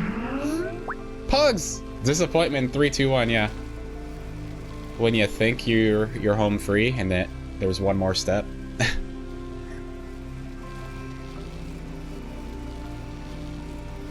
Okay. Okay. That's how it's gonna be. Okay. What do I do about this?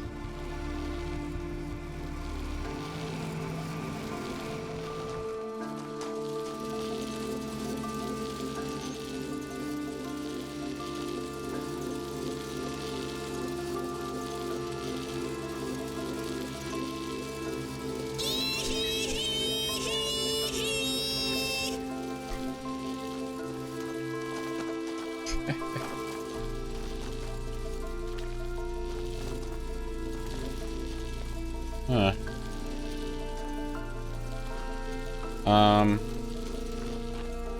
There's gotta be something more.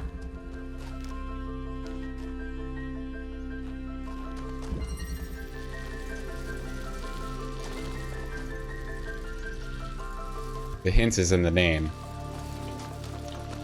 Lateral inhibition.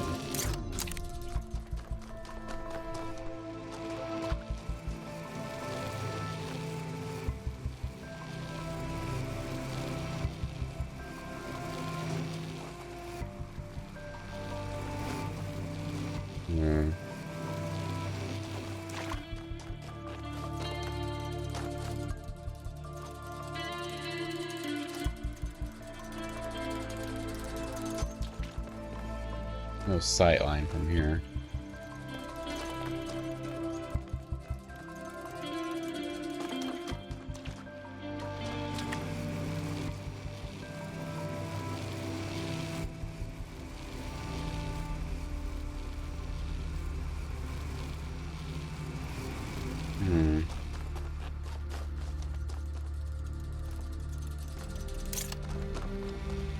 You can't pull things through that.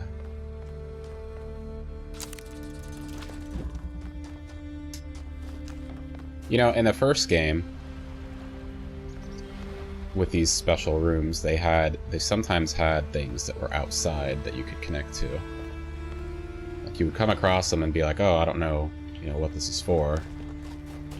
Find out later, and then you get to one of these rooms and you're like, huh, I need a way to get a kind of beam over here somehow.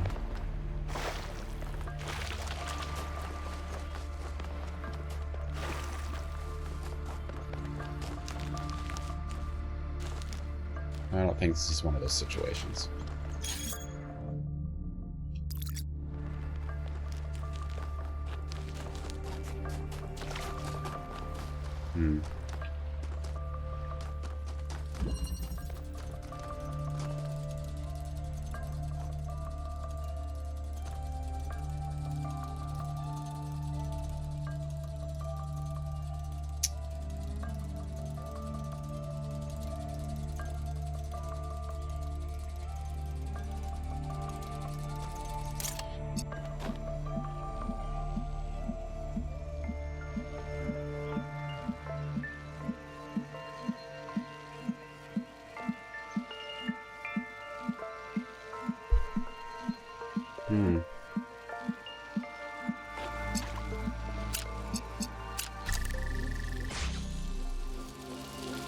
Can't do this ahead of time. Maybe...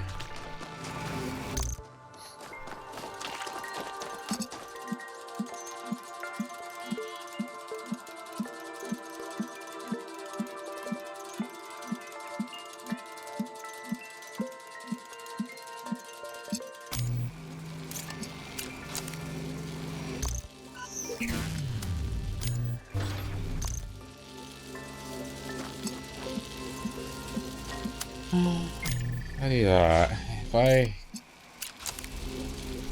Does this mess it up?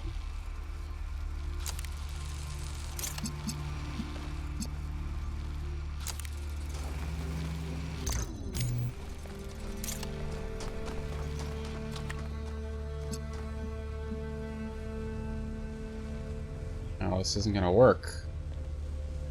So I won't be able to get over here.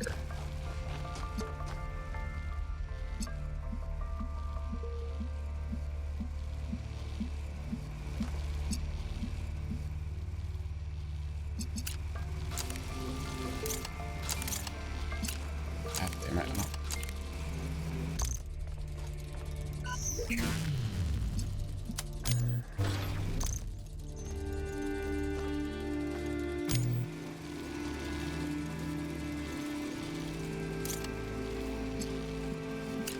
Okay, I have an idea.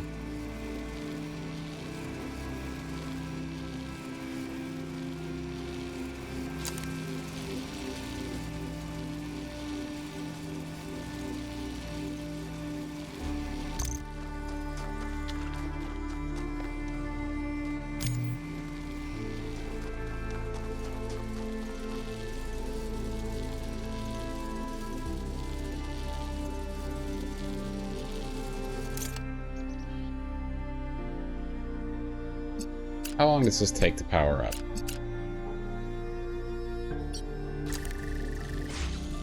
You can't run. I don't think I can sprint past this quickly enough. I need to have this connected ultimately so that I can take this over and put it on the button, right?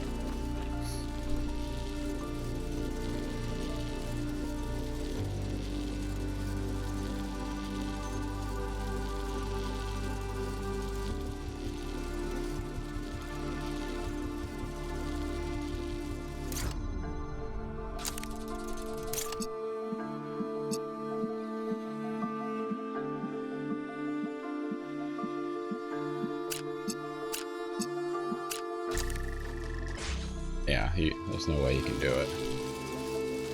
Not like that.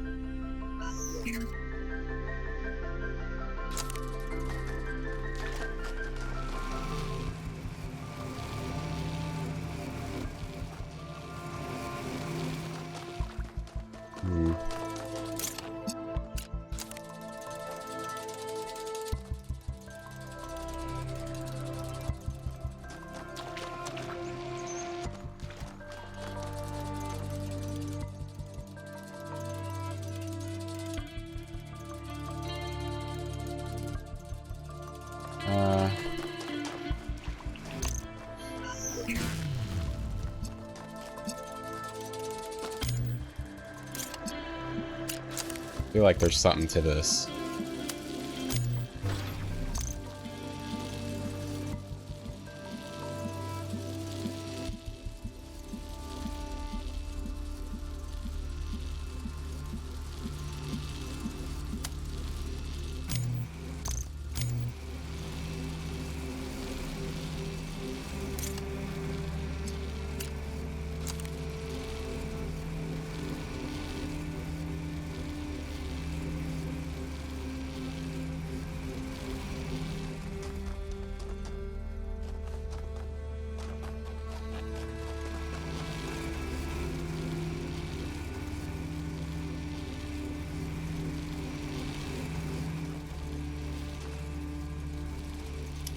Ugh.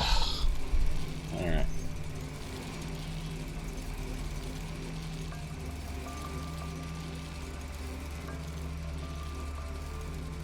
Another one of those puzzles with only 2 things to do. That's us. Fuck. Messy. Inappropriate. Messy. Inappropriate. Paris! Drop it.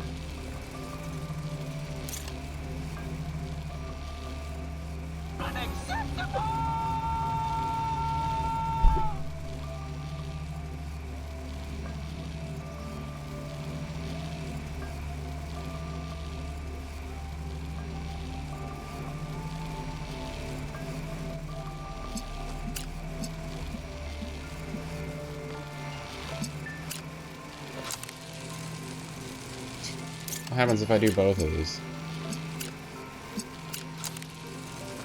Nothing.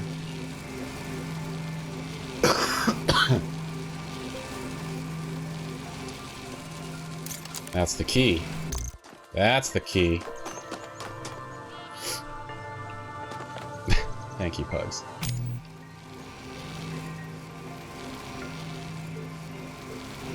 Except this can't be red. No, it has to be red, because it has to conflict.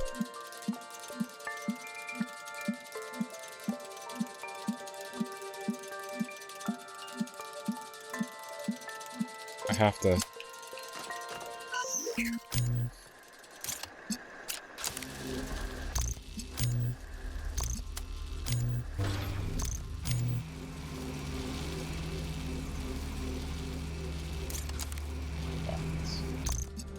Place this over here.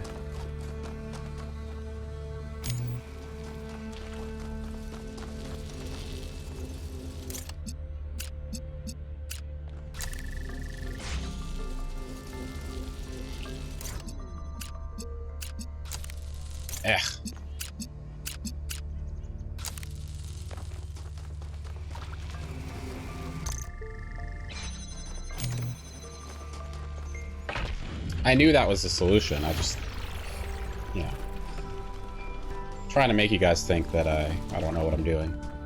It's all about dramatic flair. Glad my advice helps.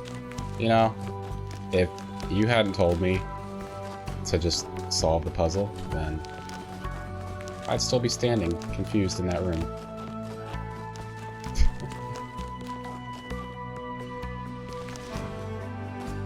Thank you for letting us have the time to figure it out. Alright. Number 8 and one more secret room left.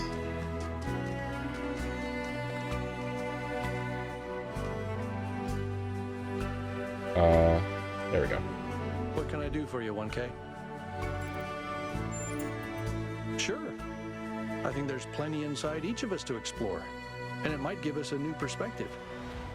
Will it really answer all the big questions? I don't know, but it might help.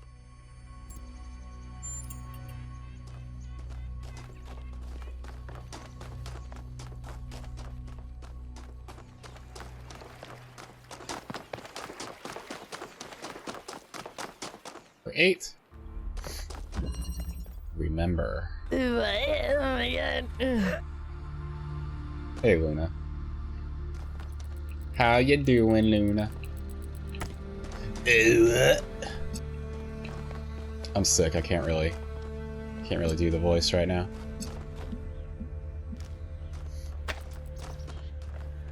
How to show everyone your sound. Oh my god. Too good. I don't remember the context of that anymore. I don't remember what you were doing. Like if you were in the middle of a game or something.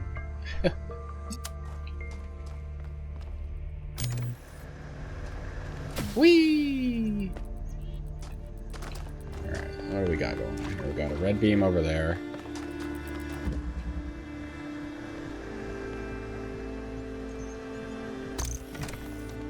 Let's get that charged up.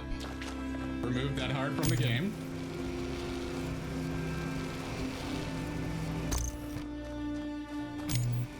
Yeah, remove that heart. That heart is garbage.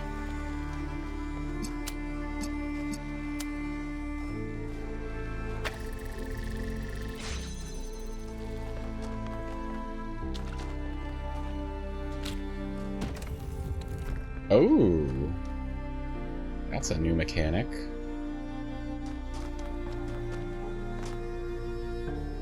I hope your stream is going well, Luna. Hope your games are going good.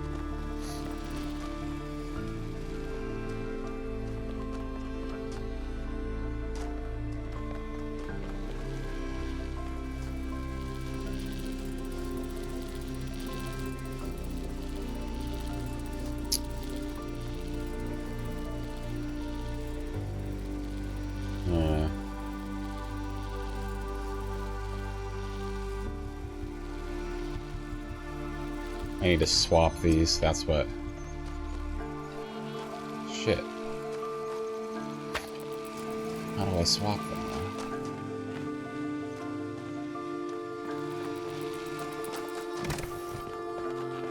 Oh no, I don't need to. Yeah, I do.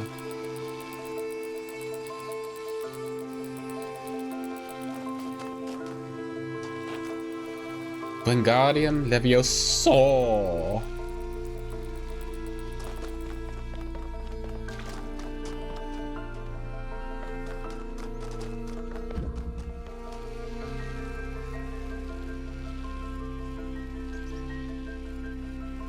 Another item.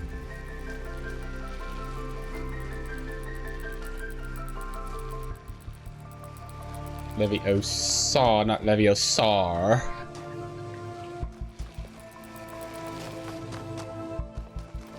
Paris, I know how it goes. Okay. Just because you live in London, closer to the source, the SARS, doesn't mean that you know better. It's Leviosa.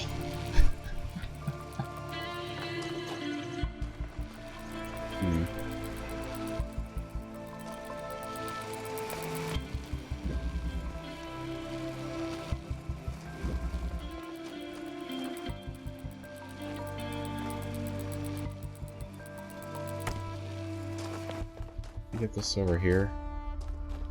I might have a view of that. Let's see. Well, it doesn't matter. It doesn't matter because I have to put it there first.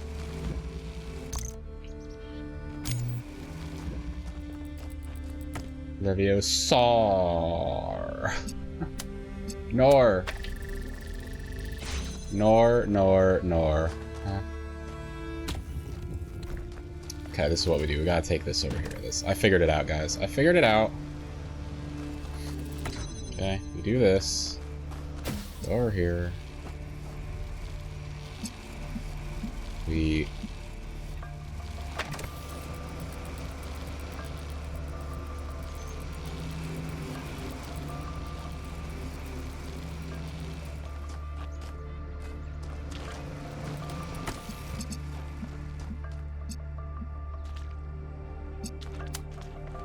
Right. Here. Oh, I'm an idiot. Do this. Gotta get this out.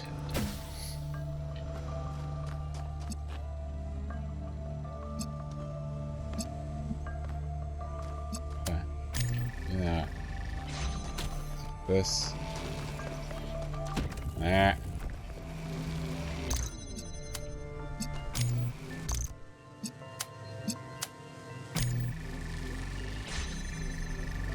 Okay, that holds that open now.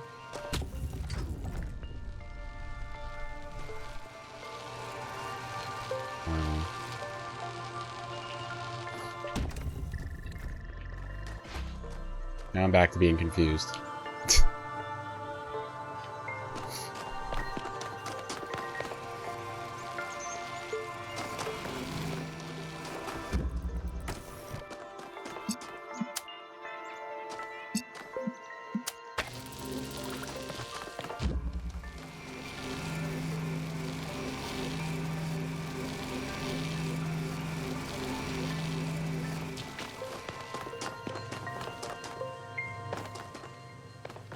Am I an idiot or confused? Yes.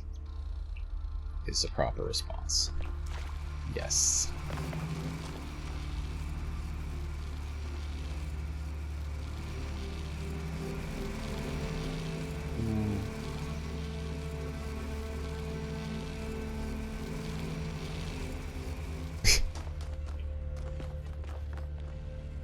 Quit it, Paris.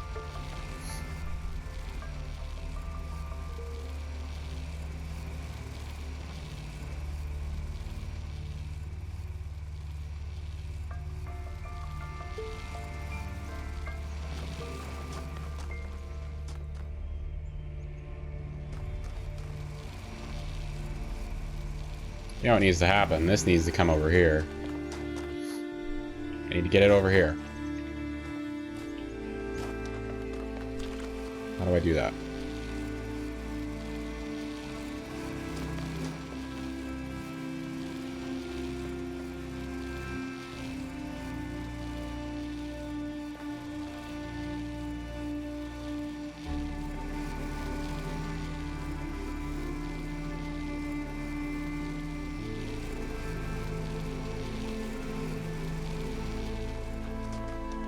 I feel like I need to get, like, this one out now and put it around the corner here. What the heck? How is this?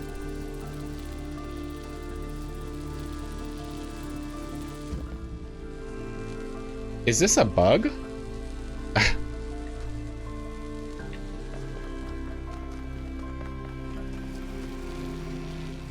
Or did I tell? No, no, no. I told it. I told this to go over there, probably.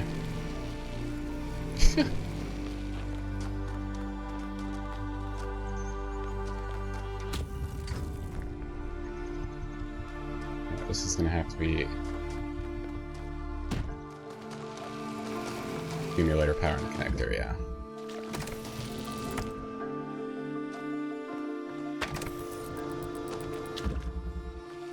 Is there a way to get both of these out?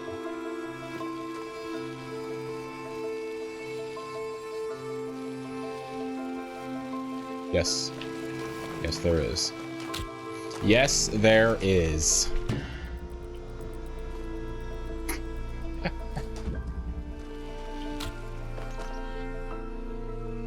Is there, though?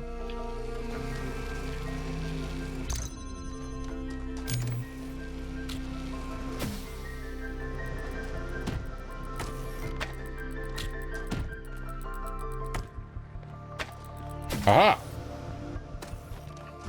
Now we're getting somewhere. Now we are getting somewhere.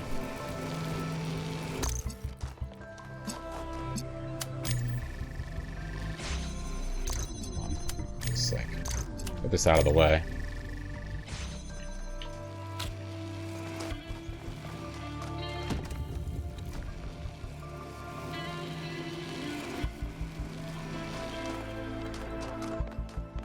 Eh.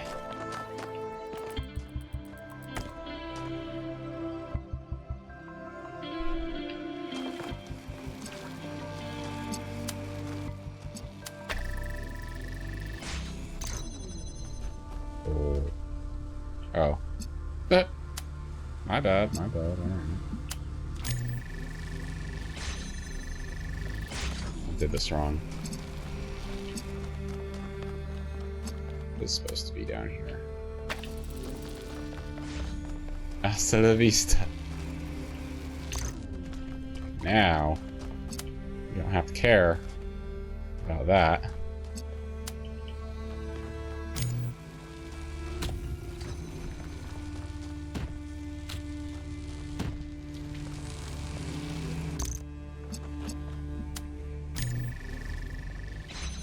Uh-huh.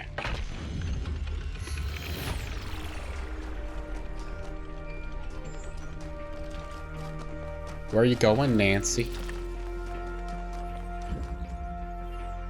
Okay. The road was long, yeah. Let's find the last room, which looks like it may be up here.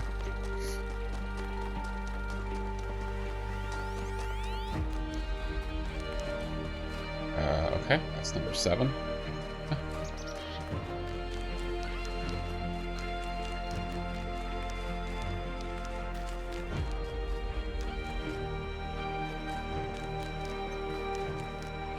We did that one.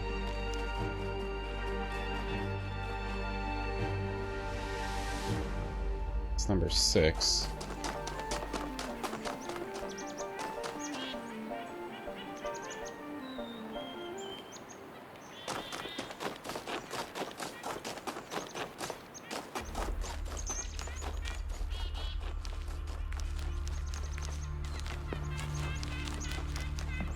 Nature.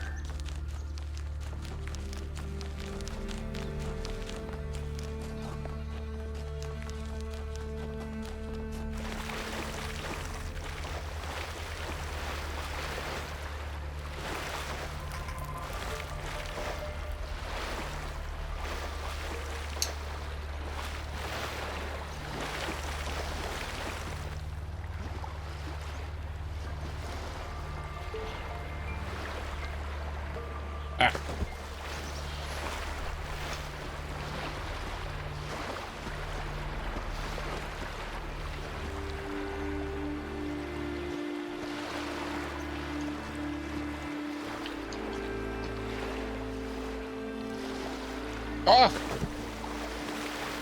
So close.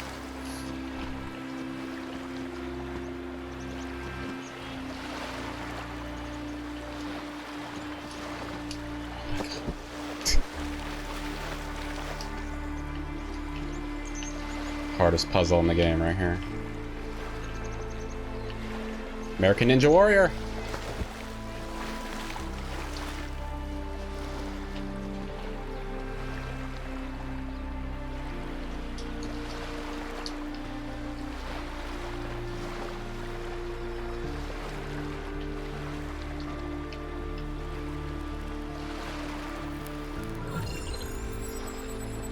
I think you just picked up some kind of decryption key. Could try using it on those terminals inside the puzzles.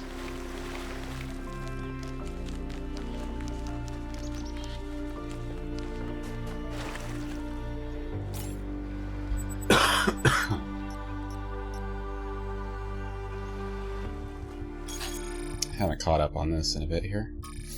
What's going on social media? So I've been playing a ton of this old Gehenna game called Ancient Human Farmer. The title says it all. It's a sort of simple farming simulator, maybe not the most sophisticated game, but I'm getting really obsessed with it, and I'm having some sort of emotional response to it that I can't exactly explain. Like, it makes me happy, but also sad.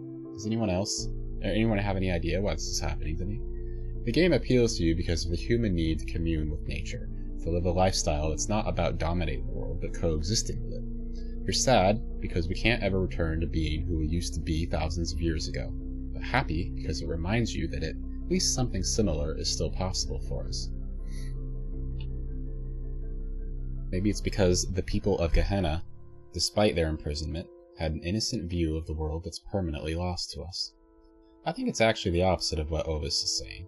These games are enjoyable because they take us back to a time when we still had agency, when we could build things and grow things, when we could impose our will on the world instead of being completely powerless and inactive. What you crave is the ability to contribute to humanity in real material ways, and you're sad because you're just simulating it, or because just simulating it is not enough. You don't want to farm, you want to be a pioneer, as we humans were born to be. It's just a game, don't overthink it. First one of those, need to keep your head on a swivel. That was my second one, actually, Pugs.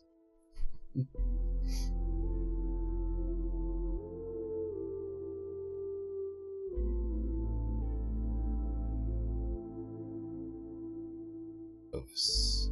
Agree with Labistros. Agree with Damien. Pellegrino's right. I think Damien.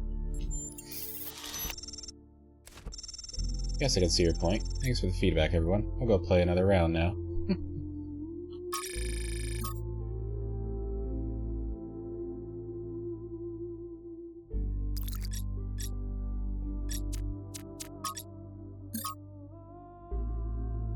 Mythological Prometheus was a trickster, and it seems his holographic equivalent has similar tendencies.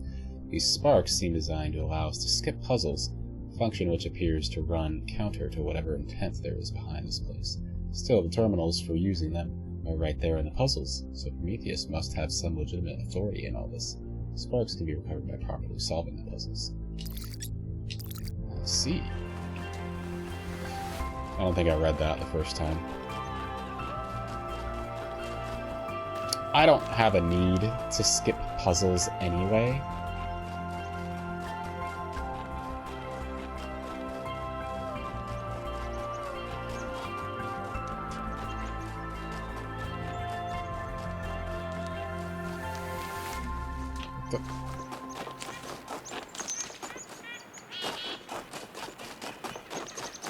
Oh, number 6, okay.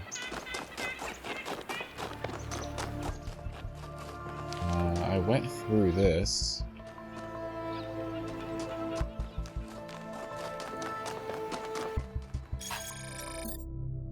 It doesn't show you, does it?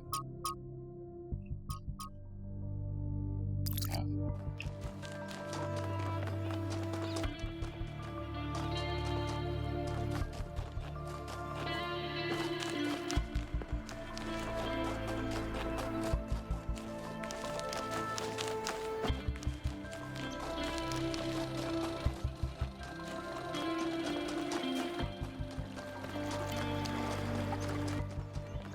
Eight.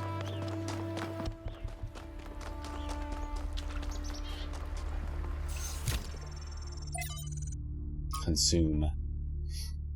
Vox Pop number 9 from an interview with a protester outside the Institute for Applied Pneumatics. So why did you join this protest? Artificial intelligence is inherently dangerous to this planet's ecosystem. Defending that ecosystem is our responsibility. In which way is artificial intelligence dangerous? I'm not some paranoid idiot imagining Skynet taking over the world, alright? That's science fiction. But what we're talking about here is an artificial intelligence without any of the attachment we have to the natural world. It's not capable of distinguishing between, say, an ore and a tree.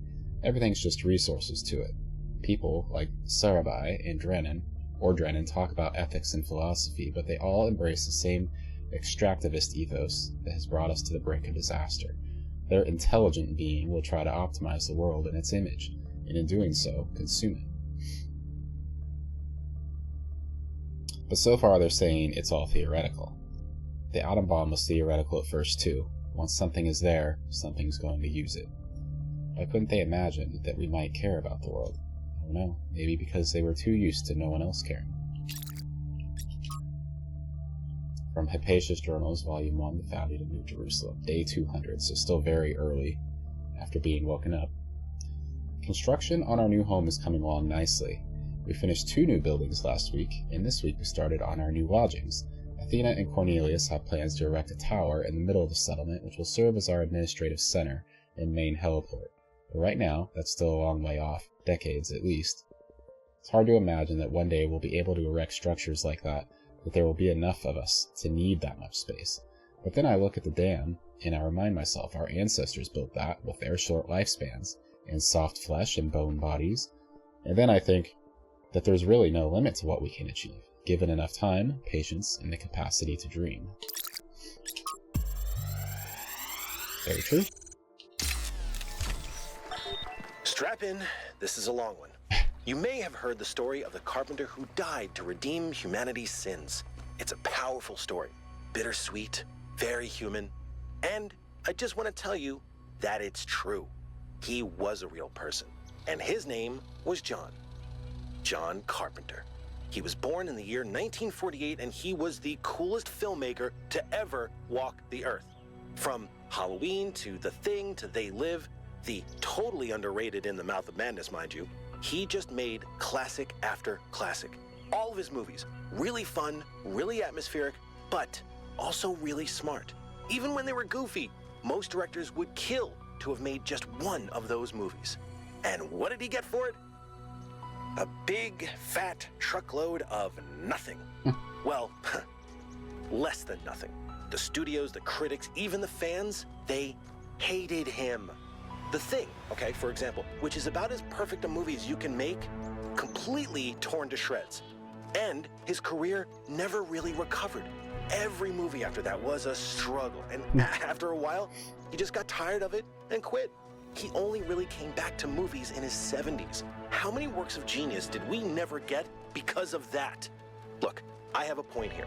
People like Carpenter, people like Alex, they're not always appreciated in their own time. If you just do what's popular, you might never create anything important. Of course, we admire people who did the right thing, who didn't conform, but we only ever admire them after the fact. What matters is to support people when it's difficult. Good point. Let's talk to Paris. Excuse me. wondering, what made our ancestors settle in these god-forsaken places? I've been wondering. It can't have been easy with those frail, squishy bodies of theirs. What makes a caveman go, yes, this frozen hellscape is where I want to live out my days? You think Byron was right? Is it in our nature to be wanderers? Bloody hell, I'm back.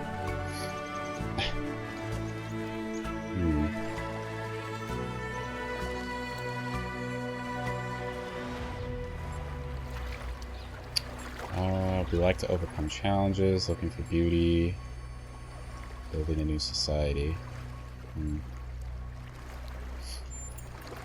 We do, don't we? A species of problem solvers, like Drennan said. That must be why I sometimes find myself imagining building new cities. All right. In my vision, Athena mentioned a singularity. Yes. She could be talking about a gravitational singularity. Like the point within a black hole where density becomes infinite and space-time breaks down. But the term has other applications too. Sounds insanely dangerous to be experimenting with.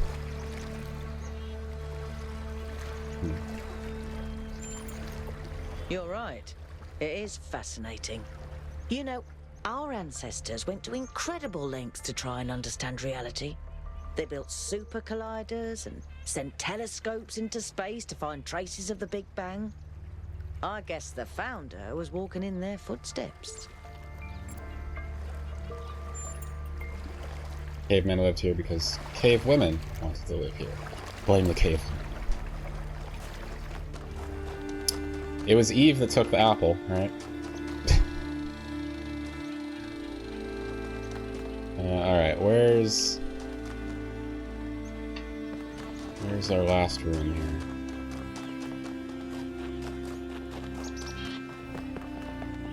That's not what we want.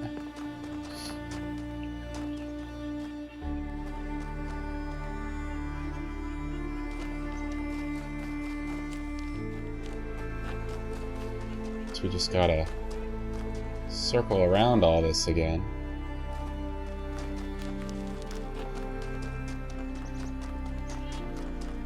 Probably didn't go this direction.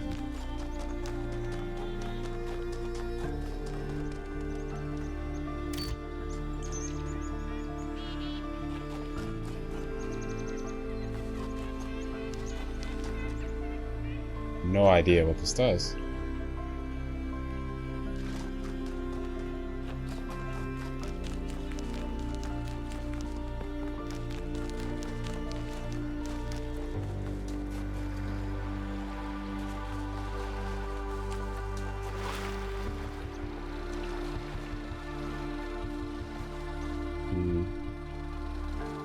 Well, there's another statue way over there, but that's not where the last room is.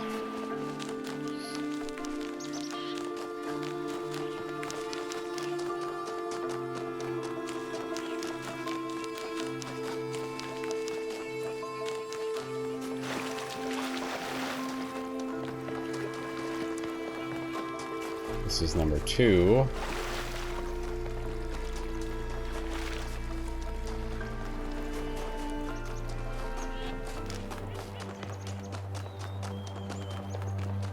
And number 3.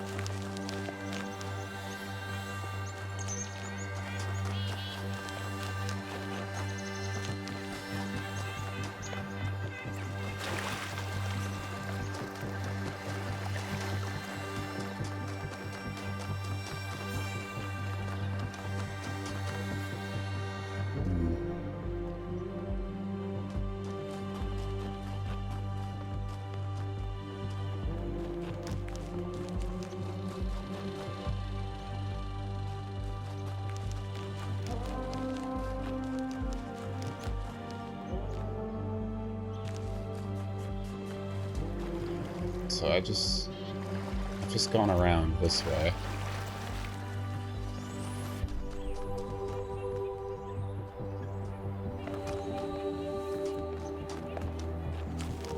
And number 8.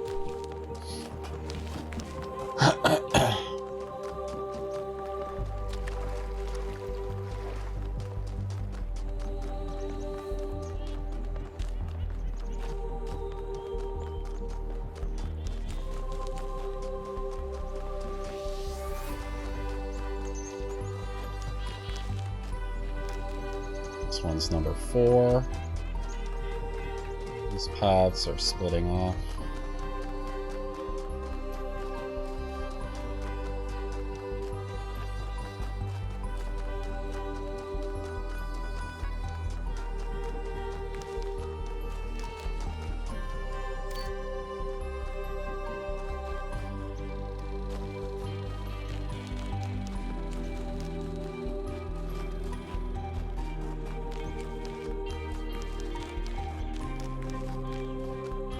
Here it is.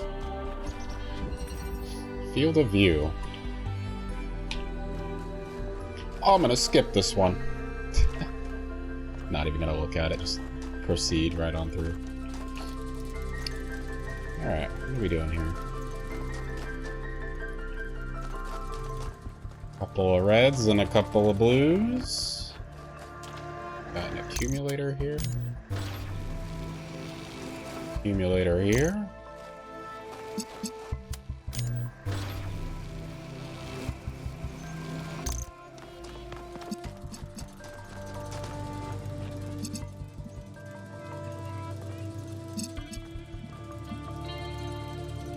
And an inverter.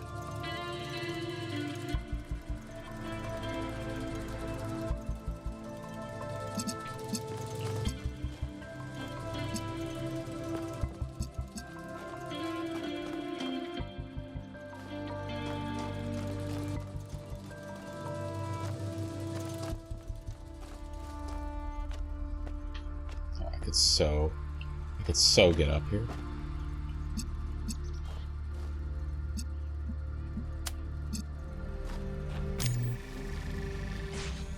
Betting that being at that height is going to be useful.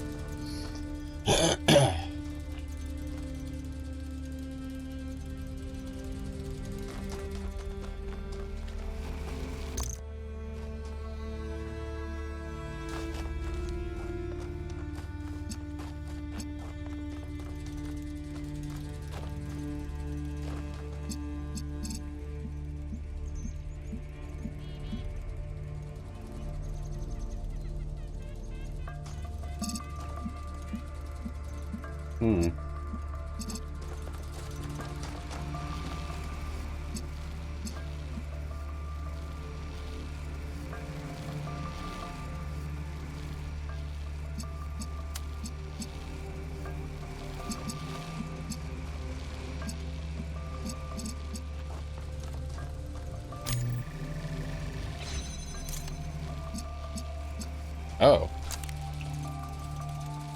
I didn't expect this door to open. Okay. I thought this was all one door. I didn't know there was a second door here. Okay. Interesting.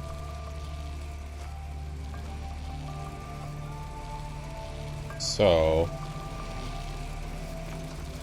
I can bring this in. And I can bring this one in. Red.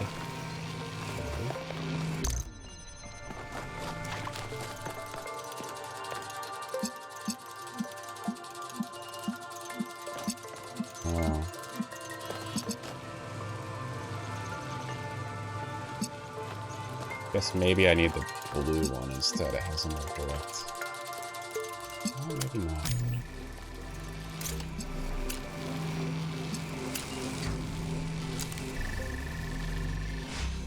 Yeah. Simple.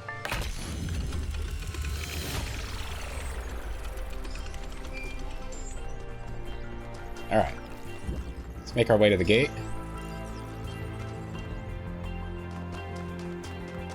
Somewhere over here.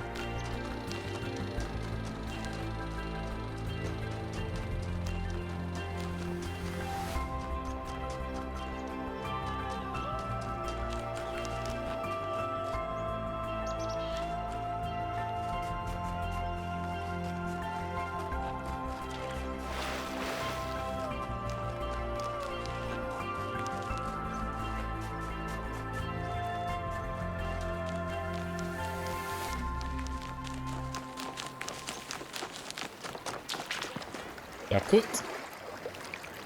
Hey, 1K. How can I help you?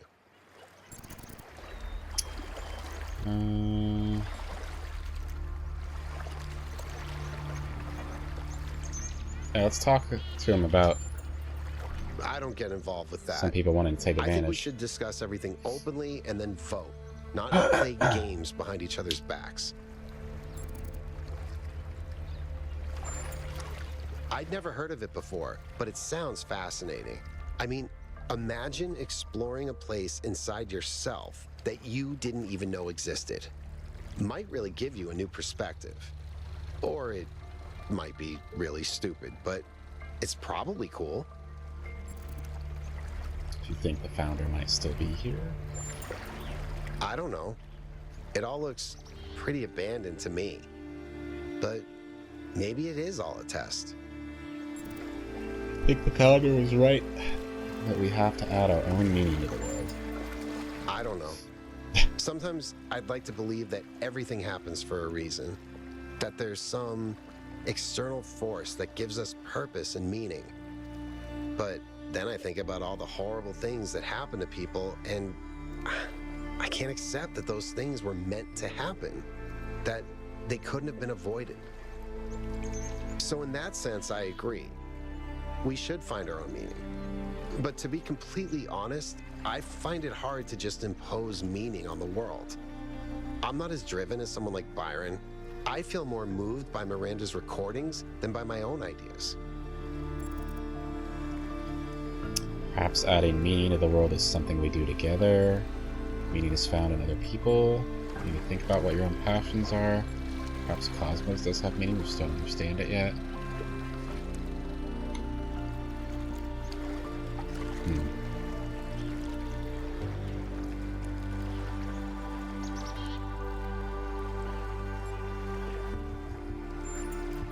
That's my biggest hope. That maybe I just need to find the right person. Oh, Yakut. He's so innocent. So precious. Alright. To the gate we go. I'm pretty sure I looked at this, right? Yeah.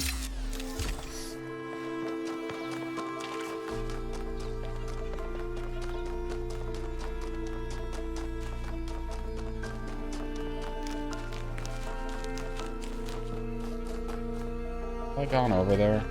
I don't think I have. We're getting close to having one door.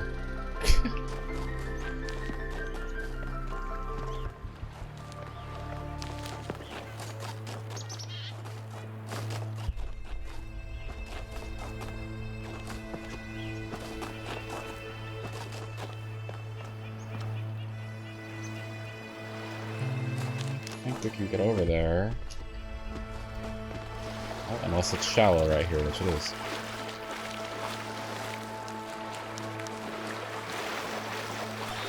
Let us consider the city.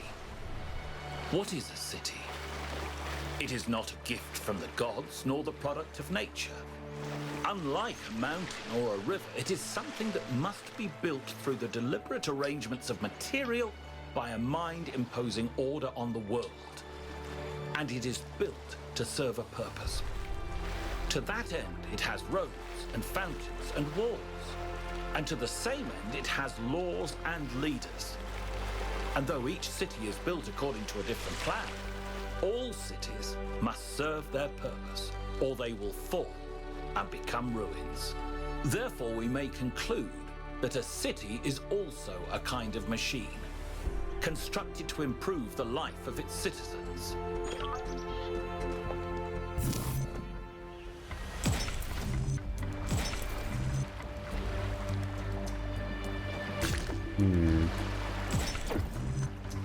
Oh, come on, this works.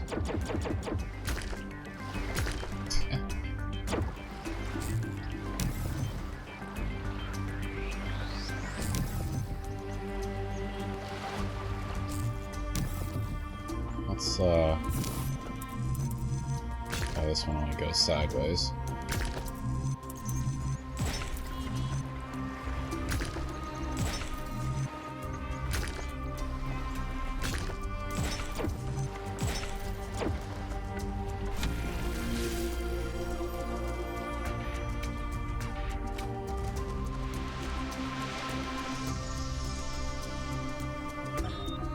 Sometimes it seems the only choices we have are renouncing civilization or mindless expansion.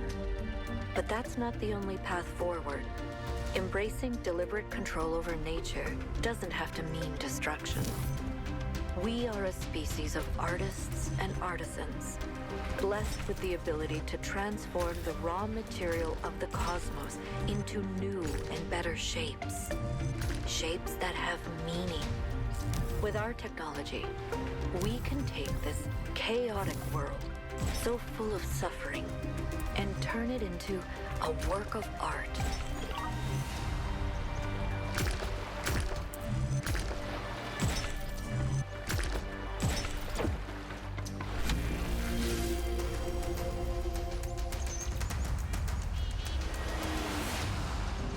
Okay, before we go in there, there was a statue over here.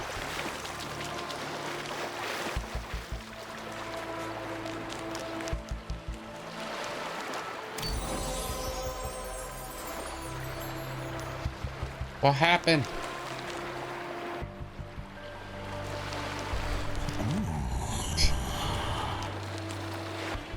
I don't know what it did, but we did it.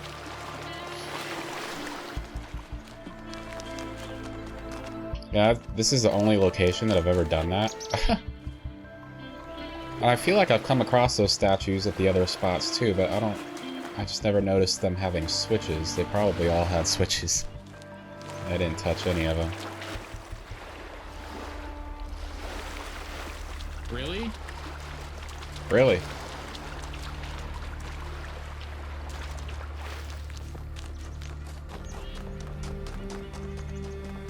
In we go.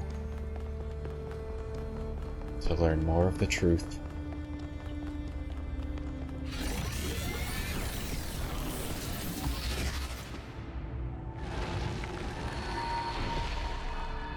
Halt, creature of clay.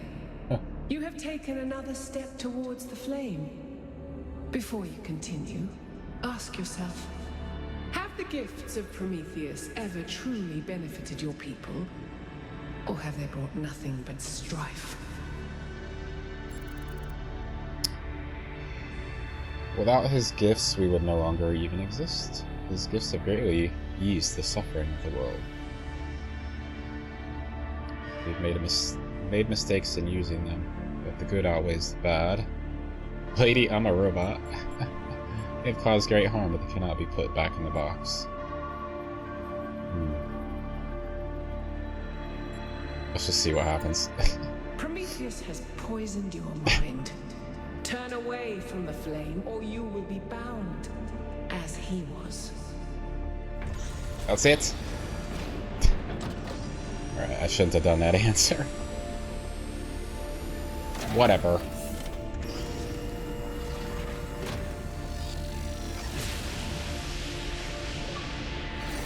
I've been thinking. There's 3 towers per cardinal direction and 3 entities. You'd think it would be symmetrically arranged. 1 tower per entity, right? But we haven't seen Prometheus at all. We're built to find patterns. Maybe we're trying to find patterns where there aren't any.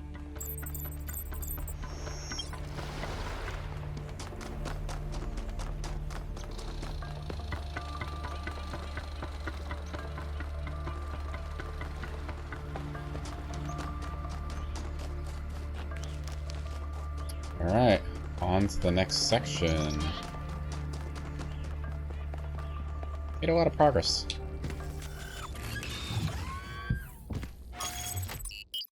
And we still have, look at this. We still have 6 more locations. That's crazy. Actually 7, because there's a 3rd one in this area. Or 3.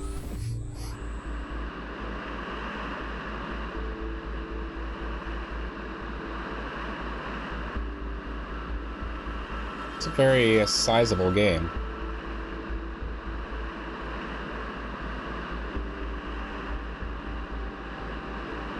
This area looks flooded as well. Our ancestors melted a whole lot of ice. After they died, most coastal settlements were claimed by the sea. South of New Jerusalem, there's a whole city under the water. We went there once with Garrus, when I was an apprentice. It was eerie. That's exactly why the Founder created the goal. When you go past the limits, this is what happens. Mother Nature always gets her revenge in the end. This isn't revenge, Al. It's just failure. People, cities, mountains. As far as the sea is concerned, it's all the same. Their mistake was forgetting that, telling themselves nothing would change. It always does. What can I do for you, 1K? Founder talked about transforming the world into a work of art. Assuming what we heard really is the Founder, I think the world is already a work of art. We don't need to improve it. Alcatraz is interesting. He's like the grandpa of the group. What's his number? 264. He's not that old, but the way he speaks kind of just gives off that vibe. Look at this place, though. Jeez. Talk about a work of art.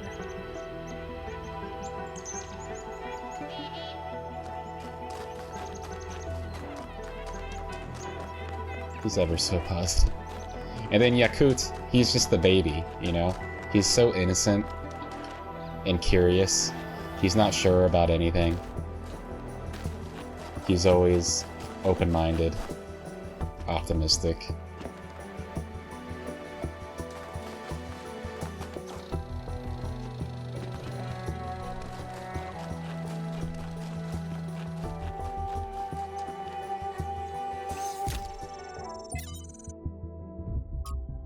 From Yarnith to Athena, beloved Founder, I beg you to return to us. We cannot achieve the goal without you.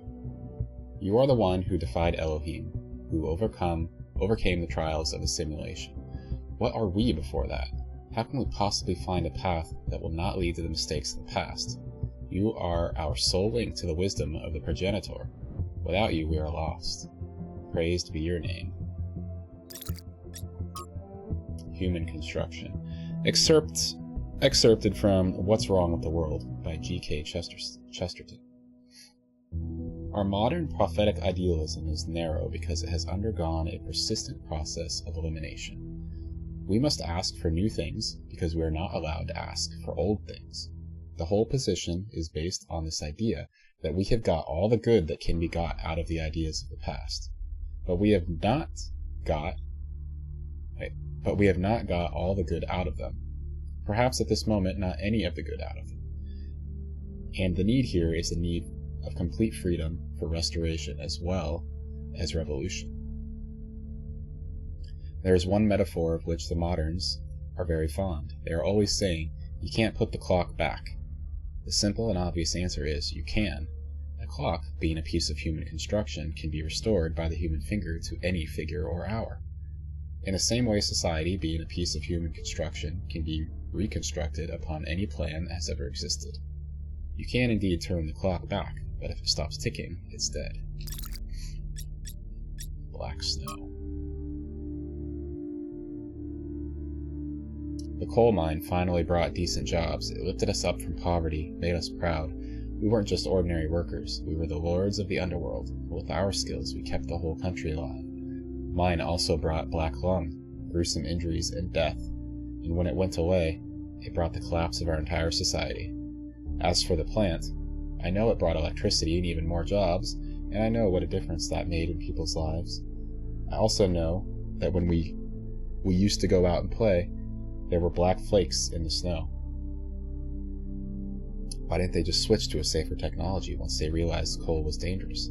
They didn't always have a choice. Sometimes coal was all they had, or were allowed to have, and the alternative was poverty. At other times, they wanted to switch, but there were powerful interests that prevented change. Can't blame people for the world they were born into.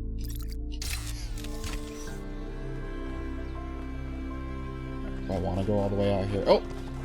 Hey! Hey! Get over here, dear.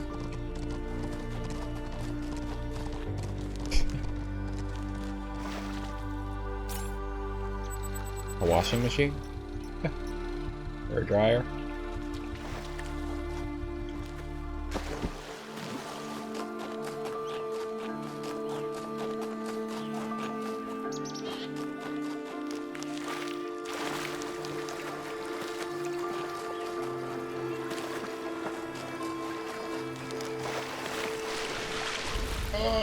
I can make it. Shit.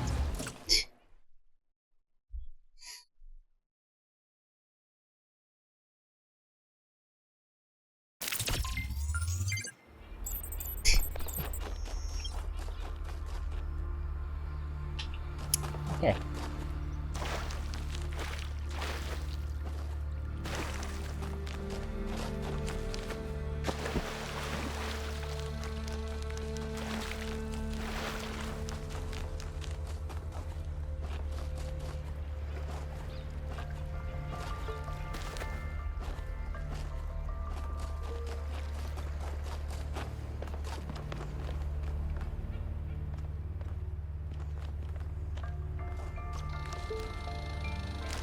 In here?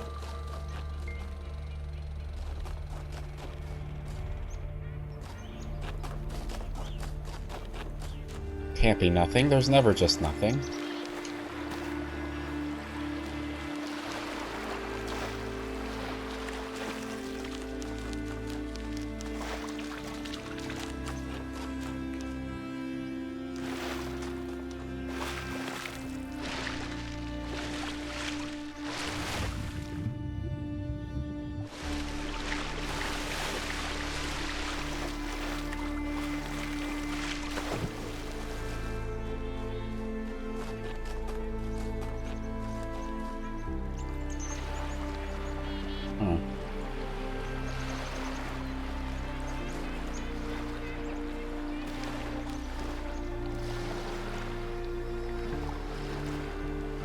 Gotta be something on these outer islands, right?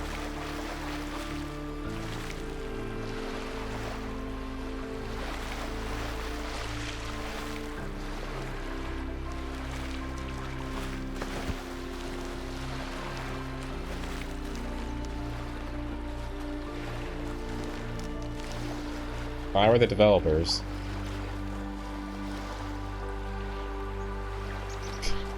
I would have put something way out here. I probably ran past it.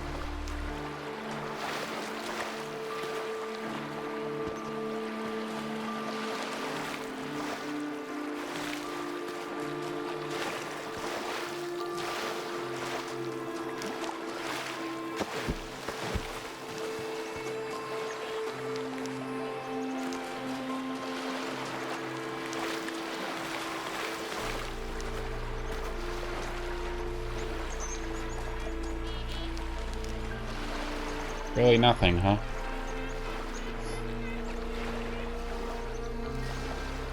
Dihydrogen monoxide poisoning.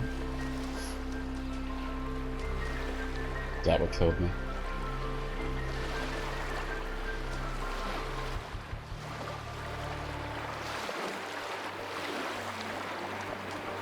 You know what this looks like? It looks like a satellite. Or like a rocket booster, in a way, you know? Like, this is the rocket booster at the bottom. And, you know.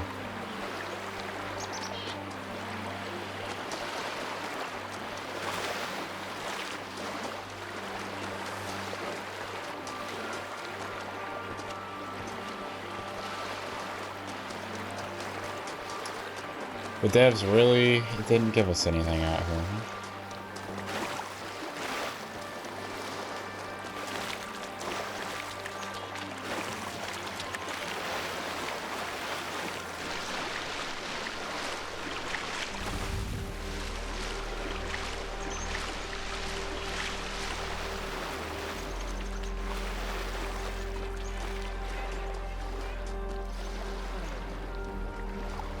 Well, we'll go this way because there's a statue over here.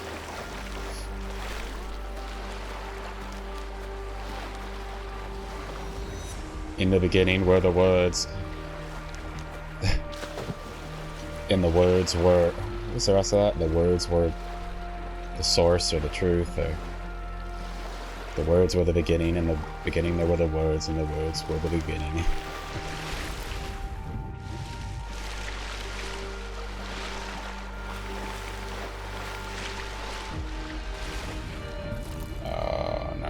No, I can't make that.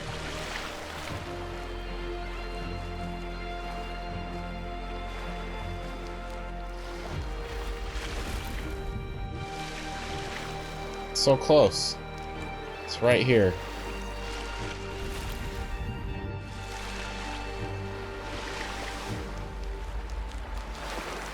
Don't tell me I'm gonna have to go all the way around.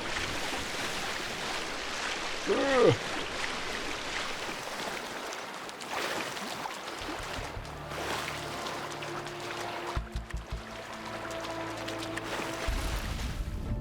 I'll let it kill me.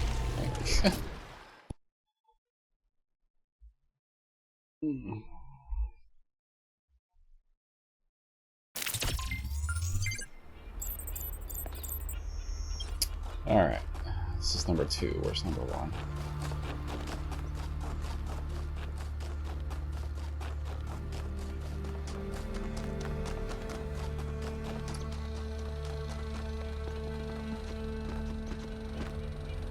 I got this.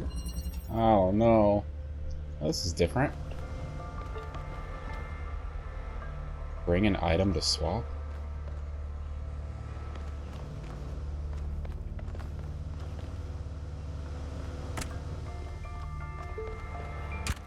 This is a interesting... What? There we go. Interesting new mechanic.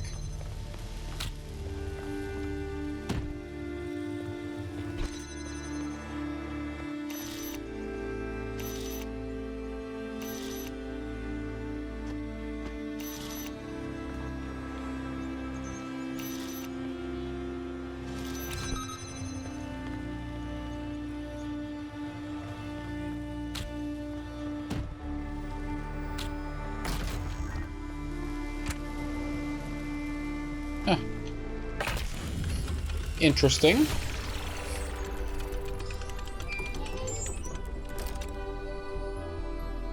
I've had a closer look at the Somnodrome. It's based on the original prototype with some modifications. As usual, the data is a mess, but I strongly suspect there might be a functional version somewhere. I know some of you have heard stories about the answers this device might reveal, but please remember, that is not our main priority here. Keep an eye open for it, but focus on finding Athena.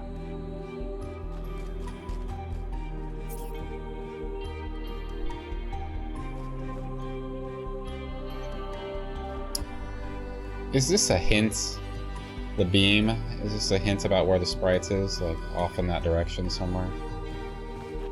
I never really paid attention when I came across the first one.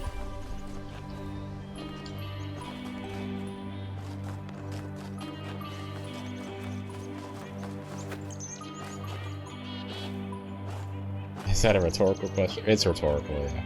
I don't want to be told. I'm just, yeah, kind of wonder about it. Maybe I'll investigate that later. Maybe not. Possibilities. Give me that. That's my box. Blixer! I'm playing Peak? I'm confused. What do you mean, Peak? How's it going, by the way? Happy Sunday to you. Yeah, we don't need this anymore, right? Oh, I can't take it. Blah.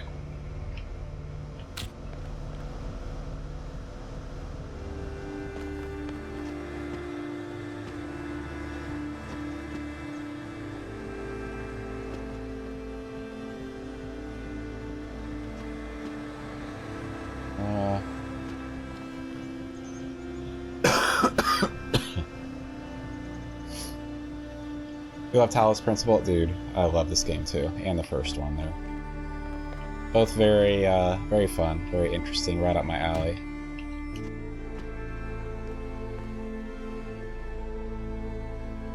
Have you played this one? Or just the first one?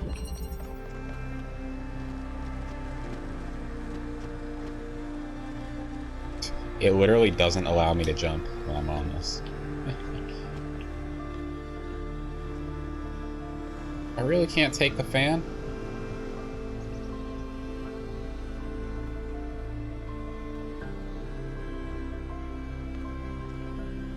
okay.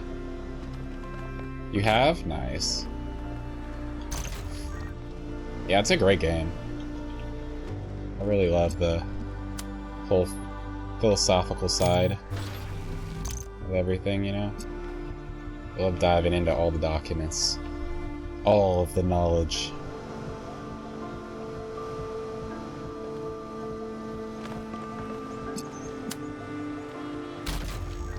Oh, that'll keep it locked, right?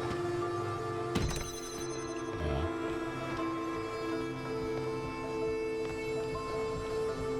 That's the only item that I can have. And we need to do this the opposite way.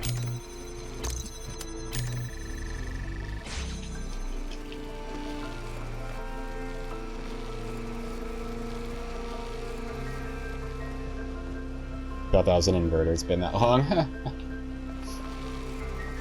Nah, the accumulator.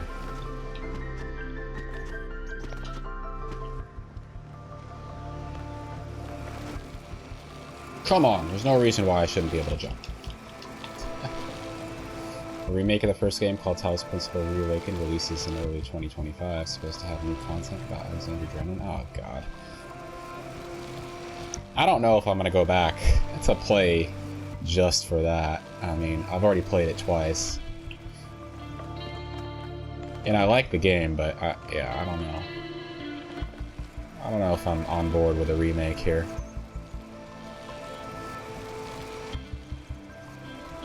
Okay, so I need to take this, swap it, put this here, grab this, swap it, bam.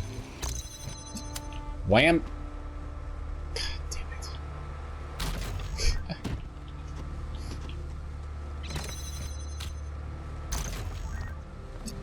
Wham, bam, thank you ma'am, as they say.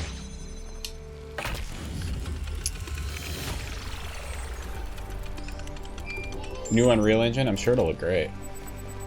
But I don't think I'll end up playing that.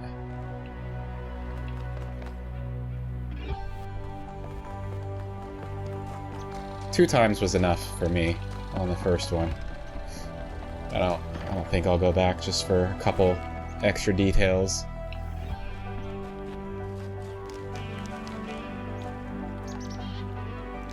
I want to take a picture of this one.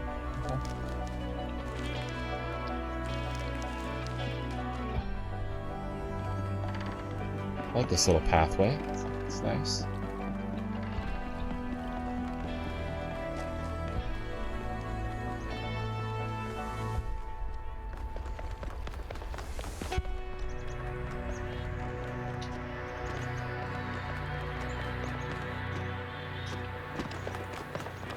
I don't know why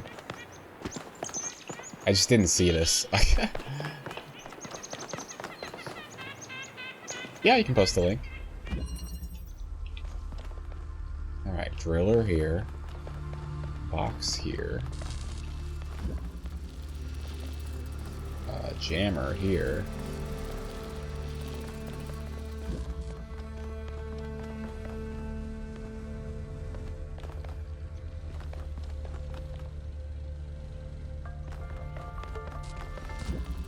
I guess the way to power it is on the other side of this.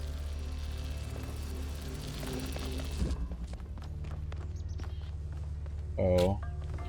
Swap here. Let's just take a look. No?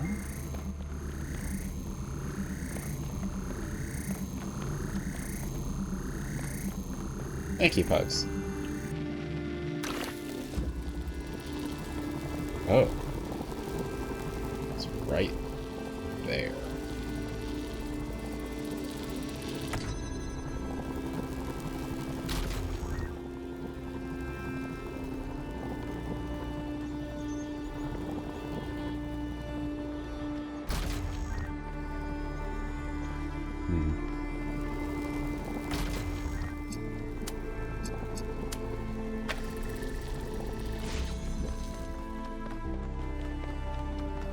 Ah, shit.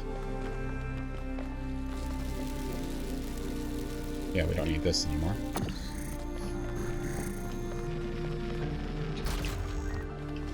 That was too easy. It might be the fastest one I've ever done. Go me!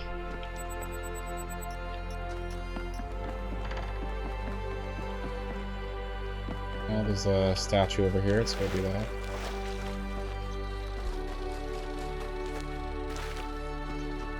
How far am I in the game? Maybe halfway. I've got 6 more locations to go to.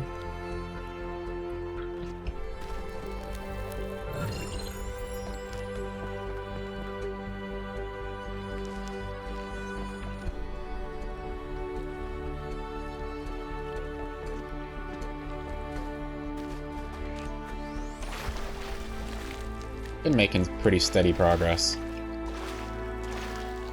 This is my 3rd stream playing it. So, about like 4.5, or sorry, not 4.5, like 14 hours in probably. 12 to 14 hours in. Give or take a varying amount of time that I spend talking at the start of stream. You got all the stars when you play this game? Nice. I did that the first time I played the first game. I got all the stars there.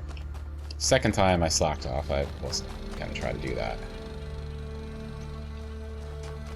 Some of them I was really stumped on. I was like, I do not remember how I got some of those. Oh, there's a hologram over there. We'll get that after this room.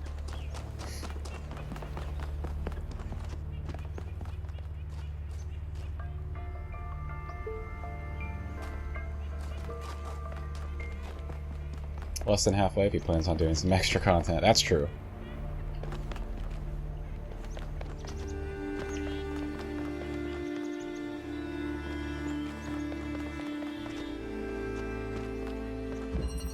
Prison.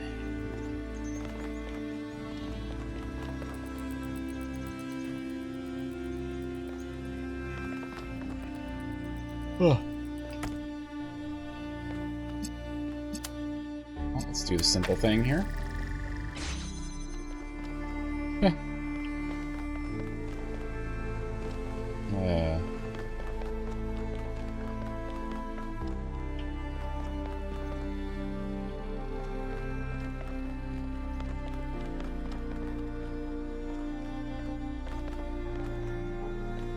think I need to move this over just a little bit.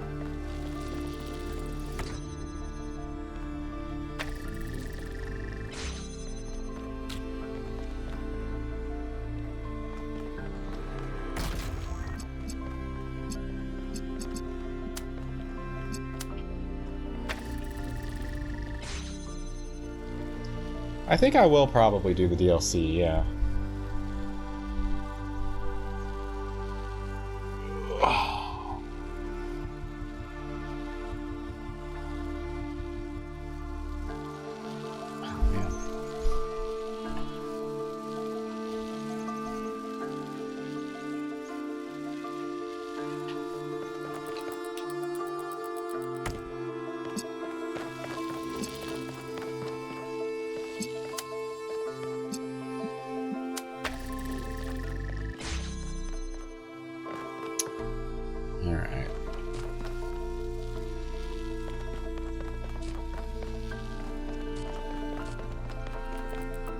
How do we deal with this?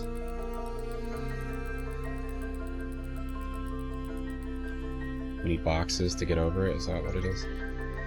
3 parts, your brain is hurting working on the 3rd part? Oh, damn. If your brain is hurting, I might die trying to get through it.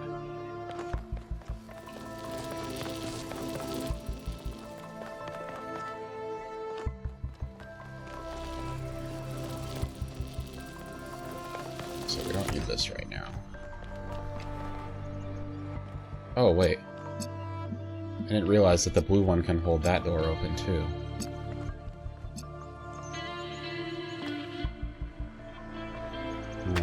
Well, either way, still need another connector here.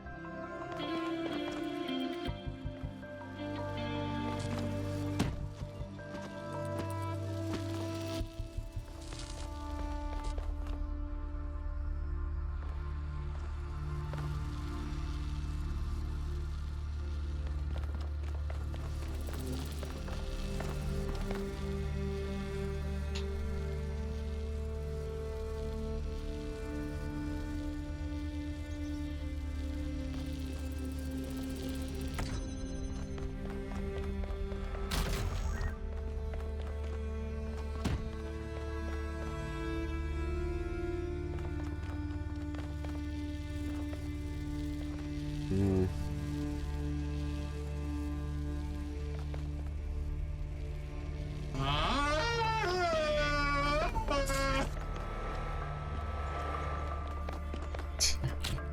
you, Messi. Don't have the DLC yet, Blixer? Got all the golden gates? Nice.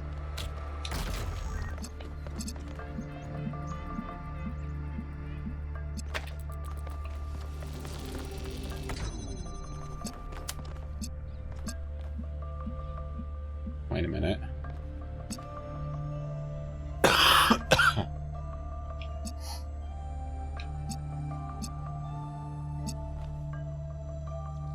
This one's always going to be in the way.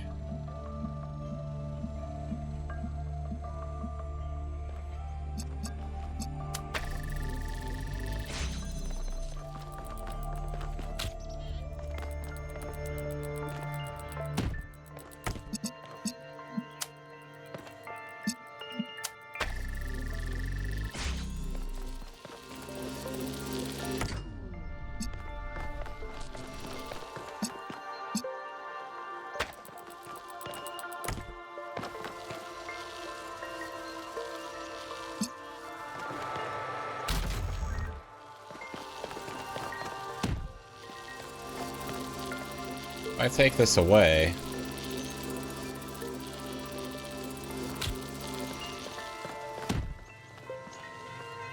First of all, even if I do get over there... Oh, there's a switch there. Okay.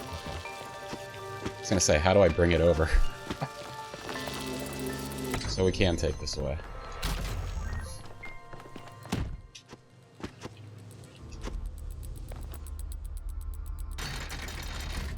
Yeah, okay. Oh, it opened both sides. Good, good, good, good, good. Let's take all these.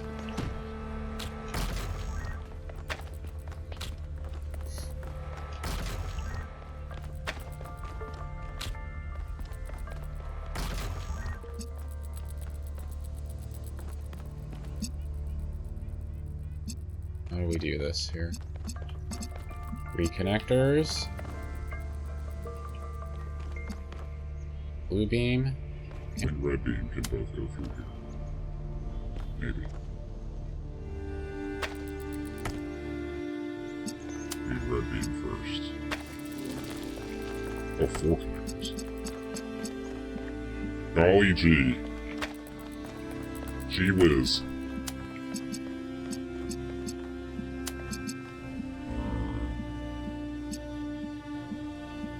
Oh, okay, I get it. We can do this. But just for a moment, we have to do this.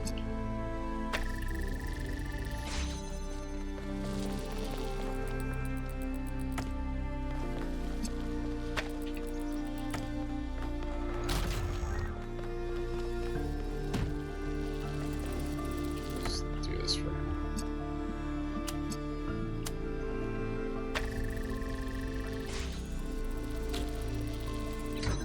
Oops. I got ahead of myself. My bad.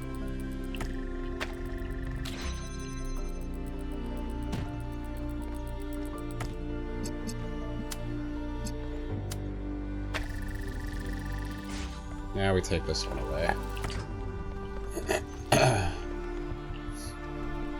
Now we don't need this.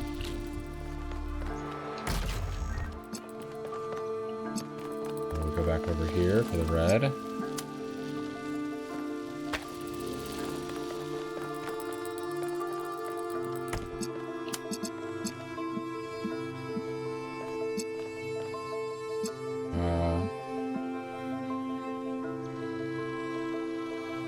Shit.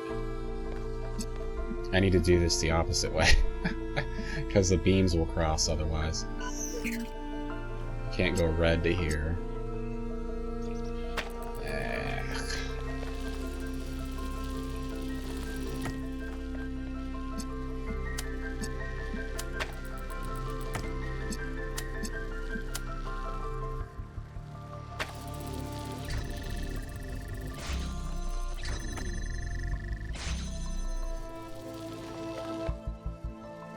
And now what do I do about the red beam?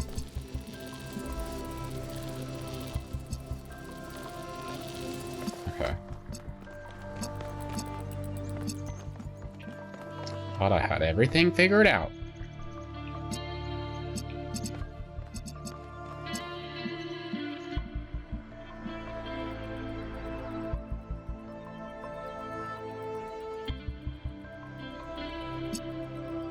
Do I need all 3 of these?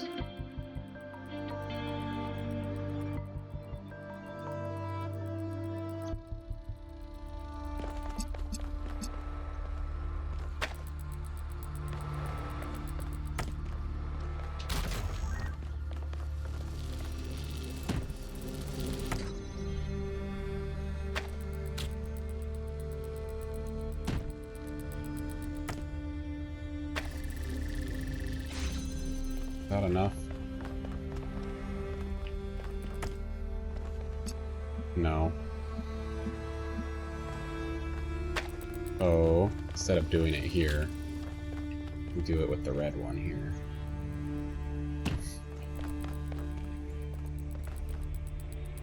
I guess we don't have to do it right here. It's far enough back.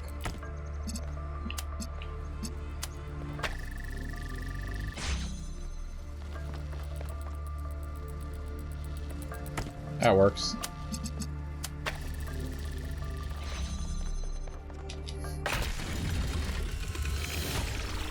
Sick. Okay. Wandering around these landscapes, solving puzzles. In a way, 1K's experience must be very similar to Athena's in the simulation. There's one difference, though. Athena was alone. That's a big difference.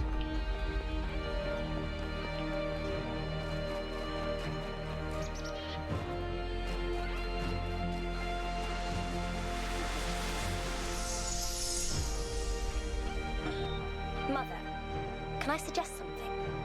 Of course, go ahead. The southern part of the island is completely dead. No animals, no plants. The soil is too alkaline for anything to live except bacteria. Yes, that's why it's a good location for some of the experiments. Well, if we want to show that we can make the cosmos more beautiful, then why don't we start there? The desert doesn't have to be dead. If we modify the conditions, life can thrive there. And that could be the first step towards spreading life to other worlds. What do you think? I think that sounds like a plan. All right.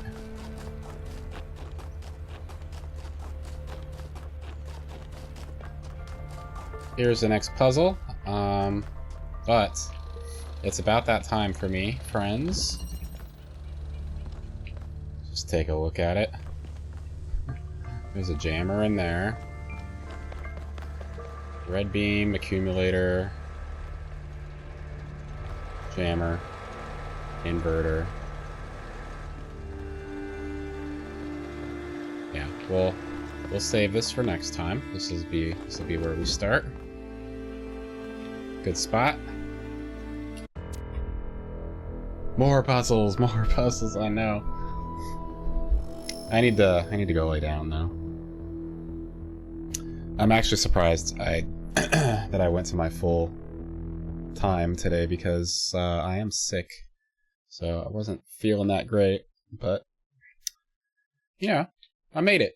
I did it. So more headaches, yeah. I don't want that right now. I'm at the point where I gotta contemplate whether I want to work or not tomorrow because I have so much to do, but I'm sick, so I should stay home and rest probably. But yeah, we'll see how I feel when I wake up in the morning. But thank you for hanging, everybody. Appreciate the company. We made a lot of progress today. Let's see here. Who can we send this party to? Yeah, take vitamin. I have been. Just haven't really been taking much medicine. I took a little bit last night to help me sleep, but The coughing was too much. I woke up at like 3 in the morning, like coughing for probably 2 hours straight. So stupid. Let's see. You know who we haven't rated in a while? We haven't rated Sully. Let's go say hi to Sully. He's playing some DBD right now. Show him some love, spam some emotes.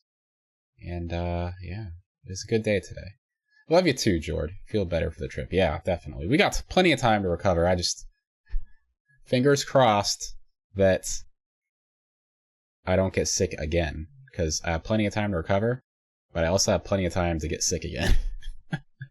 So, I don't have any shows. I don't have any planned shows to go to this month. So, no big, events where I'm going to be around a lot of people. So, I think I'll be good, but you just never know. So, nothing's going to happen. It's going to be good, Jordan. We're not putting any more of that energy out there about possibilities. We're going to be good.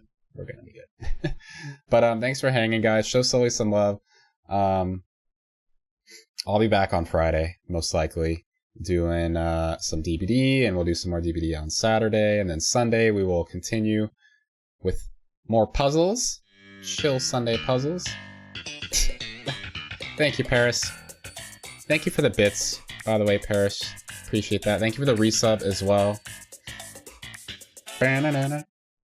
And show Sully some love, and have a great week all. And I'll see y'all Friday. Bye!